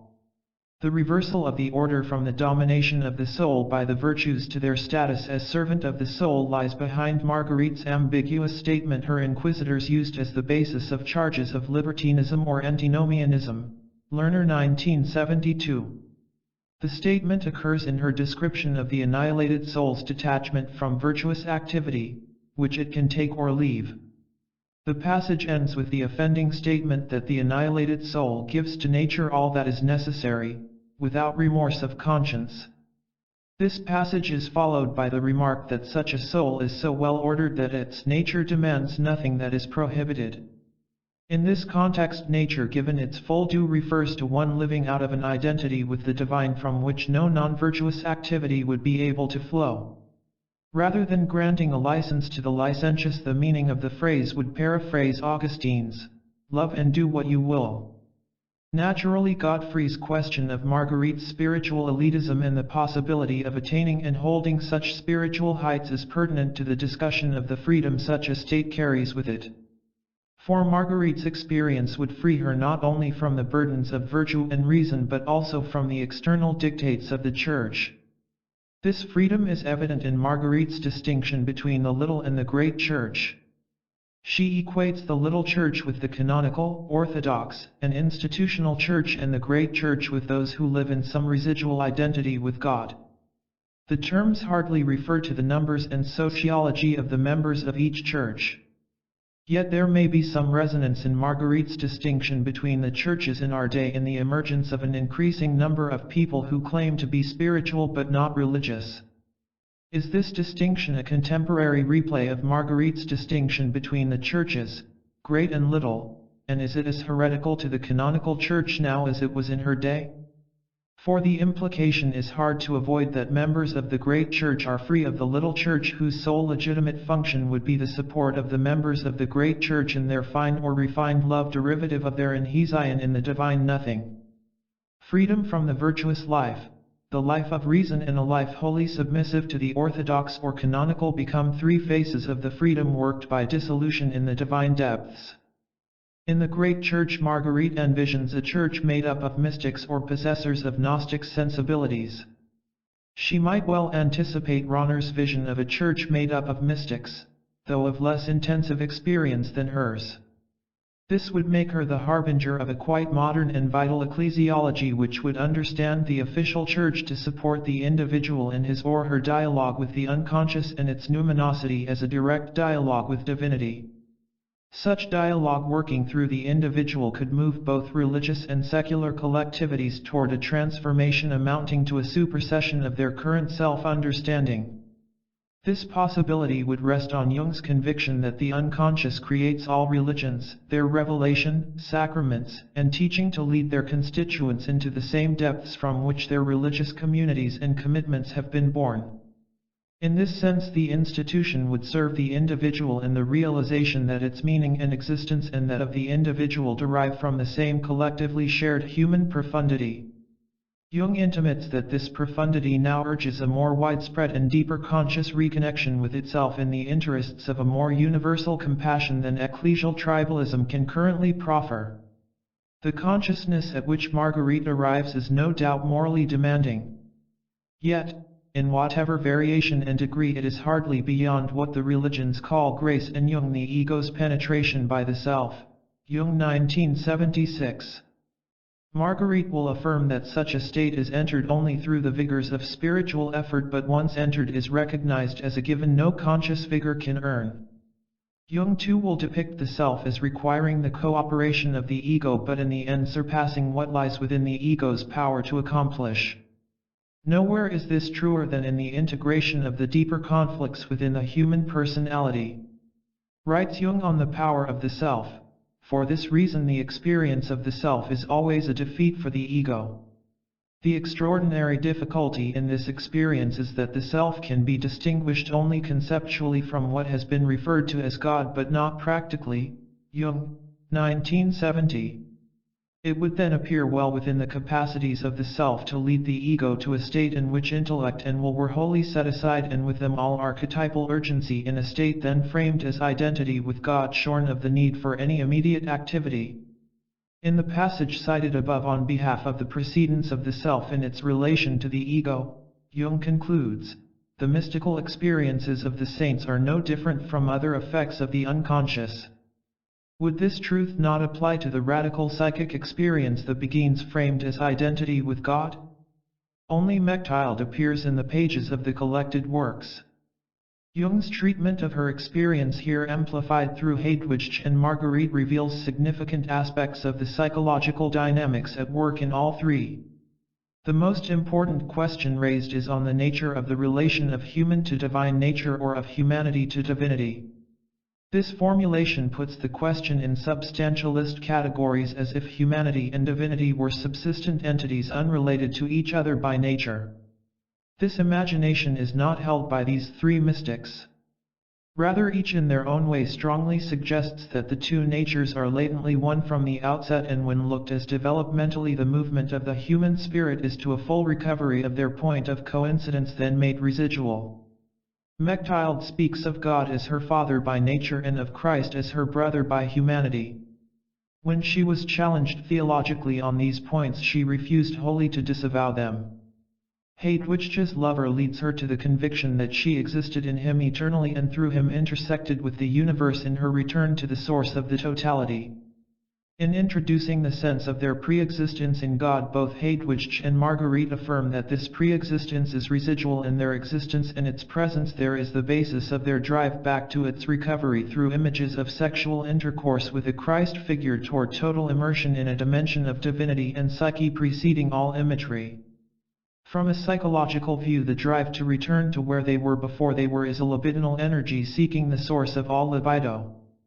Such categories derive from conceptions of energy and not of substance or fixed natures, which cannot adequately convey their meaning nor the experience from which they arise. In other words, tracking the pattern of the libidinal dynamic of these three mystics opens a window onto the energies of individuation itself, now perceived as a pattern of return of consciousness to its origin in the interests of its renewal through its immersion in the source of all energy. It has to be conceded that few live out this libidinal pattern as did these exceptional women.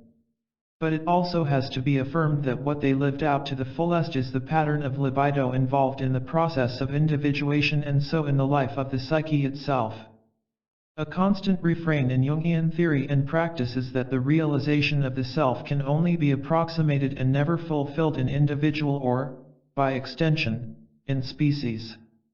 And so a Jungian analysis would approach these experiences with the humble caution that the process of individuation can never be exhausted and so terminated. The impression could be that these women have achieved something like this. This impression is negated by their description of the shortness of the experience, their hope in its recurrence and their agony in its absence. They obviously understand their experience to extend throughout a lifetime. Rather than a prolonged rest in a bliss beyond turmoil, they provide a harrowing description of a relation with God or the unconscious that informs in varying degrees the process of individuation each human life undergoes consciously or unconsciously. The imagery of nakedness in the works of Mechthild and Marguerite talk of a divestiture of virtues of reason and even of the senses as they move into identity with their origin. The next mystic to whom Jung devoted considerable attention took this divestiture to a higher level of religious clarity. Meister Eckhart was stripped not only of the accretions of virtue but of intellect, will end, in the end, his being in his breaking through to the place where he too was before he was. 3. I pray to God to rid me of God. Jung, Eckhart, and the Nothing. Eckhart's biography and work is continuous with his Begin predecessors, even as he presents the contours of their movement into the nothing more dramatically and, if anything, more precisely. Unlike the lives of his women predecessors, events in his life culminating in his heresy trial can be dated, though he says little if anything autobiographically of what must have been the experience that lies behind his gripping formulations of divestiture to the point of identity with the Godhead. Next to Jacob Boehme, he is the most cited mystic in Jung's work. Jung uses him at some length to illustrate his understanding of the relativity of God and through it of the deeper implications of the process of individuation. Because of his importance in Jung's corpus, this chapter will deal first with a treatment of Eckhart's life. It will then present a brief and systematic summary of his theology and conclude with Jung's elevation of Eckhart's religious and theological discourse to the level of the psyche and its foundational dynamics. Eckhart's life. Eckhart was born around 1260, probably at Tombach near Gotha in Thuringia in contemporary central Germany, to a family of lower aristocracy, Maginn 2001. Prior to 1277 he joined the Dominican order, probably in nearby Erfurt. He was a Dominican student in arts at Paris in or before 1277, Tobin 1986. Some of his early studies were also at the Dominican House of Studies in Cologne, possibly under Albert the Great, who died in 1280, McGinn 2001, Tobin 1986. Albert was a major influence on Thomas Aquinas and was familiar with alchemy. He then disappears until 1293–1294 when he is lecturing on Peter Lombard's sentences at the University of Paris as a requirement toward the degree of magister, then the equivalent of a doctorate. McGinn 2001, Tobin 1986. The following year he returned to Germany to become prior or head of the house at Erfurt, where he had entered on his joining the Dominicans. At this time he also became the vicar provincial of Thuringia. In this capacity he would have to travel widely to houses throughout the province and foster the spiritual life of the many houses under his care. As we shall see, a notable characteristic of his career is the breadth of Eckhart's capacities. Not only was he among the most outstanding thinkers of his time, he also held high-ranking administrative positions at various periods in his life. In 1302 he completed his degree at Paris with the highest degree of magister then attached to his name as Meister Eckhart. In this same year, 1302–1303, he held the Dominican professorship at Paris, and it is from these years that some of his Latin works derive. McGinn 2001, Tobin 1986. Here it should be mentioned that there is something of a division in Eckhart's extant works between two very distinct kinds of writings. On the one hand, as an academic and a skilled scholastic, he could and did write well in Latin in the technical manner of scholasticism. Some sermons given in Paris are also composed in Latin. But his German sermons are of another genre and tend to convey the more radical import of his thought free from the constraints of scholasticism and formal Latin. Central themes in his German sermons, such as the breakthrough to an identity with the Godhead and the divine as the ground of the soul, contribute immensely to the unique quality of his mind and teaching, but are peripheral to his Latin work, though the argument can be made that both are necessary for an integral understanding of Eckhart. Tobin 1986. Eckhart himself may not have seen them as complementary rather than in any tension. Nevertheless, it was mainly the impact, due in large part to the unfamiliarity of expression in the German sermons, which, at least initially, brought attention to questions of his orthodoxy.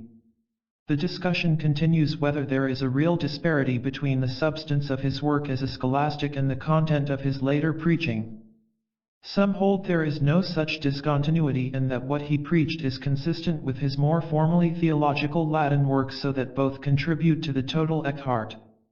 This was the attitude taken by the Inquisition. Yet it is hard to deny that his German sermons have a power of expression and of phraseology which his Latin works lack, even if he intended the sermons to convey the substance of his scholastic work. The homiletic format allowed him to make points candidly and dramatically that may be consistent with his scholastic writings but have a much more pallid expression there, if, indeed, they are there at all. Tobin 1986.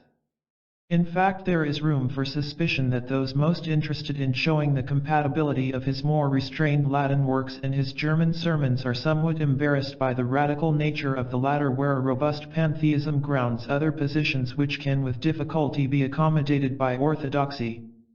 The same point could be made by the suggestion that Eckhart would never have had to face the Inquisition on the basis of his Latin works alone, even though extractions from them constitute the condemned proposition in the Bull of Condemnation.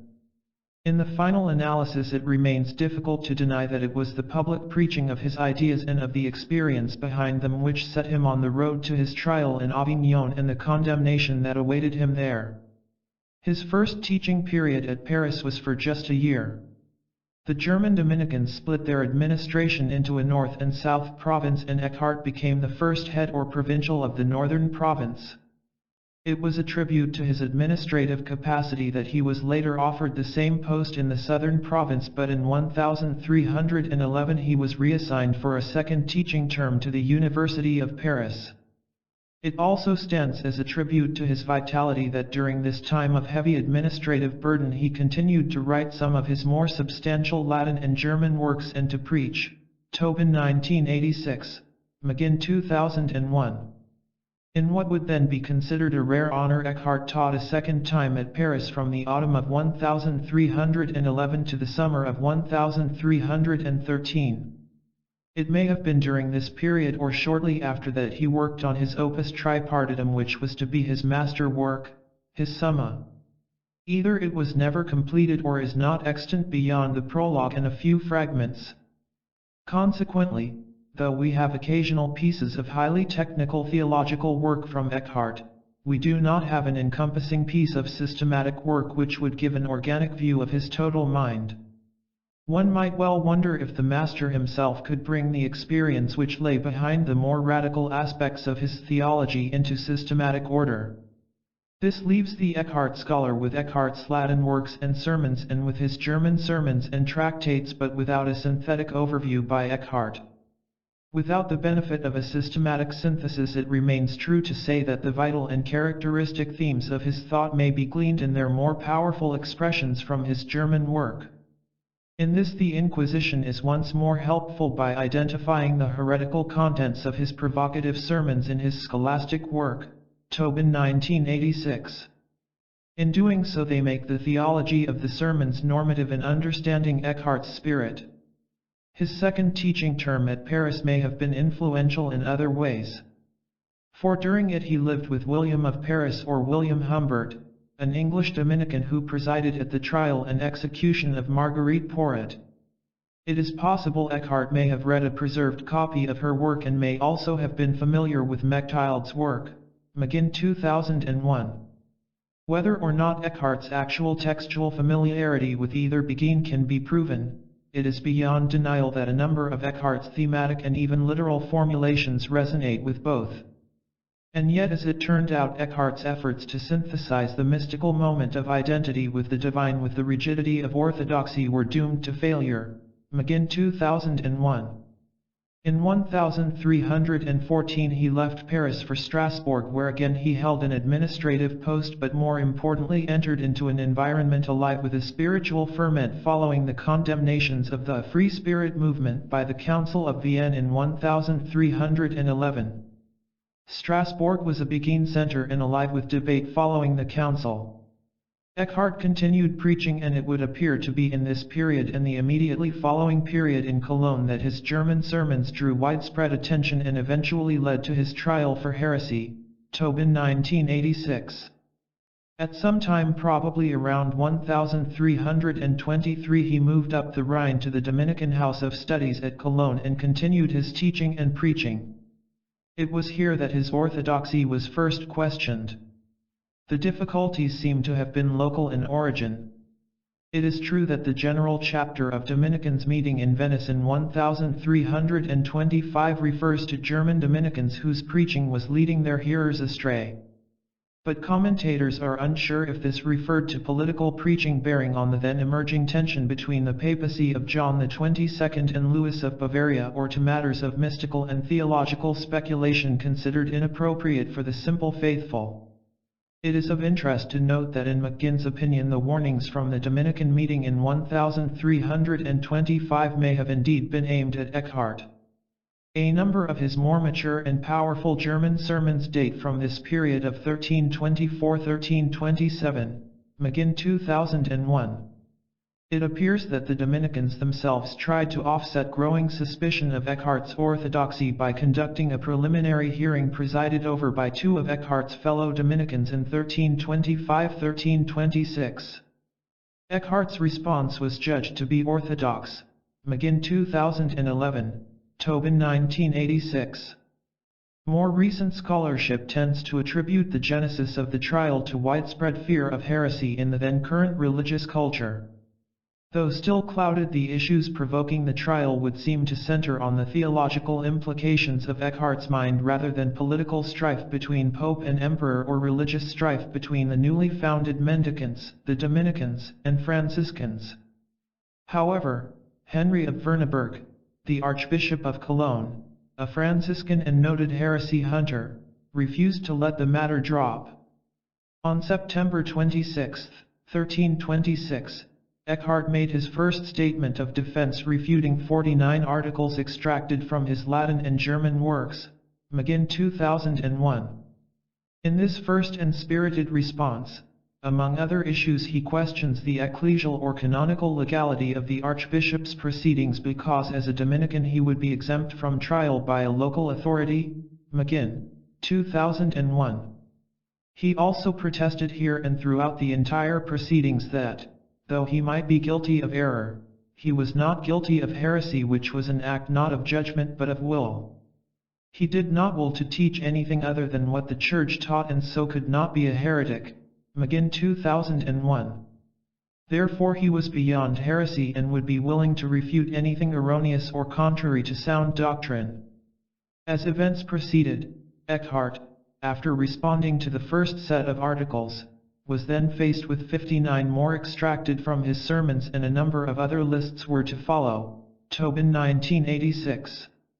It is obvious that in late 1326 and early 1327 pressure was building against Eckhart and his orthodoxy. On January 24, 1327, Eckhart appealed to the Pope to have his case shifted to a papal jurisdiction, then located in Avignon. Tobin, 1986. On February 13, 1327, Eckhart defended himself with a sermon in the Dominican Church in Cologne. McGinn, 2001, Tobin, 1986.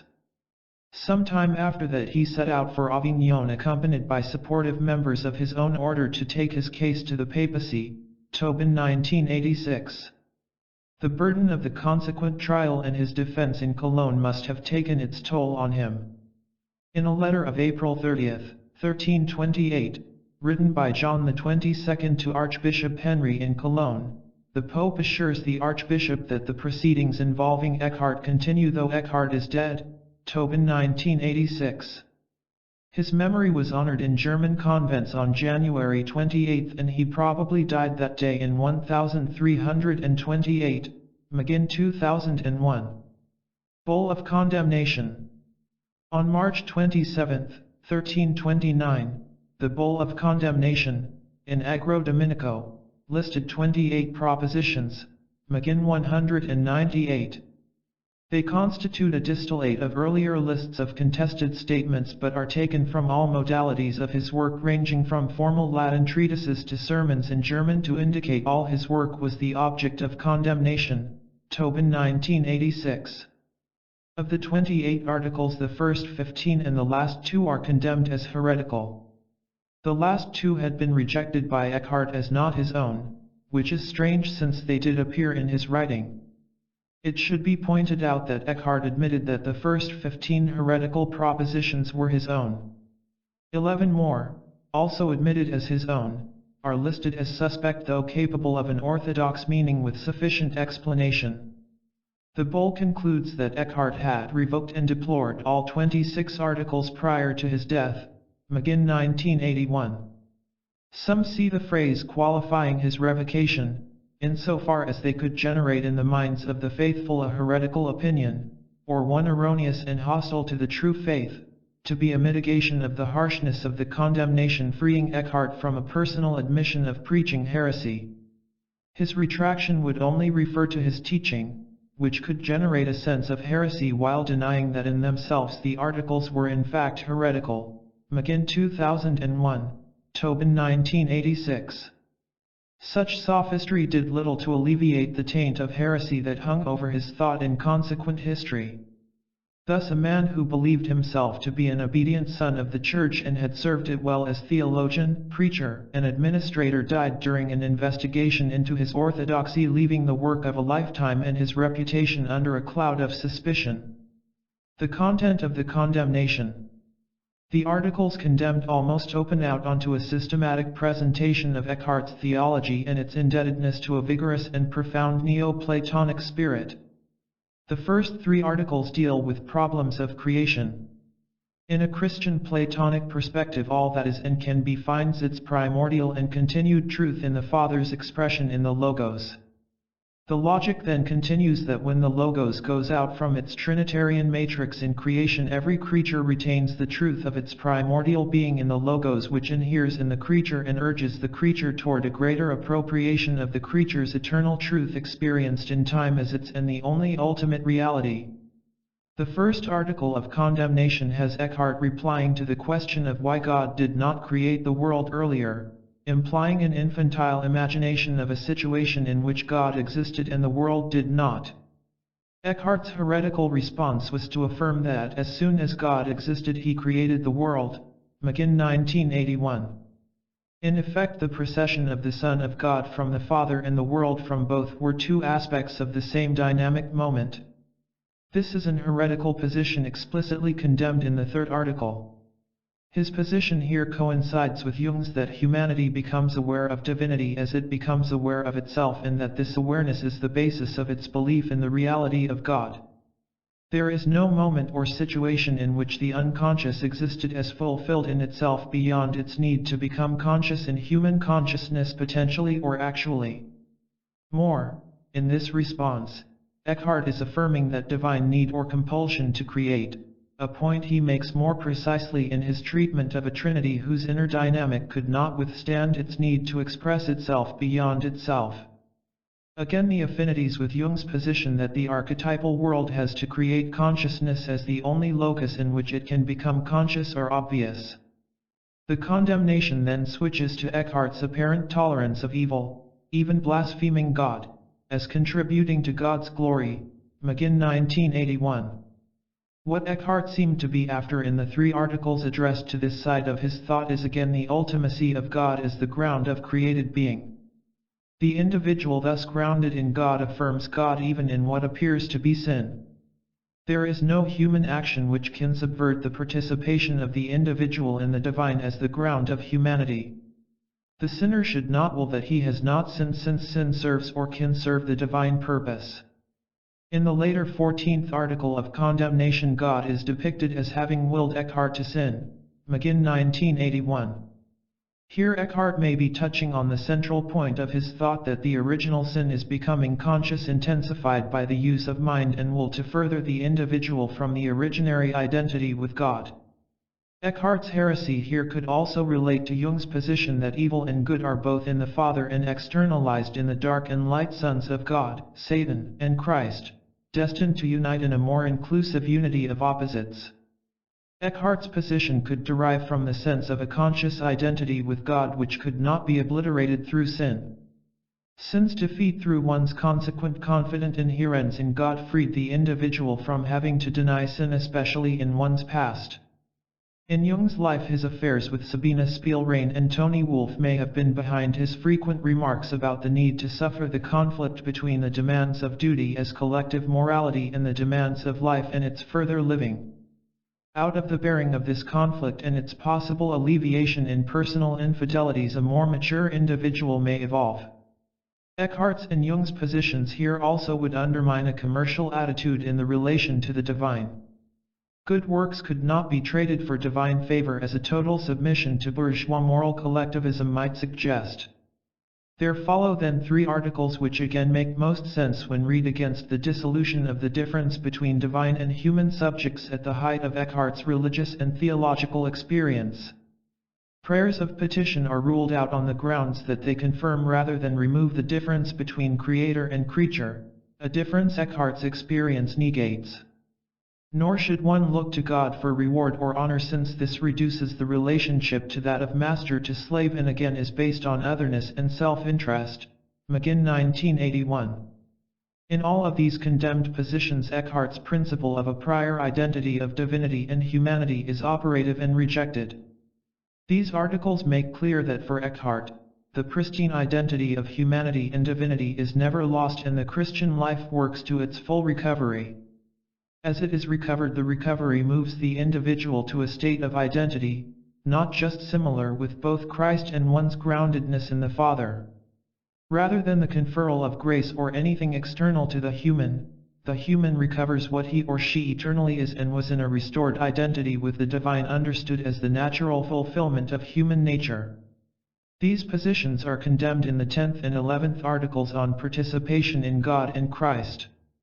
Both articles would have Eckhart arguing that in the process of the Christian life the Christian identifies with God and with Christ, receiving personally all that the Father gives to Christ.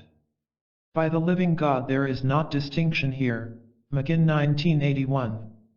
Is there any difference here in what Eckhart was condemned for and Jung's statement about inherence in Christ?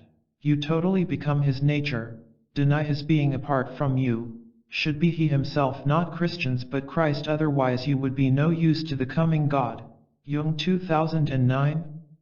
To become Christ, not Christians, a citation from the Red Book, and so early Jung, would seem to be but a modern restatement of the 10th and 11th articles of condemnation against Eckhart's urging to become Christ and God in identity, intolerant of total separation. After the affirmation of this unqualified identity there follows a condemned proposition, number 13, stating that those who have recovered their identity with the divine create heaven and earth with the divine and serve as the locus where divinity is born into the human, so that God would not know how to do anything without such a man. McGinn 1981. This condemned theme in Eckhart is itself substantially identical with the position Jung adopts in his answer to Job. Here he makes it clear that the relation of the ego to the unconscious totally contains the relation of the individual to God, and that the vocation of humanity in this cosmology is to render God increasingly conscious in humanity in an ongoing process that Jung calls variably incarnation or penetration. Jung 1976. Jung could hardly be clearer or in greater resonance with Eckhart on God's becoming conscious in humanity than when he writes, "The immediate cause of the incarnation lies in Job's elevation, and its purpose is the differentiation of Yahweh's consciousness." Jung 1969. Toward the end the condemnation addresses the issue of the unity of God, which in the modern formulation of Paul Tillich points to a God beyond the God of theism, or at least beyond popular conceptions of God the Creator. McGinn 1981. The inquisitors are here attacking Eckhart's thought that the Godhead precedes and gives rise to the Trinity, and the Trinity as differentiated cannot enter the Godhead where all differentiation is overcome. There is a sense in which this position points to one side of Jung's thinking on individuation, and indeed may extend it. For Jung, the emergence of ego from the unconscious would be the basis of the ego as other than its origin, as other than God. Jung would also understand that the ego must re-enter its origin, imaged as death in alchemy, as a precondition to its subsequent return to an enhanced consciousness on earth. Eckhart's condemnation in these articles implies his experience of immersion in the Godhead was beyond all distinction, and so would point to a level of the psyche beyond even the archetypal, which works the creation of consciousness as the locus of its manifestation. In commonly accepted archetypal theory, the archetypal unconscious is the creator of consciousness, but reference to a God beyond God, or Godhead beyond Trinity, would point to a dimension of God and the psyche deeper than the creator God and the archetypal. It is to this furthest remove from consciousness that Eckhart would seem to go, and in which he would rest as a precedent to a very active return to engagement with the worldly other. The imagery implies a fourth in God and a dimension beyond the archetypal in the psyche. A final heresy of interest to the Jungian mind is the statement that there is in the soul something uncreated, which Eckhart locates in the intellect, understood in his peculiar sense as humanity's point of residual identity with the divine. This is one of the two heretical statements attached to the end of the Bull of Condemnation. McGinn 1981. The experience of this identity would be powerfully numinous, even though it derives from a dimension of God and the psyche beyond all differentiation between ego and non-ego. It is little wonder then that Jung was drawn to Eckhart, even if the mystic's experience traces to a psychic depth Jung never clearly charted, the nothing beyond the archetypal and its compulsive drive to differentiation in consciousness. The aftermath. The history of how Eckhart's works and thought fared down to the editions on which Jung drew are of some interest. Anselet Hustash 1957. In the period immediately after his death, two of his disciples sought to keep the substance of his thought alive, though in a more acceptable formulation given the prohibition to defend or disseminate his thought in the bull itself. McGinn 1981. They were Johann Tauler, 1300–1361, and Heinrich Sisso, 1296–1366. They are described as Eckhart's pupils and disciples, College 1981.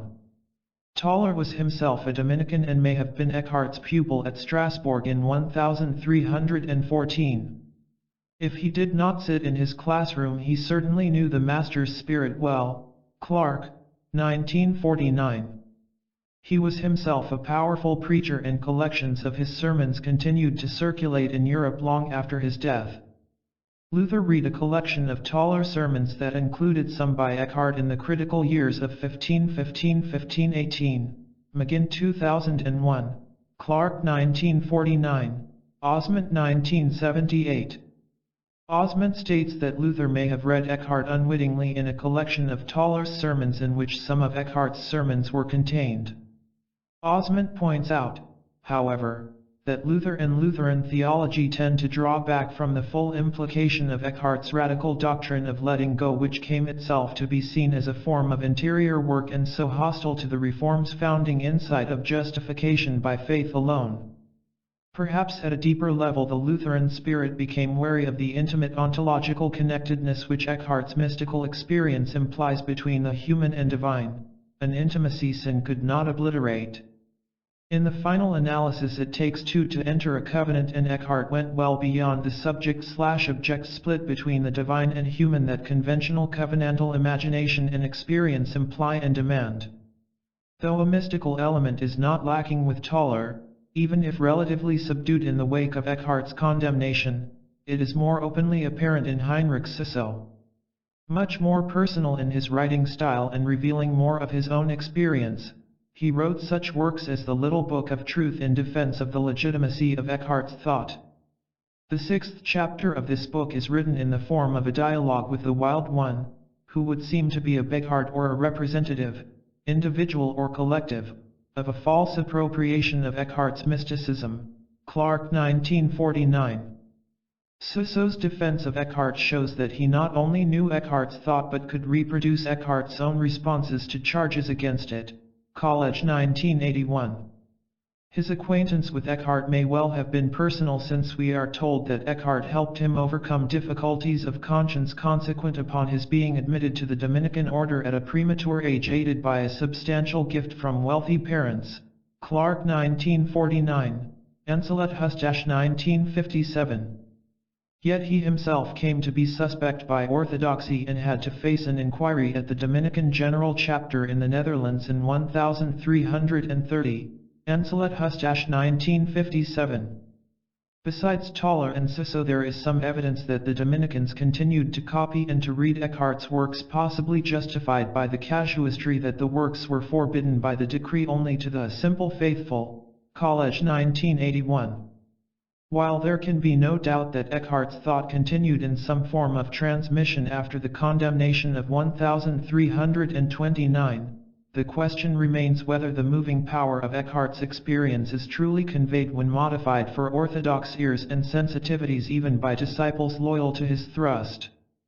In the next century, Nicholas of Cues, 1401–1464, a cardinal active at the councils of Bâle and Florence, preserved some of Eckhart's works and was thoroughly familiar with the condemnation and Eckhart's defense at Avignon. Ancelet Hustash 1957, College 1981. He himself wrote on such topics as the coincidence of opposites, derived from Eckhart and dear to Jung's psychology. Indeed, it is currently alleged that Jung took the phrase from Nicholas rather than the alchemical tradition.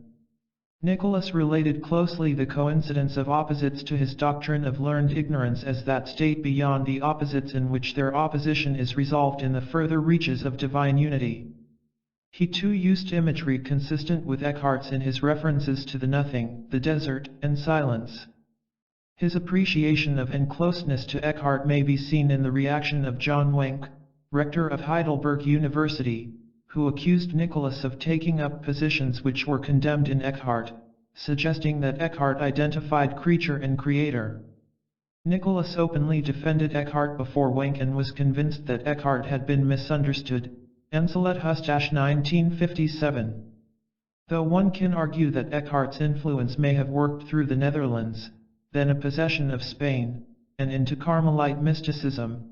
There is little hard evidence to date that such prominent later mystics as John of the Cross or Teresa of Avila in the 16th century had a textual acquaintance with Eckhart in spite of the then close cultural ties between the Netherlands and Spain.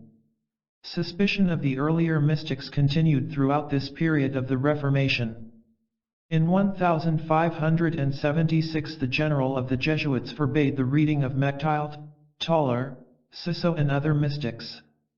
The list did not include Eckhart, who may have faded from memory or, quite another reason, did not even have to be mentioned.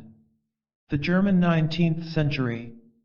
In fact, Eckhart's writings seem to have had little explicit attention from the 15th century until the period of the German Romantic idealist revival in the early 19th century. Franz Bader, 1765–1841, a Catholic professor at the University of Munich, familiar with Jacob Boehme's thought, by his own account introduced Eckhart to the master of German idealism, George Hegel. Hegel, claimed Bader, saw in Eckhart's understanding of the relation of the absolute to the human a position which anticipated historically his own and was fully compatible with what he sought to articulate. Enselet Hus 1957, Clark 1949. In his initial enthusiasm he is said to have lectured Bader on his appreciation of Eckhart at some length the day following Bader's presentation. In his lectures on the philosophy of religion, Hegel refers to Eckhart's famous dictum that God and the human see each other out of the same eye. He relates this experience to the substance of a living cult, that is, a living liturgical practice in modern language, and contrasts it to the more superficial rationalism and historicism prevailing in then contemporary Protestant thought. Hegel 1824. Based on these expressions of appreciation, it is difficult to deny an underlying morphological affinity and spiritual sympathy between Eckhart and Hegel. For both the ontological intimacy of the divine and the human was to come into progressive realization in individual and historical humanity. Nor is it possible to deny a continuity of the affinity of Eckhart and Hegel with Jung's understanding of the basic movement of the psyche. His late answer to Job insinuates that the sole locus of the resolution of the divine self-contradiction is in the consciousness of humanity created for this purpose. The Hegelian implication is blatant and will be addressed in Chapter 5. A landmark in Eckhart scholarship and a substantial contribution to its modern phase was Franz Pfeiffer's publication in 1857 of major portions of Eckhart's German work, Pfeiffer 1857. This edition was translated into 2 volumes by Miss C. de B. Evans in 1924, and it is from this translation that Jung draws many of his citations from Eckhart, 1924. The history of Pfeiffer's work and the energies it released is almost a study in itself. Scholars have currently come to realize that much of the material is not authentic in the sense that it cannot be said to have been authored by Eckhart and yet is to be greatly valued as an authentic expression of his spirit. One form of misguided endorsement came from Thomists eager to show the continuity and compatibility between Aquinas and Eckhart. None of these positions have stood the test of further scholarship in time. But for a time after the discovery of its spurious material, Pfeiffer's work tended to be discredited. The question of authenticity still clouds Eckhart scholarship, and the number of certainly authentic works, especially among the German sermons and tractates, has been greatly reduced by modern scholarship. However, Joseph Quint, one of the main editors of the German works, has restored considerable credibility to Pfeiffer's 19th century collection. Quint reasons that while much of the material may not be of Eckhart's hand or mouth, it is almost entirely Eckhartian in spirit. He writes, although the authenticity of individual pieces in the Pfeiffer edition, particularly in the case of the majority of the tractates, is very questionable, I have not hesitated to cite parallel passages from such pieces.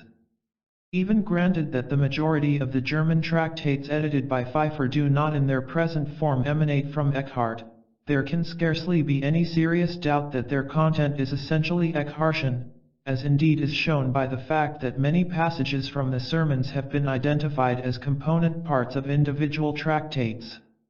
Yet even if pieces in question can be shown in the last analysis to be spurious, the parallels drawn from them will serve to some extent to lift the Eckhart passage under discussion out of its isolation, and so by means of contemporary statements emanating from the intellectual environment to which Eckhart belonged, illuminate it from the most diverse sides.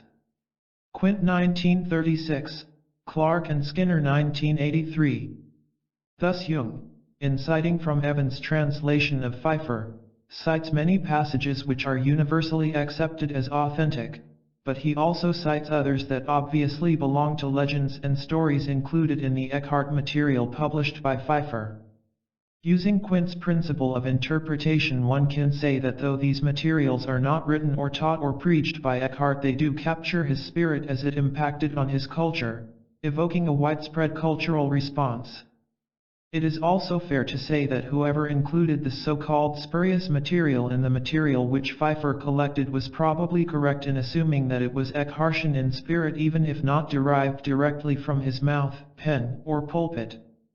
In fact, some pieces of the certainly spurious material, such as the Sister Catherine material, the story of Eckhart's daughter, and his meeting with the little boy, may be invaluable in pointing to what was truly operative in Eckhart's spirit, justifying their rightful inclusion in Pfeiffer's collection. The fact that many of the sermons that Jung cites are currently understood as authentic somewhat undermines the suggestion that his 1921 work on Eckhart was a travesty because of its exclusive reliance on Eckhart's German sermons.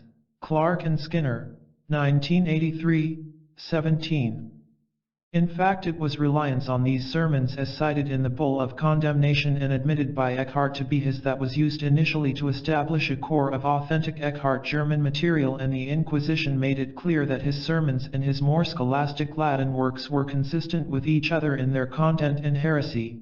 Encelet Hus 1957, 50, Clark and Skinner 1983, 22. With Pfeiffer's publication of Eckhart's material, 19th century interest in Eckhart became widespread.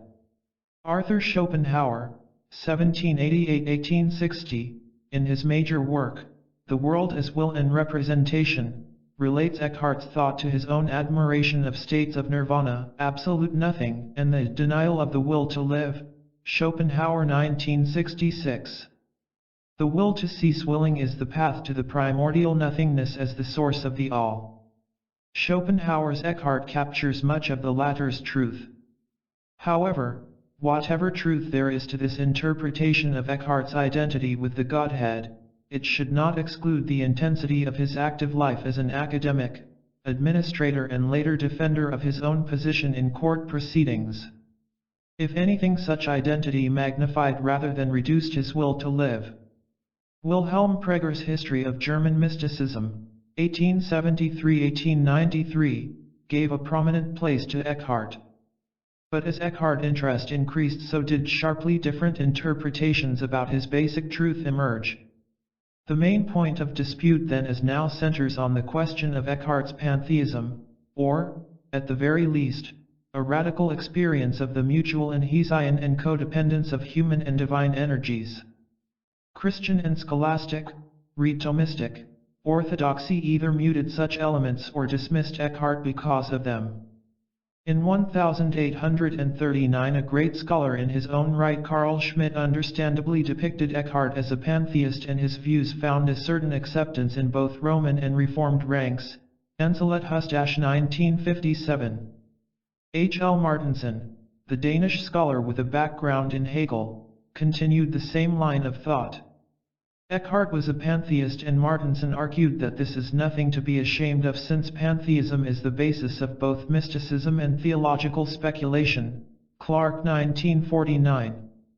Jung might add that it is the basis of religious experience itself and, as seen, deplores its rejection by the Church. Jung 1970, 541. Others writing in the same period closely related Eckhart to Plotinus and affirmed his discontinuity with traditional scholasticism and the Church, a disconnect reaffirmed into our times. Encelet Hus 1957. Soon the counter-position was to emerge. H.S. Denifl, a Dominican and Orthodox Thomist, led the attack on Schmidt and Praeger. On the basis of his discovery of Eckhart's Latin and scholastic work, Denifl sought to show that Eckhart's thought was much closer to the Aquinas imposed on the Church as its official theologian by Leo XIII in 1879. In fact, Denifl came close to imposing a Thomistic hermeneutic on Eckhart. This hermeneutic would have limited Eckhart's truth to those scant areas of his experience and theology where he can be shown to be compatible with Aquinas. Enselethus 1957. For Denifl, all incompatibility with Aquinas was due to Eckhart's difficulties with conceptual clarity, if not downright muddle-headedness. McGinn 2001. Denifl proceeded to attack Praeger on the latter's ignorance of scholasticism and so misinterpretation of the meaning of Eckhart, which is only truly revealed when read in the context of his continuity with his alleged Thomistic ancestry. Undoubtedly, the Latin works do show Eckhart as a scholastic working with a scholastic methodology, especially when compared with his German work, including the sermons. Denifl did Praeger some damage during their lifetimes, but current scholarship, especially outside of Catholic circles, seems much more open to the likelihood that Eckhart's experience was close to a Platonic or Plotinian pantheism which he sincerely tried to reconcile with his Christianity with ambiguous success, especially in the eyes of the inquisitors he faced at Avignon. Clark 1949. Denifl's efforts to reduce Eckhart to a Thomist are currently thoroughly discredited. Nevertheless, the tension between readings of Eckhart as a more or less Thomistic scholastic with a peculiar taste for paradox offensive to usual Thomistic clarity and relative superficiality and those who saw in him a robust Plotinian or Platonic pantheist continued. Thus Henri Delacroix in his essay Sur le panthéisme populaire au XIVe siècle, 1899, agreed with Schmidt, Clark 1949.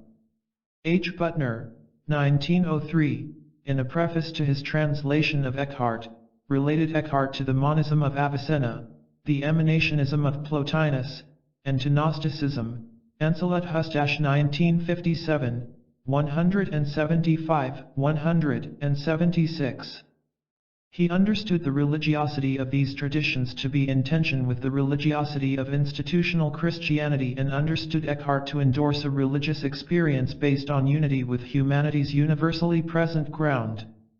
Henri Lichtenberger seems to have sought a middle ground in his lectures at the Sorbonne in 1909. He worked to soften too absolute a distinction between mysticism and scholasticism by showing the latter, even in Aquinas, to be informed by a profound religious sensitivity. Later in the century, certain differences became apparent even in Catholic commentators. Otto Karrer, a Catholic theologian, writing in 1926, sought, in continuity with Denifl, to demonstrate Eckhart's orthodoxy, both Christian and scholastic, by extending the parameters of orthodoxy beyond what was acceptable to Denifl.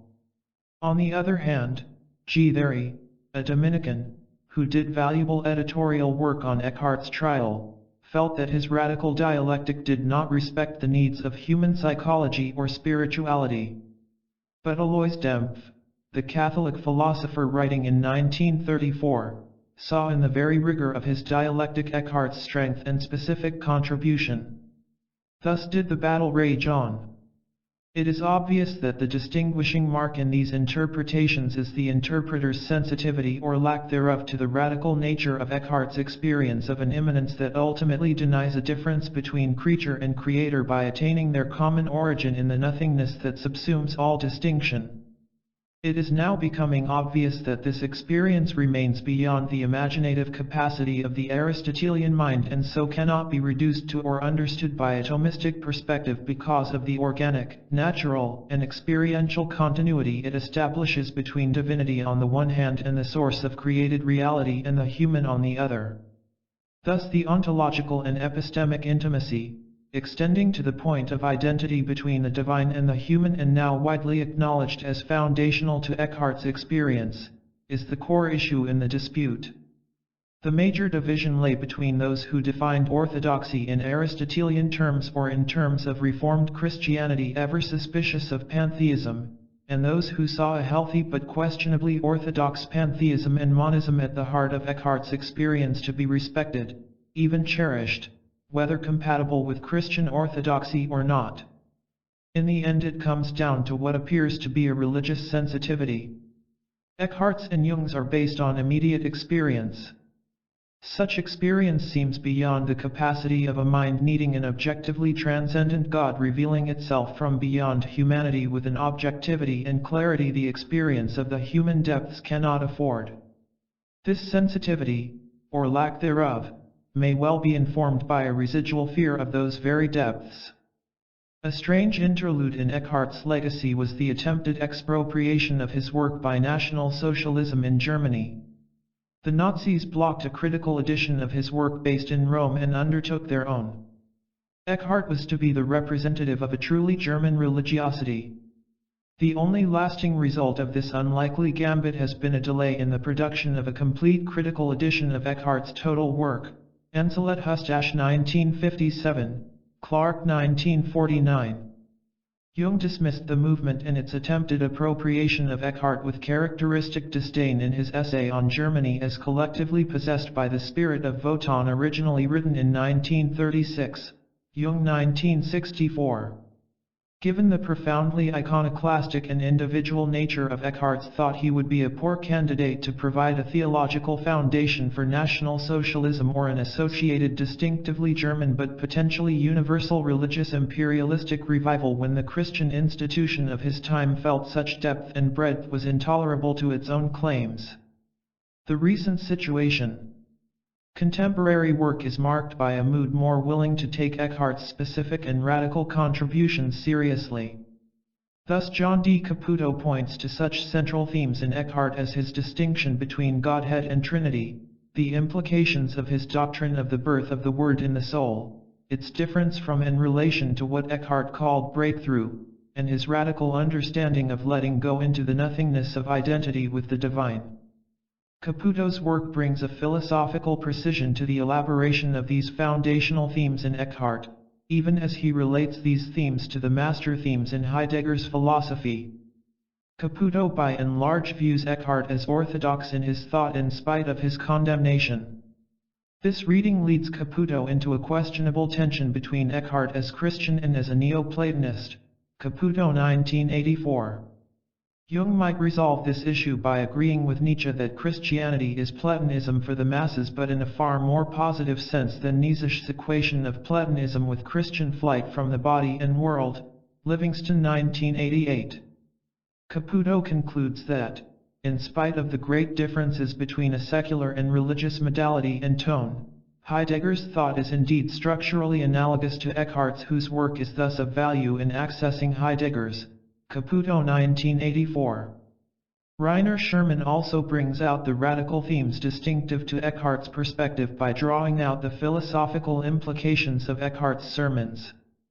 Sherman understands Eckhart as certainly non-Thomistic, anti-scholastic and in some respects somewhat beyond even the Neoplatonists. Sherman, 1978.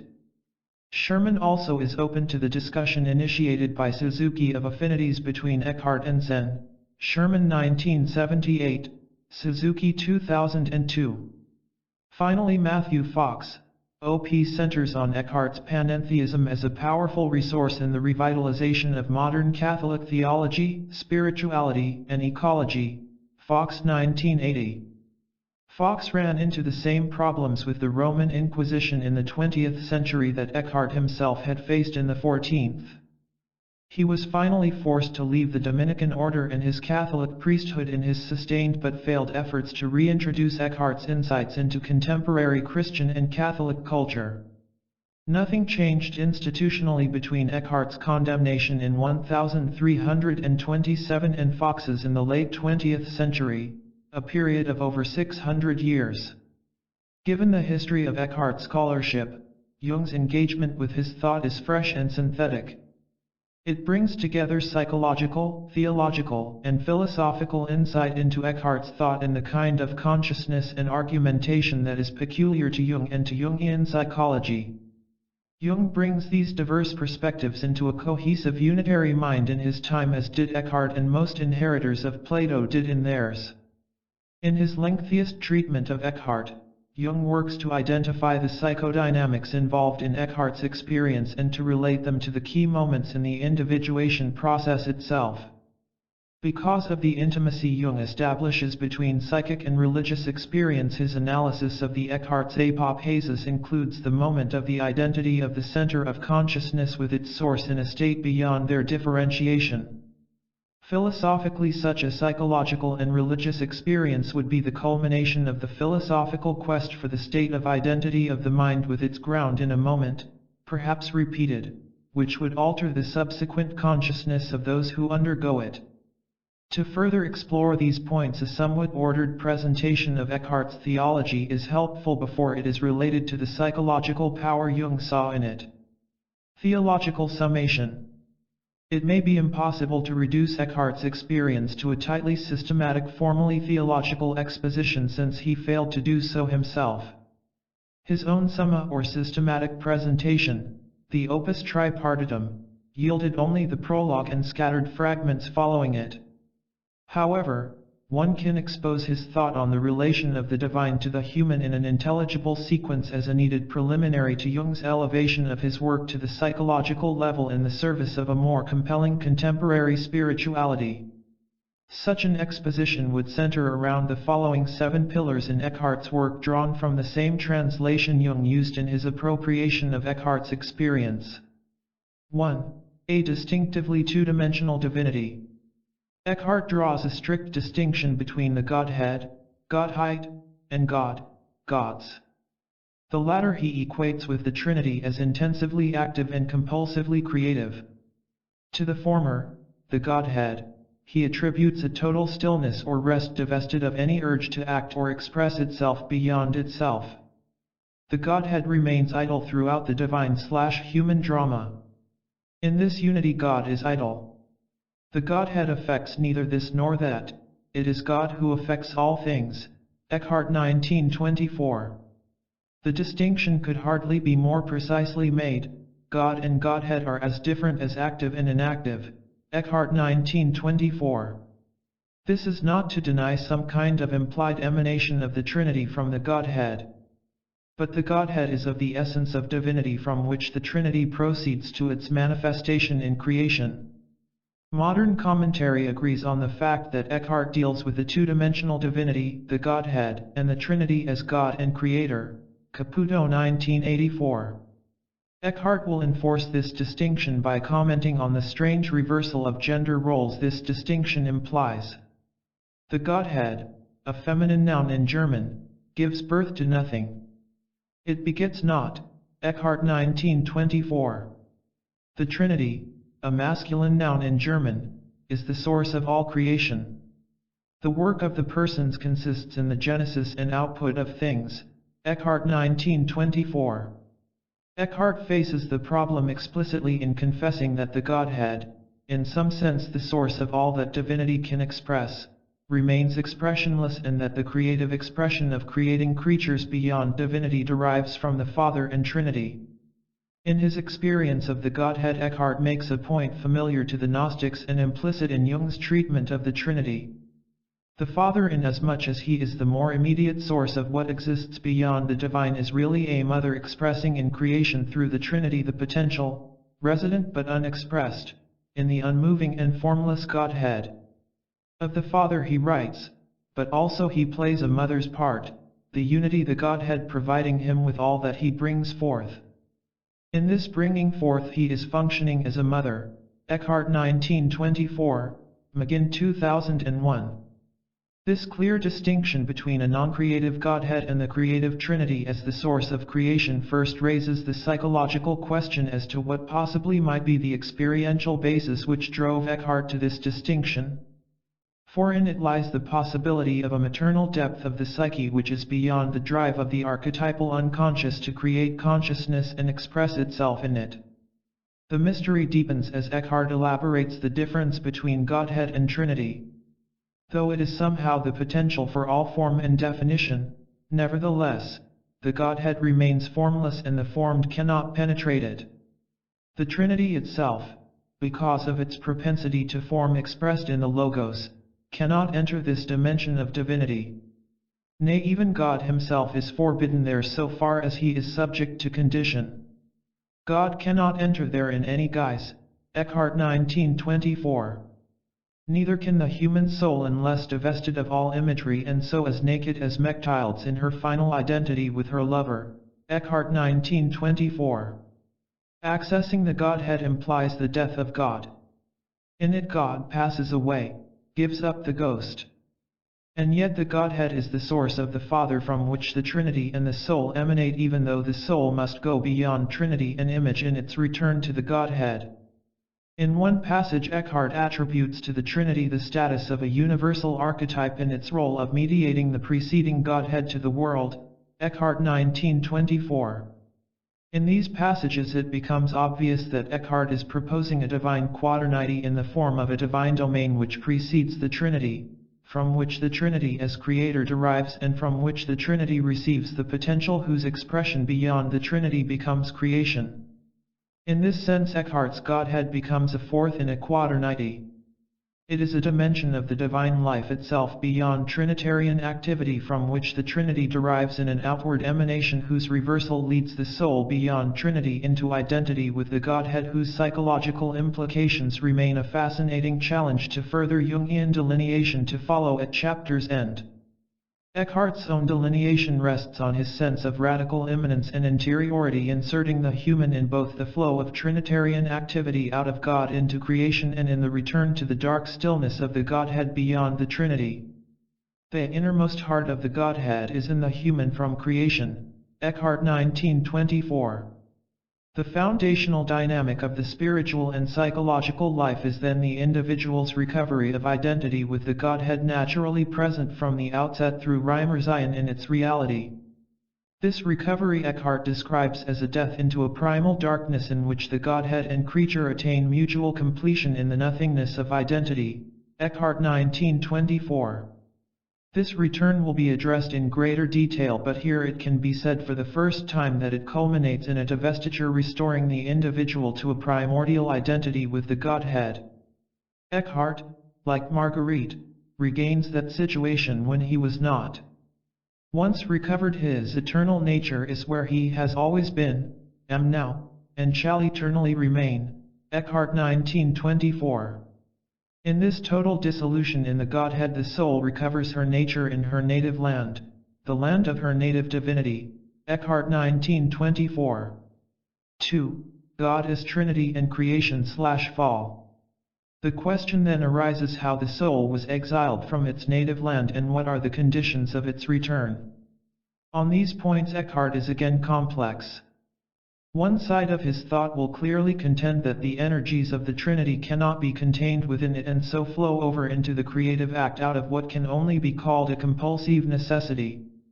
Supporting this side of his mind is a very modern theme that the individual in freely stepping out of the original identity with the divine establishes an otherness to the divine. This otherness then becomes the basis of an alienation between the creature and the divine in the shattering of their pristine identity. The original identity is negated in the creature's willing its autonomy, and this negation, the otherness of God and creature, must be itself negated in the soul's natural movement back to its primal identity with the divine. As Paul Tillich worked these themes in the 20th century, he effectively argued Eckhart's point that creation and fall are simply two sides of humanity's existential removed from its essential nature. For Tillich, in the Trinity's expression in the Logos, Tillich 1957. With Eckhart, Tillich would also argue that the very alienation entailed in such a remove provided the energy of the soul's drive to recover its lost identity with its origin. Eckhart, Tillich, and Jung, as manifest in his treatment of Eckhart, were keenly aware that the soul could never divest itself of a sense of its primordial divinity and eternity as the basis of its current search for their greater recovery. To return to the Trinity as creator, Eckhart describes the vitalities of the life of the Trinity as a certain boiling or bulliccio. A boiling the Trinity could not stop from boiling over in an ebullicio into creation. The imagery describes a compulsive necessity in the divine creative libido which was beyond resistance and resulted in creation and the universal situation of alienation. Every creature proclaimed God but none was happy or blessed. Eckhart 1924. Effectively their proclaiming God was a statement of their alienation from their source. And this alienation as negation had to itself be negated in the soul's return to its native identity with God as the basis of an identity with the All. In his understanding of the necessity of creation, Eckhart also becomes a significant precursor of a theme that grew stronger in later centuries, namely that of a mutual completion of the divine and the human in their eternal and inescapable reciprocity. God can no more do without us than we can do without him. Eckhart 1924. In context, the statement is one that demands of the listener a loving response to the divine necessity of creation. As the theme of mutual fulfillment develops through Boehme and into Hegel and Jung, it increasingly takes on the implication that divinity must create in order to resolve its own polar tensions in human consciousness as the basis of life universal. What then are we left with in Eckhart's two-dimensional divinity, and what would it mean in terms of Jung's attraction to Eckhart? From a Jungian perspective, the archetypal dimension of the psyche directed by the self is compulsively creative in two senses. First, it is driven to create the ego. Second, it is driven to become itself conscious in the creation of the ego through a process of an ongoing re-immersion of the ego in its maternal origin, itself redeemed in the return of the ego from its origin. The ego, in moving beyond its unconscious origin, is both created and fallen, and so is driven to recover its origin, and in doing so make the origin more conscious in the ego on its return from its depths.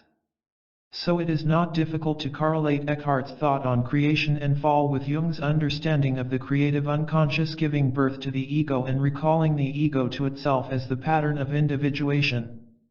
It is more difficult to see in Jung's model of the psyche where the ego attains an identity with a dimension of the psyche which would precede the archetypal and provide a moment of passivity to moderate the passion of the archetypal seeking incarnation in the collective or personal mind in ways that might overwhelm society or individual to the detriment of both. In effect, Eckhart's identification of a dimension of psyche that precedes creative compulsion could enhance by its restraint the more aggressive incarnations of archetypal energies and negative forms of collective or personal faith in forms of epidemic madness. The peace such a pre-archetypal rest in an origin beyond compulsion affords would carry with it a more universal compassion, because it would proceed from the deepest source of human creativity and affirmation, and so carry a compassion as universal and as specific as its origin. The same origin as that of the All. 3. Christ as Word and the birth of God in the soul. Eckhart's position that as soon as God existed he created the world was the first of the heretical propositions at his trial, McGinn 1981. It would mean that the created world is co-eternal with the Trinity. When this position is coupled with his assertion that, when God spoke his word, Eckhart heard two things, this quaint phrase would mean that as the word proceeded from God within the life of the Trinity, it concurrently proceeded beyond the Trinity into the creation of the world. God speaking the word to himself is God speaking the word beyond himself. Eckhart 1924. In this perspective there is no gross imagination that would imagine a divinity contemplating whether or not to create the world, or an ontological situation when God was and the world was not. Rather, God speaking the word within his life is God speaking his word in creating. The word is thus natural to the structure of the world, and mind and humanity is thus naturally gifted to experience its presence and to move back through the word to identity with the Godhead which precedes it.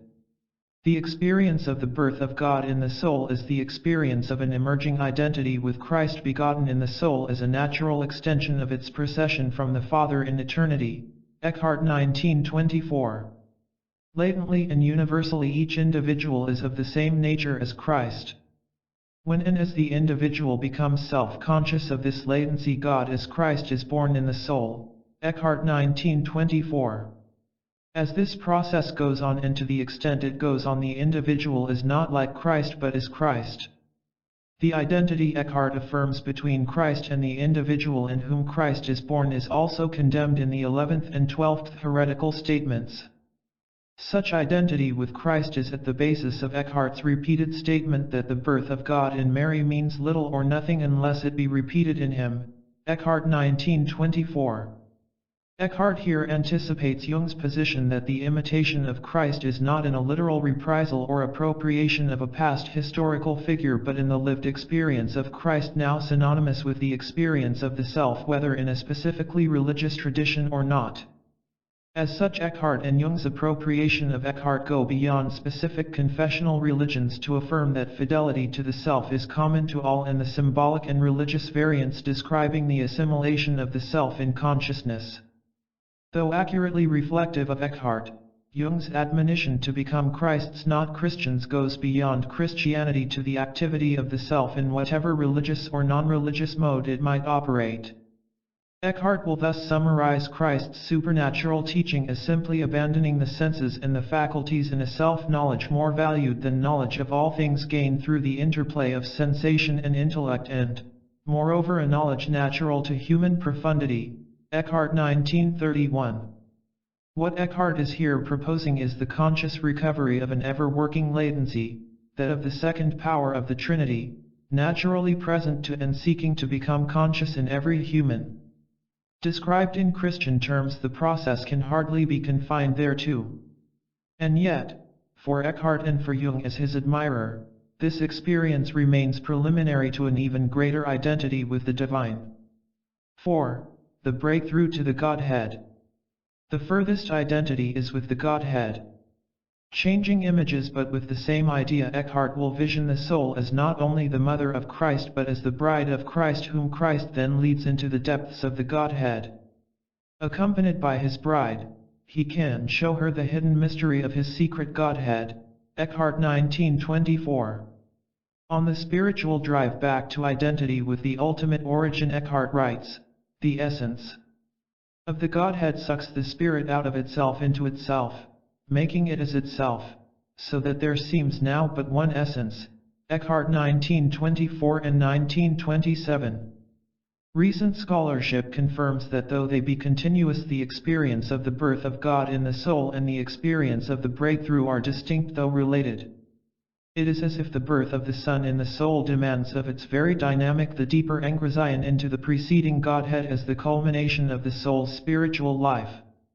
John Caputo recognizes the birth and the breakthrough to be distinct and reconciled with some difficulty. The birth of God in the soul he sees as personal and Christian. The breakthrough he identifies as Eckhart's Neoplatonism, questionably compatible with Christian orthodoxy. In the end, he feels there may be a certain complementarity between these distinguishable movements of soul, but is fully aware of the difficulty the breakthrough poses to Christian orthodoxy. Caputo 1984. As noted above, a Jungian perspective might well see Neoplatonism and Christianity as two variants of the same archetypal movement. Rainer Sherman agrees that Eckhart's understanding of the return to the unity of the Godhead is Neoplatonic and inspired by Proclus, but stands in some tension with the Platonic tradition, since it describes a new way of being in the world through resonance with the ground of being. Sherman 1978. But of greater importance, Sherman contends that the birth of the Son of God can be distinguished from, precedes and leads organically to immersion in the Godhead as toward its completion. Sherman 1978.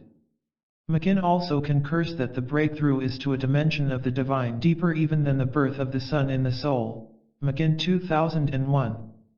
The breakthrough into the Godhead, described in religious language by Eckhart, is of immense psychological import, since it also describes the deepest engrazation of consciousness into the unconscious, and so into the psychology of the descent into nothingness.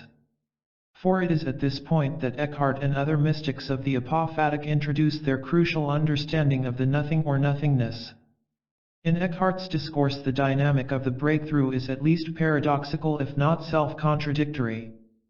For it implies an identity with a wholly passive nothingness divested of activity and any urgency thereto.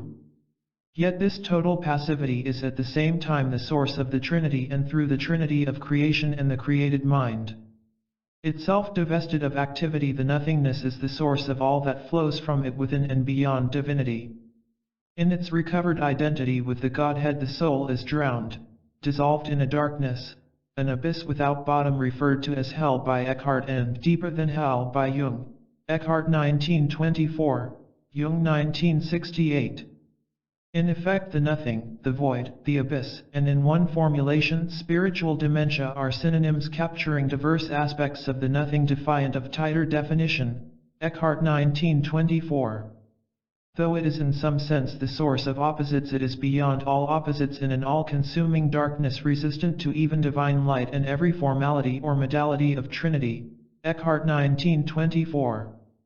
It is at this point where divine and human coincide beyond all differentiation, that they see each other with the same eye. The eye wherein I see God is the same eye wherein God sees me. My eye and God's eye are one eye, one vision, one knowing, one love. Eckhart 1924. The dissolution of the mind beyond all differentiation is the basis of the deepest freedom and the root of a restorative resignation. It enables the question, why ask why? Sherman 1978. The cessation of questioning is a consequence of Eckhart's understanding of resignation and of self-acceptance as a residual component in the consciousness consequent to the moment of dissolution. No doubt such ego loss is radical. Eckhart does point out that the total loss of distinction between divinity and humanity is an experience which can happen only now and then, yet obviously one that remains unforgettable in its aftermath. Eckhart 1924. Like Marguerite before him, the experience takes Eckhart to a place where he was before he was. Eckhart 1924. He is referring to the soul's primordial identity with the Godhead prior to creation, to be regained beyond creation but within life, and from which the soul cannot be separated throughout. Has Eckhart in his immersion in the Godhead returned to an even deeper experience of the Great Mother or Goddess than the burden of Jung's psychology deals with, though it be an experience Jung obviously appreciated? After his break with Freud, especially in what is today Volume 5 of the collected works, Jung returned to a stratum of the psyche he knew was beyond Freud's psychic boundaries. He came to understand this stratum to be that of the maternal matrix of the archetypal, herself the formless mother of all form. In this early work this power divides into the dual mother, and Jung describes her propensity to sustain or to devour consciousness in telling terms. Eckhart would seem to have penetrated even beyond the duality Jung identifies in the matrix of consciousness to a maternal nothingness, paradoxically beyond all distinction and yet the remotest source of the multiple and the ultimate resource for its unification when recovered. Eckhart describes the maternal nothingness as mother even of the Trinity and so of all intellectual delineation. In this Eckhart goes to a layer of the ground of what is, of which Jung was appreciatively aware but to which he addressed only occasional sustained focus, mainly in his work on Eckhart himself. 5. The ground. For Jung was aware of the ground of which Eckhart speaks. Dourley 2011. In the culmination of the alchemical transformation he describes a consciousness as one with the eternal ground of all empirical being.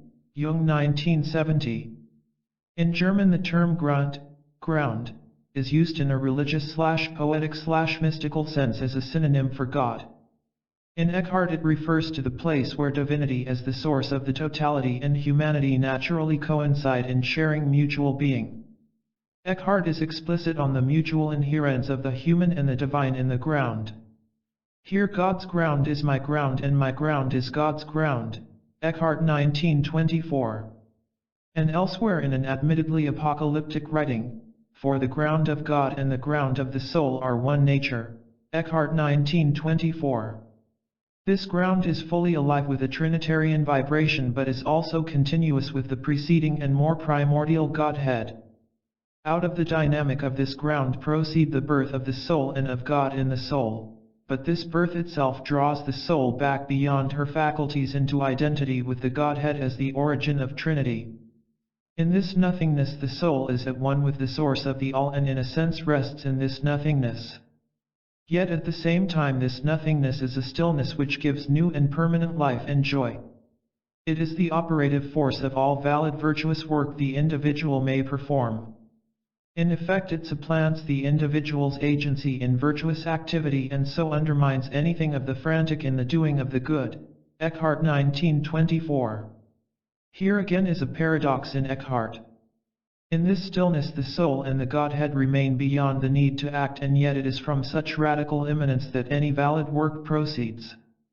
Marguerite describes those who attain a perfect virtuous life through intense activity but are still profoundly lacking, and many are aware of the sterility of such virtue gained. Eckhart deplores virtuous activity when it proceeds from any motivation other than simply the expression of the individual's identity with the Godhead. Eckhart 1924. Whatever activity might follow the attainment of the nothing beyond the Trinity is wholly enabled by the attainment itself. Such radical interiority in its relation to activity lies at the basis of Eckhart's remark, "When a man goes outside himself to fetch God he is wrong." Eckhart 1924. Jung was to repeat these sentiments when he discusses the prevailing Western poverty of souls stripped of a religious sensitivity. Such religious impoverishment would place all God outside. Jung 1968. He immediately remarks, "A little more Meister Eckhart would be a very good thing sometimes." He goes on to twice describe the soul as imbued with a native consciousness of God, and then spells out his rejection of a God like Barth's wholly other divinity. It is therefore quite unthinkable for God to be simply the wholly other, for a wholly other could never be one of the soul's deepest and closest intimacies, which is precisely what God is. The continuity of thought and spirit between Jung and Eckhart could hardly be made more explicit. 6.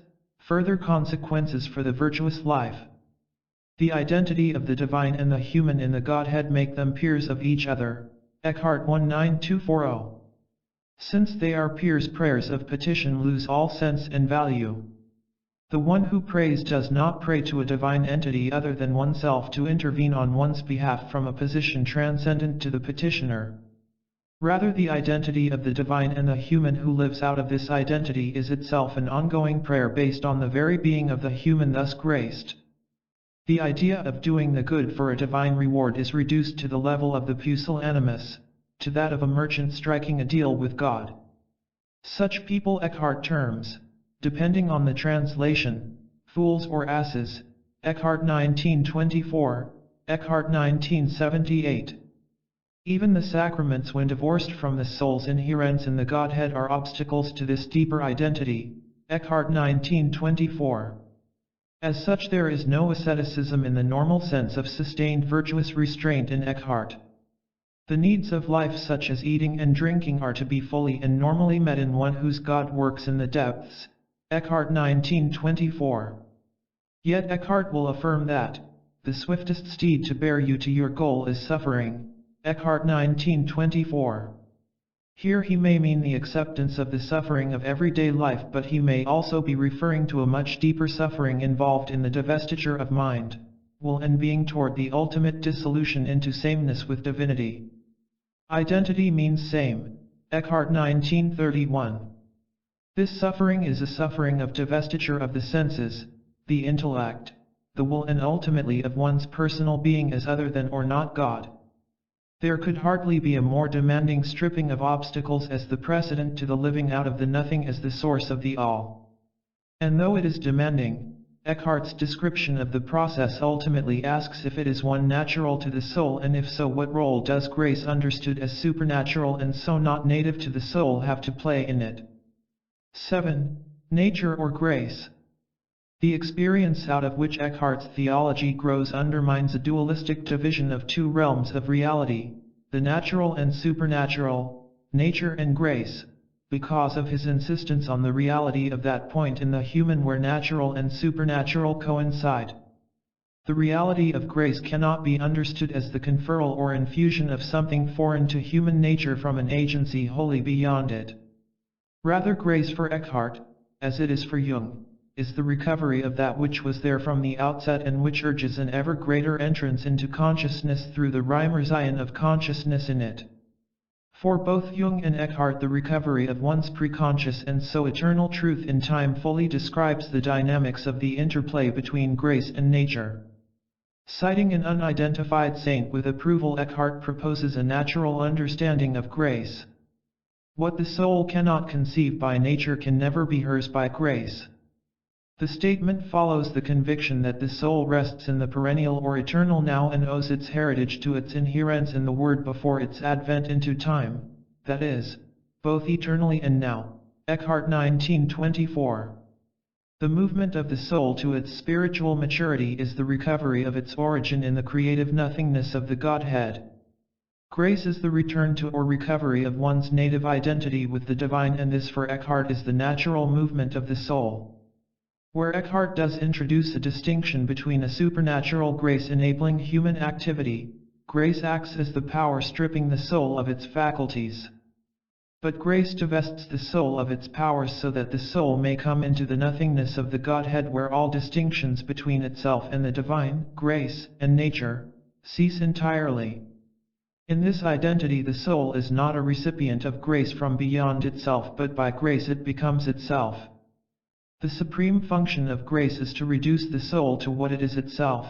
Eckhart 1924 409. Grace does not build on nature as a superaddition. Grace ceases to be accidental to human nature. Rather, grace is human nature fully recovered in its identity with God. And this culminating state of identity with the divine may be the secret behind Porete's and Jung's fascinating statement, "Unless I can be the nothing, I cannot be the all." For Eckhart affirms that the individual has within the power of identity with all particulars when that individual identifies with their ultimate source in the Godhead beyond the Trinity. In this context, grace is the full recovery of nature.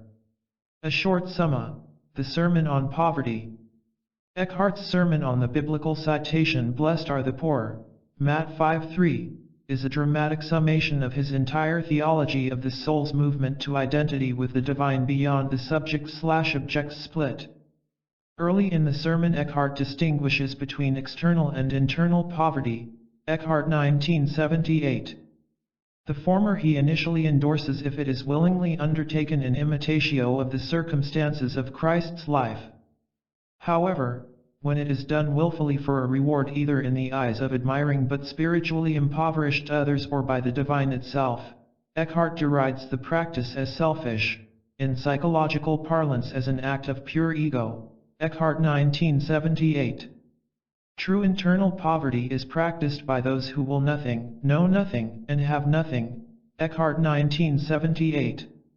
He then proceeds to deal with each of these forms of poverty under the rubric that all three forms of poverty negate the difference between the divine and the human.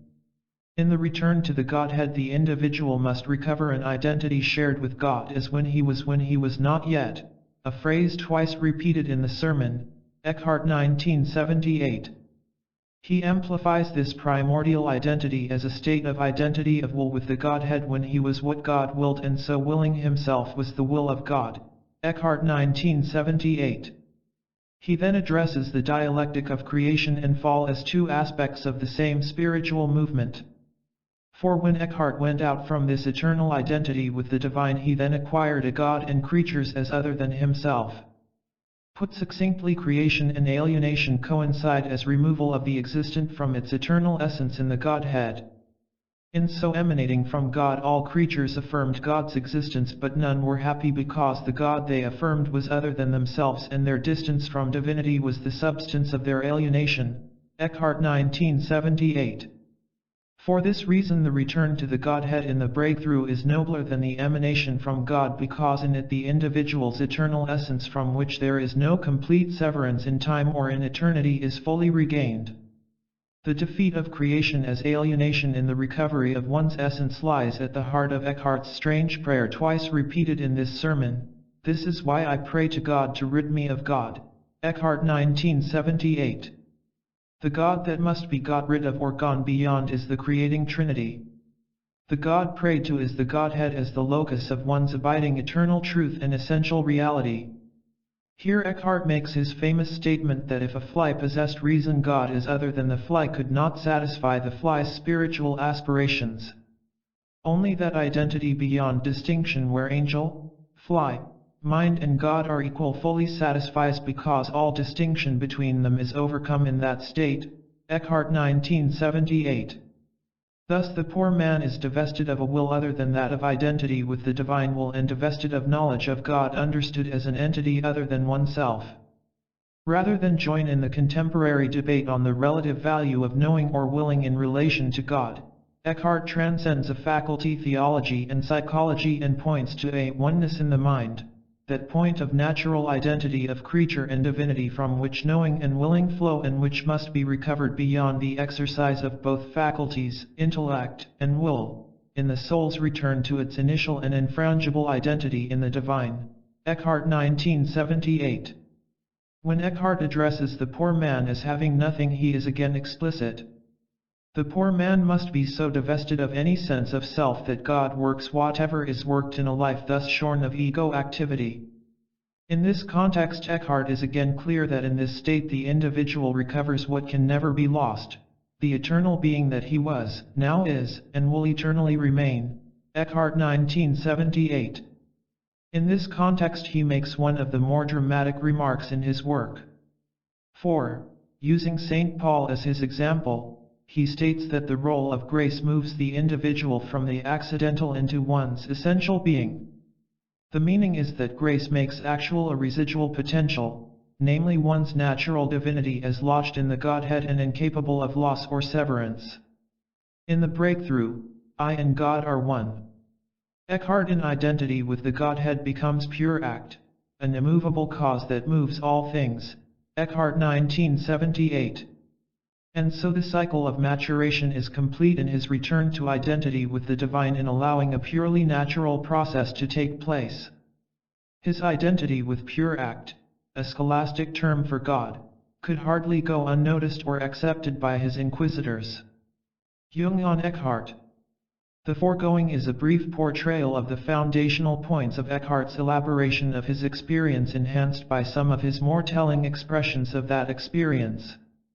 Jung deeply appreciated Eckhart.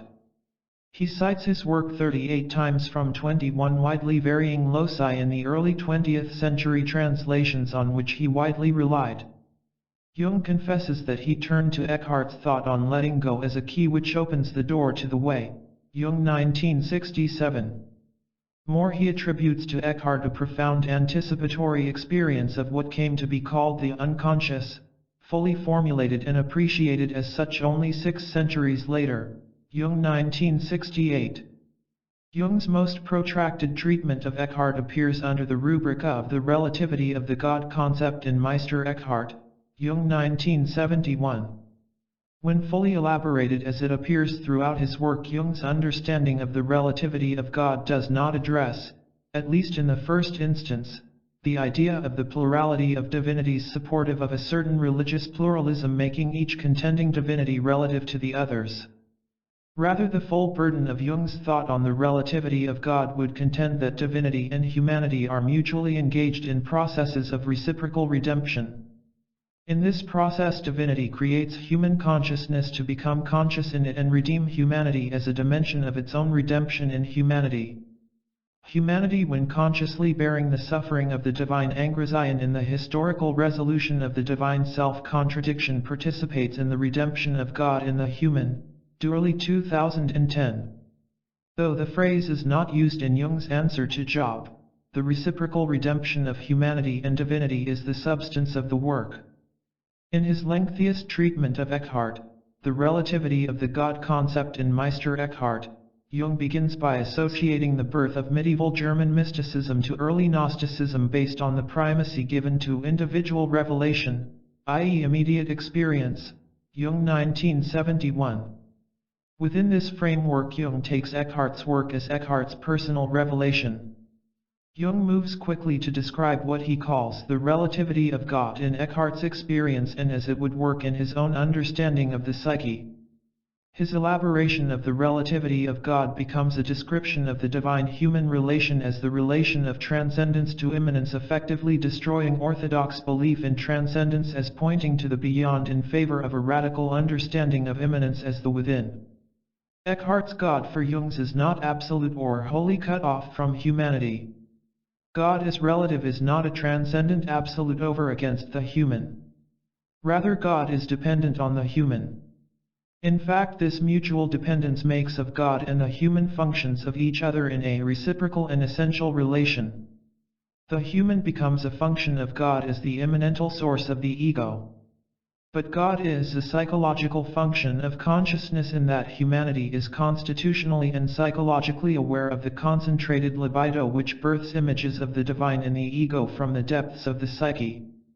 This presence would generate the universal sense, the consensus gentium, that God exists, resting as it does on the potentially universal numinous presence of the archetype of the divine to human consciousness. In these passages such impact is related to the God image, and so to humanity as the image of God affected by the experience of the self. Such experience exercises an ascendancy over consciousness and the will, enabling, on occasion, an individual performance beyond the boundaries of conscious effort, ibid. Effectively, the God image and the activity of the self here constitute a more than adequate description of the power of grace and its capacity to enable and transform the ego, but as a wholly intrapsychic energy.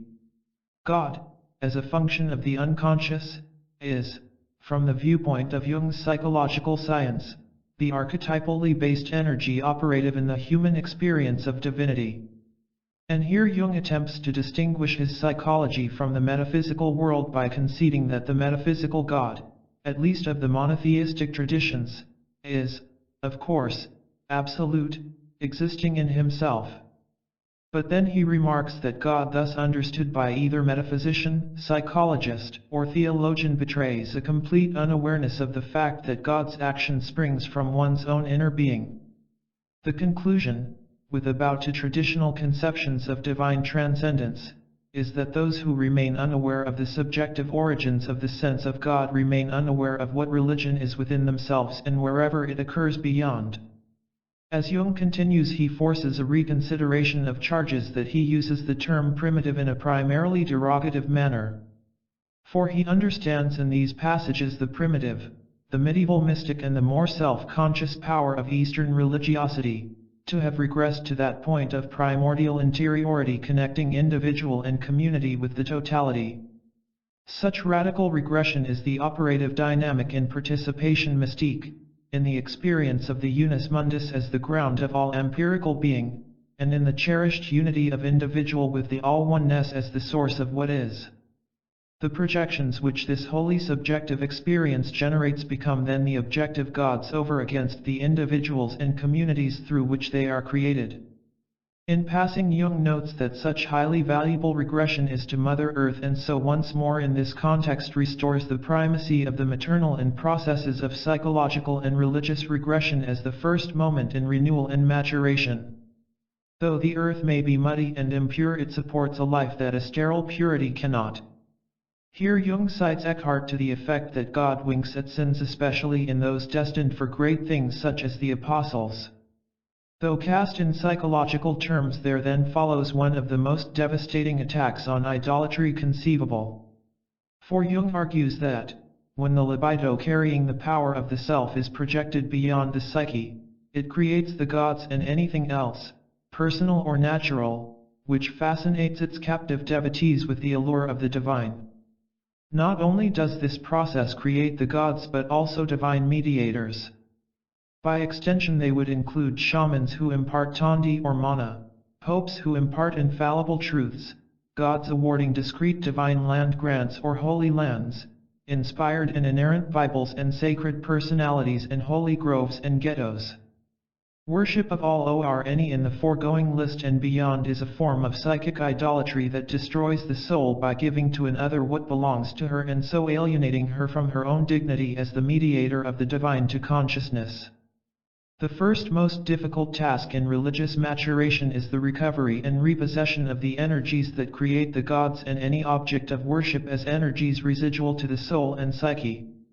In the recovery of these God-creating energies, they become objectively residual in the individual who does so, and there become the basis of his or her inner comfort, support, and ethical response in all situations.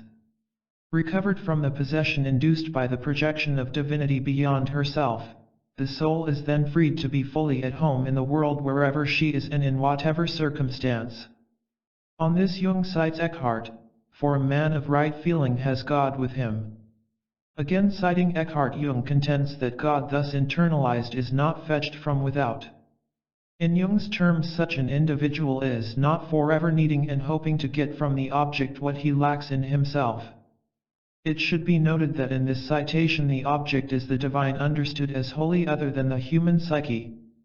Against this view, and inspired by Eckhart, Jung writes in obvious agreement with the latter. For Eckhart, God is a psychological, or, to be more accurate, a psychodynamic state. Jung then embarks on a reading of Eckhart's understanding of the soul and her bliss or happiness in relation to God. In this, Jung confers on Eckhart's formulation a modern psychological clarity which at the same time respects the word and spirit of the Meister. The operative passage Jung takes from Eckhart is one in which Eckhart writes that when the soul is in God she is not happy, but when God is in the soul she is happy.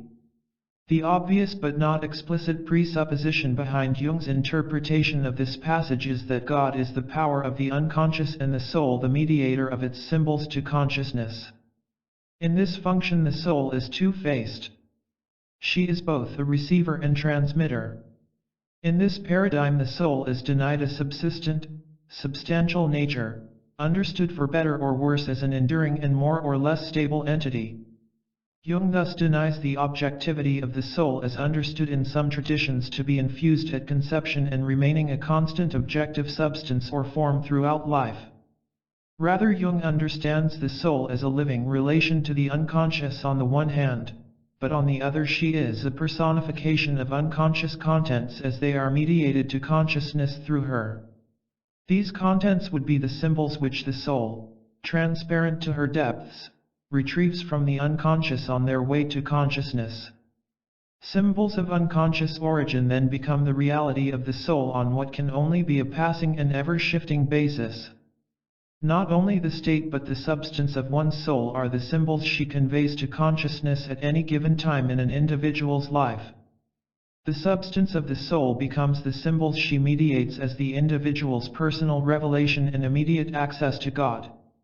If one is working through dreams, their symbols are the soul and its current state, lending credence to occasional references in secondary Jungian literature to processes of psychic soul-making. These passages in Jung would justify the term. It should also be understood that these symbols could just as well be destructive to consciousness depending on how the ego responds to them. Efforts to resist the symbolic, especially in a consciousness not attuned to the interior life and caught in the web of projected divinity, can lead to the destruction of such truncated consciousness and become a source of suffering without relief or redemption. An example would be Jung's father, who could only relate to the symbols and the dogma they engender but not to the experience they initially carried. Victims of such exteriority lose their souls in their relation to a God beyond the psyche. On a more positive note, when the energy-bearing symbols of the unconscious flow through the soul, they carry with them a vitality, an experience of life at its most intense, and a oneness of being. The soul mediating such divine energy to consciousness lies behind Jung's remark, God and the soul are essentially the same when regarded as personifications of an unconscious content. Life simply flows. This is the state of Eastern Ananda, of bliss, in which the ego bows to the determining power of the unconscious and more specifically to the fuller ingression of the self into conscious life. However, the recovery or internalization of the projection of the divine beyond the soul is not without its own peculiar distress and danger. Jung goes on to frame such recovery as no doubt difficult in itself but still a preliminary dynamic to the whole process he seeks to describe, relying again on Eckhart's medieval experience. For the recovery of projected divinity leads to a second movement of the soul which constitutes an even greater threat to psychic life than its submission to a divinity beyond itself. This is the risk attached to the moment when the soul is in God and loses its bliss if it remains there. It is an elaboration of Eckhart's statement that the soul is not happy in God. For Jung suggests that in its role of mediator to consciousness of the depths of the divine in the unconscious, the soul must enter those depths and risk being overwhelmed by the divine dynamis. It would appear that the soul must enter these depths and risk being lost in them, in Jung's terms by no means a happy state. It involves a descent into what Jung calls the dies absconditus, the turbulent and potentially consuming side of the unconscious. At this point Jung uses foundational passages of Eckhart's experience to elucidate the rhythm of the soul into and out of the divine abyss. He cites the passage in which Eckhart so clearly distinguishes between Godhead and God. In his primordial identity with the Godhead, Eckhart was not separated from God and so had no God. Jung identifies this as the original state of non-differentiation between ego and unconscious. But when Eckhart stepped out of the Godhead, he was then other than God and so had a God other than and outside himself. For Jung, this stepping out describes the emergence of the ego from the unconscious and the alienation from its origin implied in its removal therefrom. It is a separation of ego as subject from God, equals dynamis, as object. For Eckhart, God's ongoing birth in the soul, depicted in terms of the birth of Christ in the soul, becomes the soul's mediation of the unconscious to consciousness. But such mediation does not complete the dynamic involved. The birth of God in the soul is, for Jung and Eckhart, the initial step leading to a recovered identity of soul and Godhead beyond the alienating negation of this identity worked in creation, understood as the separation of the ego from the originary unconscious. For Jung, psychologically, the birth of God in the soul precedes the soul's movement back to its primordial identity with the Godhead, that is, the ego is temporarily abolished in the unconscious in identity with it or God.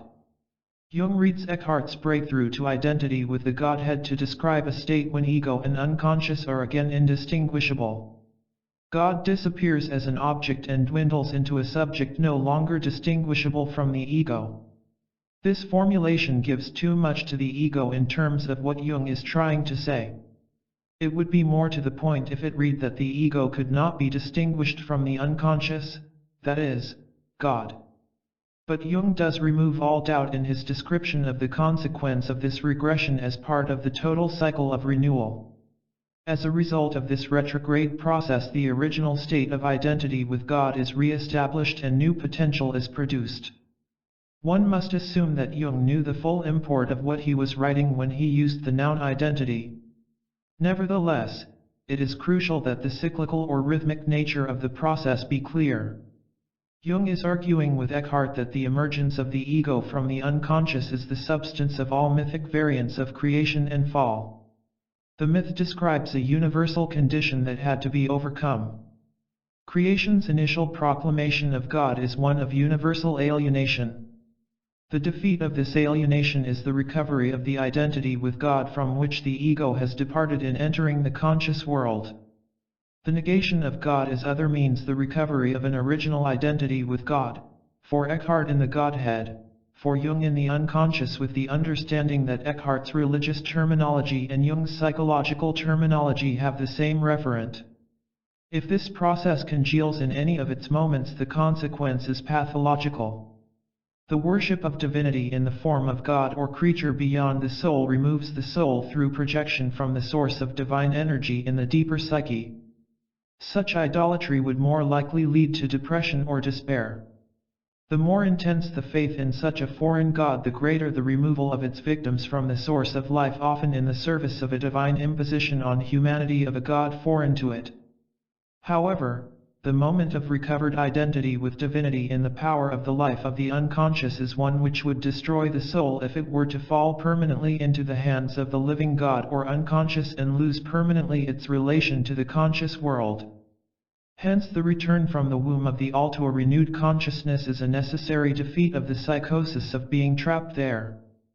But this cycle must go on as the basic dynamic of religious and psychological maturation, even though this dynamic rarely finds expression in such explicit language as Eckhart's formulation of his radical experience. Jung implies all this when he writes of this cycle. It may well be a question of vital rhythm, of fluctuation of vital forces, which as a rule go on unconsciously. For the majority they no doubt do, but when Jung brings such rhythm to conscious psychological analysis, the majority are the beneficiaries, because what he and Eckhart describe are universal movements of the most profound life of the human soul. Though few undergo them so dramatically, all are enhanced through their depiction of what is present and moving in all.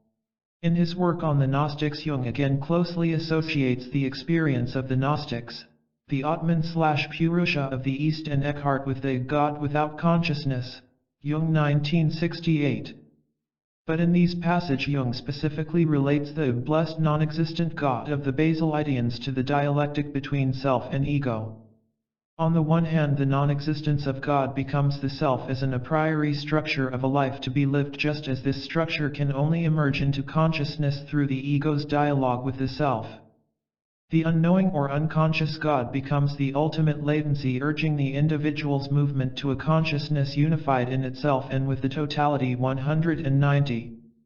This primal a priori power is of interest in a discussion of Eckhart, because Jung here amplifies Eckhart with the Gnostic imagery of an unconscious God divested of all definition in itself, but the source of all derivative consciousness and definition. In this source there is no distinction, no othering, and so unconsciousness. But again it is this non-existent Godhead, the source of all that comes to exist, including the Trinity, to which the ego regresses and in which it is dissolved in the experience of Gnostic and Eckhart alike. In a paradox worthy of the Meister himself, Jung writes, as the Godhead is essentially unconscious, so is the man who lives in God. The mystery of the unconscious God or Godhead is intensified because loss of ego as other than God bears with it the power of the numinous, even though such experience be stripped of all content. Loss in the unconscious God, stark though it be, is of ultimate religious importance because it identifies the deity with the numinosity of the unconscious. Symbols which address consciousness with images of wholeness or opposites reconciled emerge from this formless depth. For Jung, such symbols express the universal ground, the deity itself. This ground then becomes the originary basis of all religions. Though Jung will deny to these formulations the status of metaphysics in the interests of scientific responsibility, they do carry metaphysical import. Divinity and humanity share a point of coincidence of being in Jung's vastly expanded conception of the psyche. The coincidence remains when the birth of the ego sunders it apart, but the underlying dialectic in the processes that once separated both divinity and humanity redeem each other as this point of original identity becomes conscious in human history in individual and collective. In a brief treatment of Zen, Jung relates Eckhart's experience to Satori in the context of the poverty of Western spirituality, devoid of such experience except in certain mystics. Only they can approach a Zen experience and go to the nungo-like self and release from the inness of consciousness. Jung 1969. On behalf of the mystical supersession of ego, Jung relates Zen to Eckhart's breakthrough to identity with God as pure act, citing again his sermon on poverty. He goes on to endorse such experience as badly needed in the West and to contend that spiritualities such as the Ignatian exercises and collective Christian consciousness remain fixed on imagery whose referent is to a God beyond the human. In response to such efforts, Jung is explicit. The characteristically Eckhartian assertion that God is nothingness may well be incompatible in principle with the contemplation of the Passion, with faith and collective expectations. These are daunting words, since they do describe the present status of Western Christian religiosity in its sustained relation to a God other or wholly other than the human. Others have noted the similarity between themes in Eckhart and Zen and would agree to some large degree with Jung's comparisons. Sherman 1978. But in the end, Sherman fears even the most sensitive and scholarly comparison of Eckhart and Zen risks a certain reductionism in introducing a psychological analysis into the comparison. Sherman does not define what he means by psychology. It remains an open question whether such fears would persevere in the face of a Jungian analysis. Jung's understanding of psyche would never be without an innate religious dimension that implicates ontology or the nature of being, based as it is upon the psyche's universal generation of the religious experience. More, in deepening this insight through an analysis of the apophatic experience, Jung would argue that the ego must go beyond itself into an identity with its origin, which would then inform its consciousness with an innately religious perception of what is, and so engage the realm of formal epistemology. Like Zen, in the end the mountain would still be a mountain, but perceived quite differently than before the experience. Contemporary scholarship on both Eckhart and Jung shows some awareness of the importance of both Eckhart's mysticism and Jung's appropriation of it for the revitalization of contemporary spirituality. Don Cupid, a leading Cambridge theologian interested in the recovery of a mystical religious sense as a major contribution to religion's recovery in a postmodernist age, presents a most insightful analysis of Eckhart's mysticism. Cupid 1998.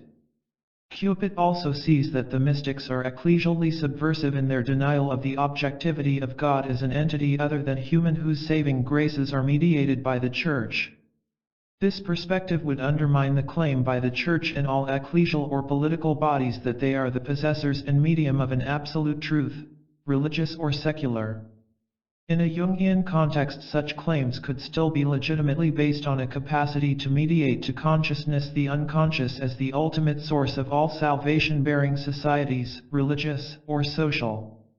This would involve the relativity of all such claims.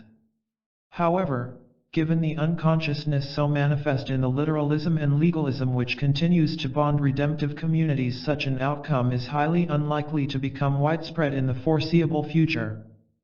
For Eckhart, Jung, and Cupid, confessional religiosity remains the basis of a dualism between the divine and the human, the natural and supernatural, which cannot be defeated in this world or in the next, where the difference between the divine and creature is maintained in such images, for instance, as the beatific vision. The mystics defeat such dualism in both worlds, the here and the hereafter, by insisting on their experienced identity with the divine in the here and now. In affirming such identity, Eckhart is brought to the fore. Cupid describes his experience of re-immersion in the Godhead acutely and accurately as a double meltdown. The meltdown obliterates the distinction between the divine and human in the all-encompassing nothing of identity, and with it comes an astonishing happiness in the present. 121.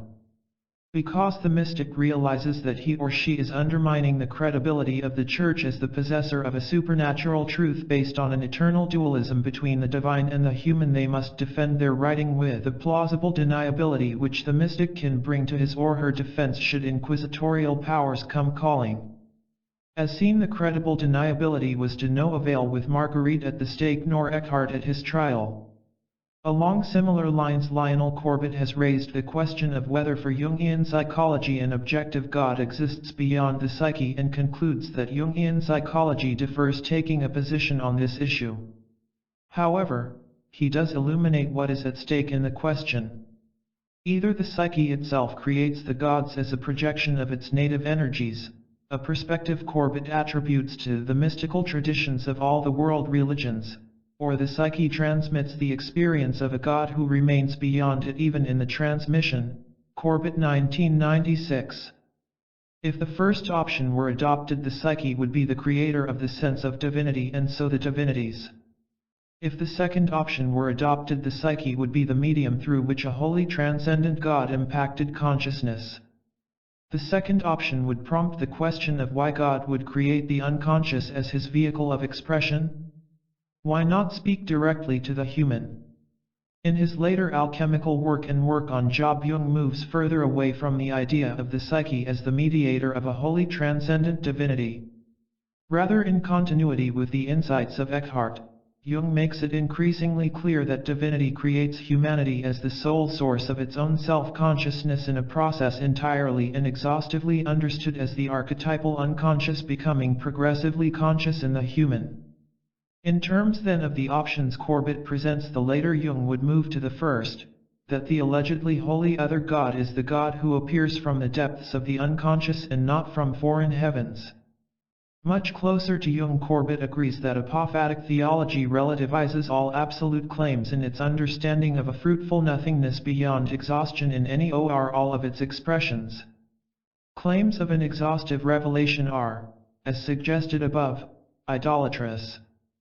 Corbett is also acute in seeing in the Godhead, as Eckhart would understand it, that which is analogous to the psychoid, that dimension of the psyche unknowable in itself and prior to all differentiation yet also the source of all conscious differentiation. This power, unknowable in itself, expresses itself in potentially infinite ways, or at least in as many ways as there are individuals capable of its unmediated reception, i.e. everyone. In terms of honoring divinity as manifest in one's personal and unique life, Corbett issues the challenge that one must forego the comfort of classical theism. 39. The dualism inherent in all forms of theism and in all forms of the schizoid distinction of natural from supernatural worlds is hostile to the organic relation of the human to the divine within the greatly extended psyche of Jungian psychology. Corbett is again correct in affirming that such ontological intimacy of the divine and the human is more compatible with Eastern forms of thought as Jung himself was to claim. In the West, grace comes from elsewhere, at all events from outside. Jung 1969. Against the background of these remarks, Corbett's insight is all the more stinging when he remarks that many analysts cling to conceptions of monotheistic dualism reflective of their Judeo-Christian roots, perhaps unconscious of their bias or more likely their failure to understand and integrate more deeply the religious implications of Jung's understanding of the religious function of the psyche. Corbett 1996. Out of the precedence Jung's psychology gives to the interior life, Corbett appreciates mystical experience as among the more powerful forms of such inwardness as he amplifies the psychological implications of Jung's appropriation of Eckhart.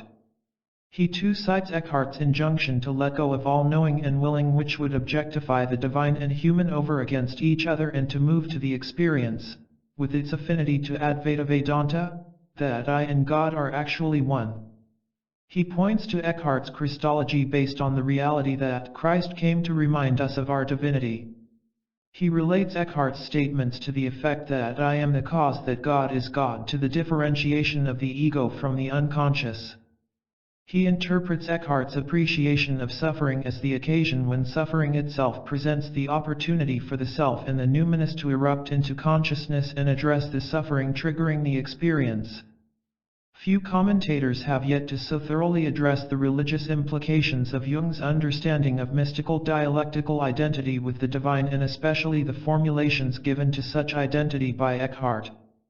The experience of the point of identity between the divine and the human drew Jung to Eckhart. It lies at the basis of Eckhart's statement that the return to divinity is nobler than the flowing out. In Eckhart's experience, the moment of identity is the highest moment and the culmination of the soul's journey back to God. A glance at Eckhart's biography would discount any suggestion that his return to identity with the divine impaired his return to mundane activity. If anything, Eckhart's identity with the divinity gave him the energy driving a life of consistent action and achievement. Yet the most cited mystic in Jung's work, Jacob Boehme, also went to the one, the point of identity, only to find that the return revealed a self-contradictory divinity whose polarities could only be resolved in a humanity created for that purpose. To Boehme and his emphasis on the return we now turn.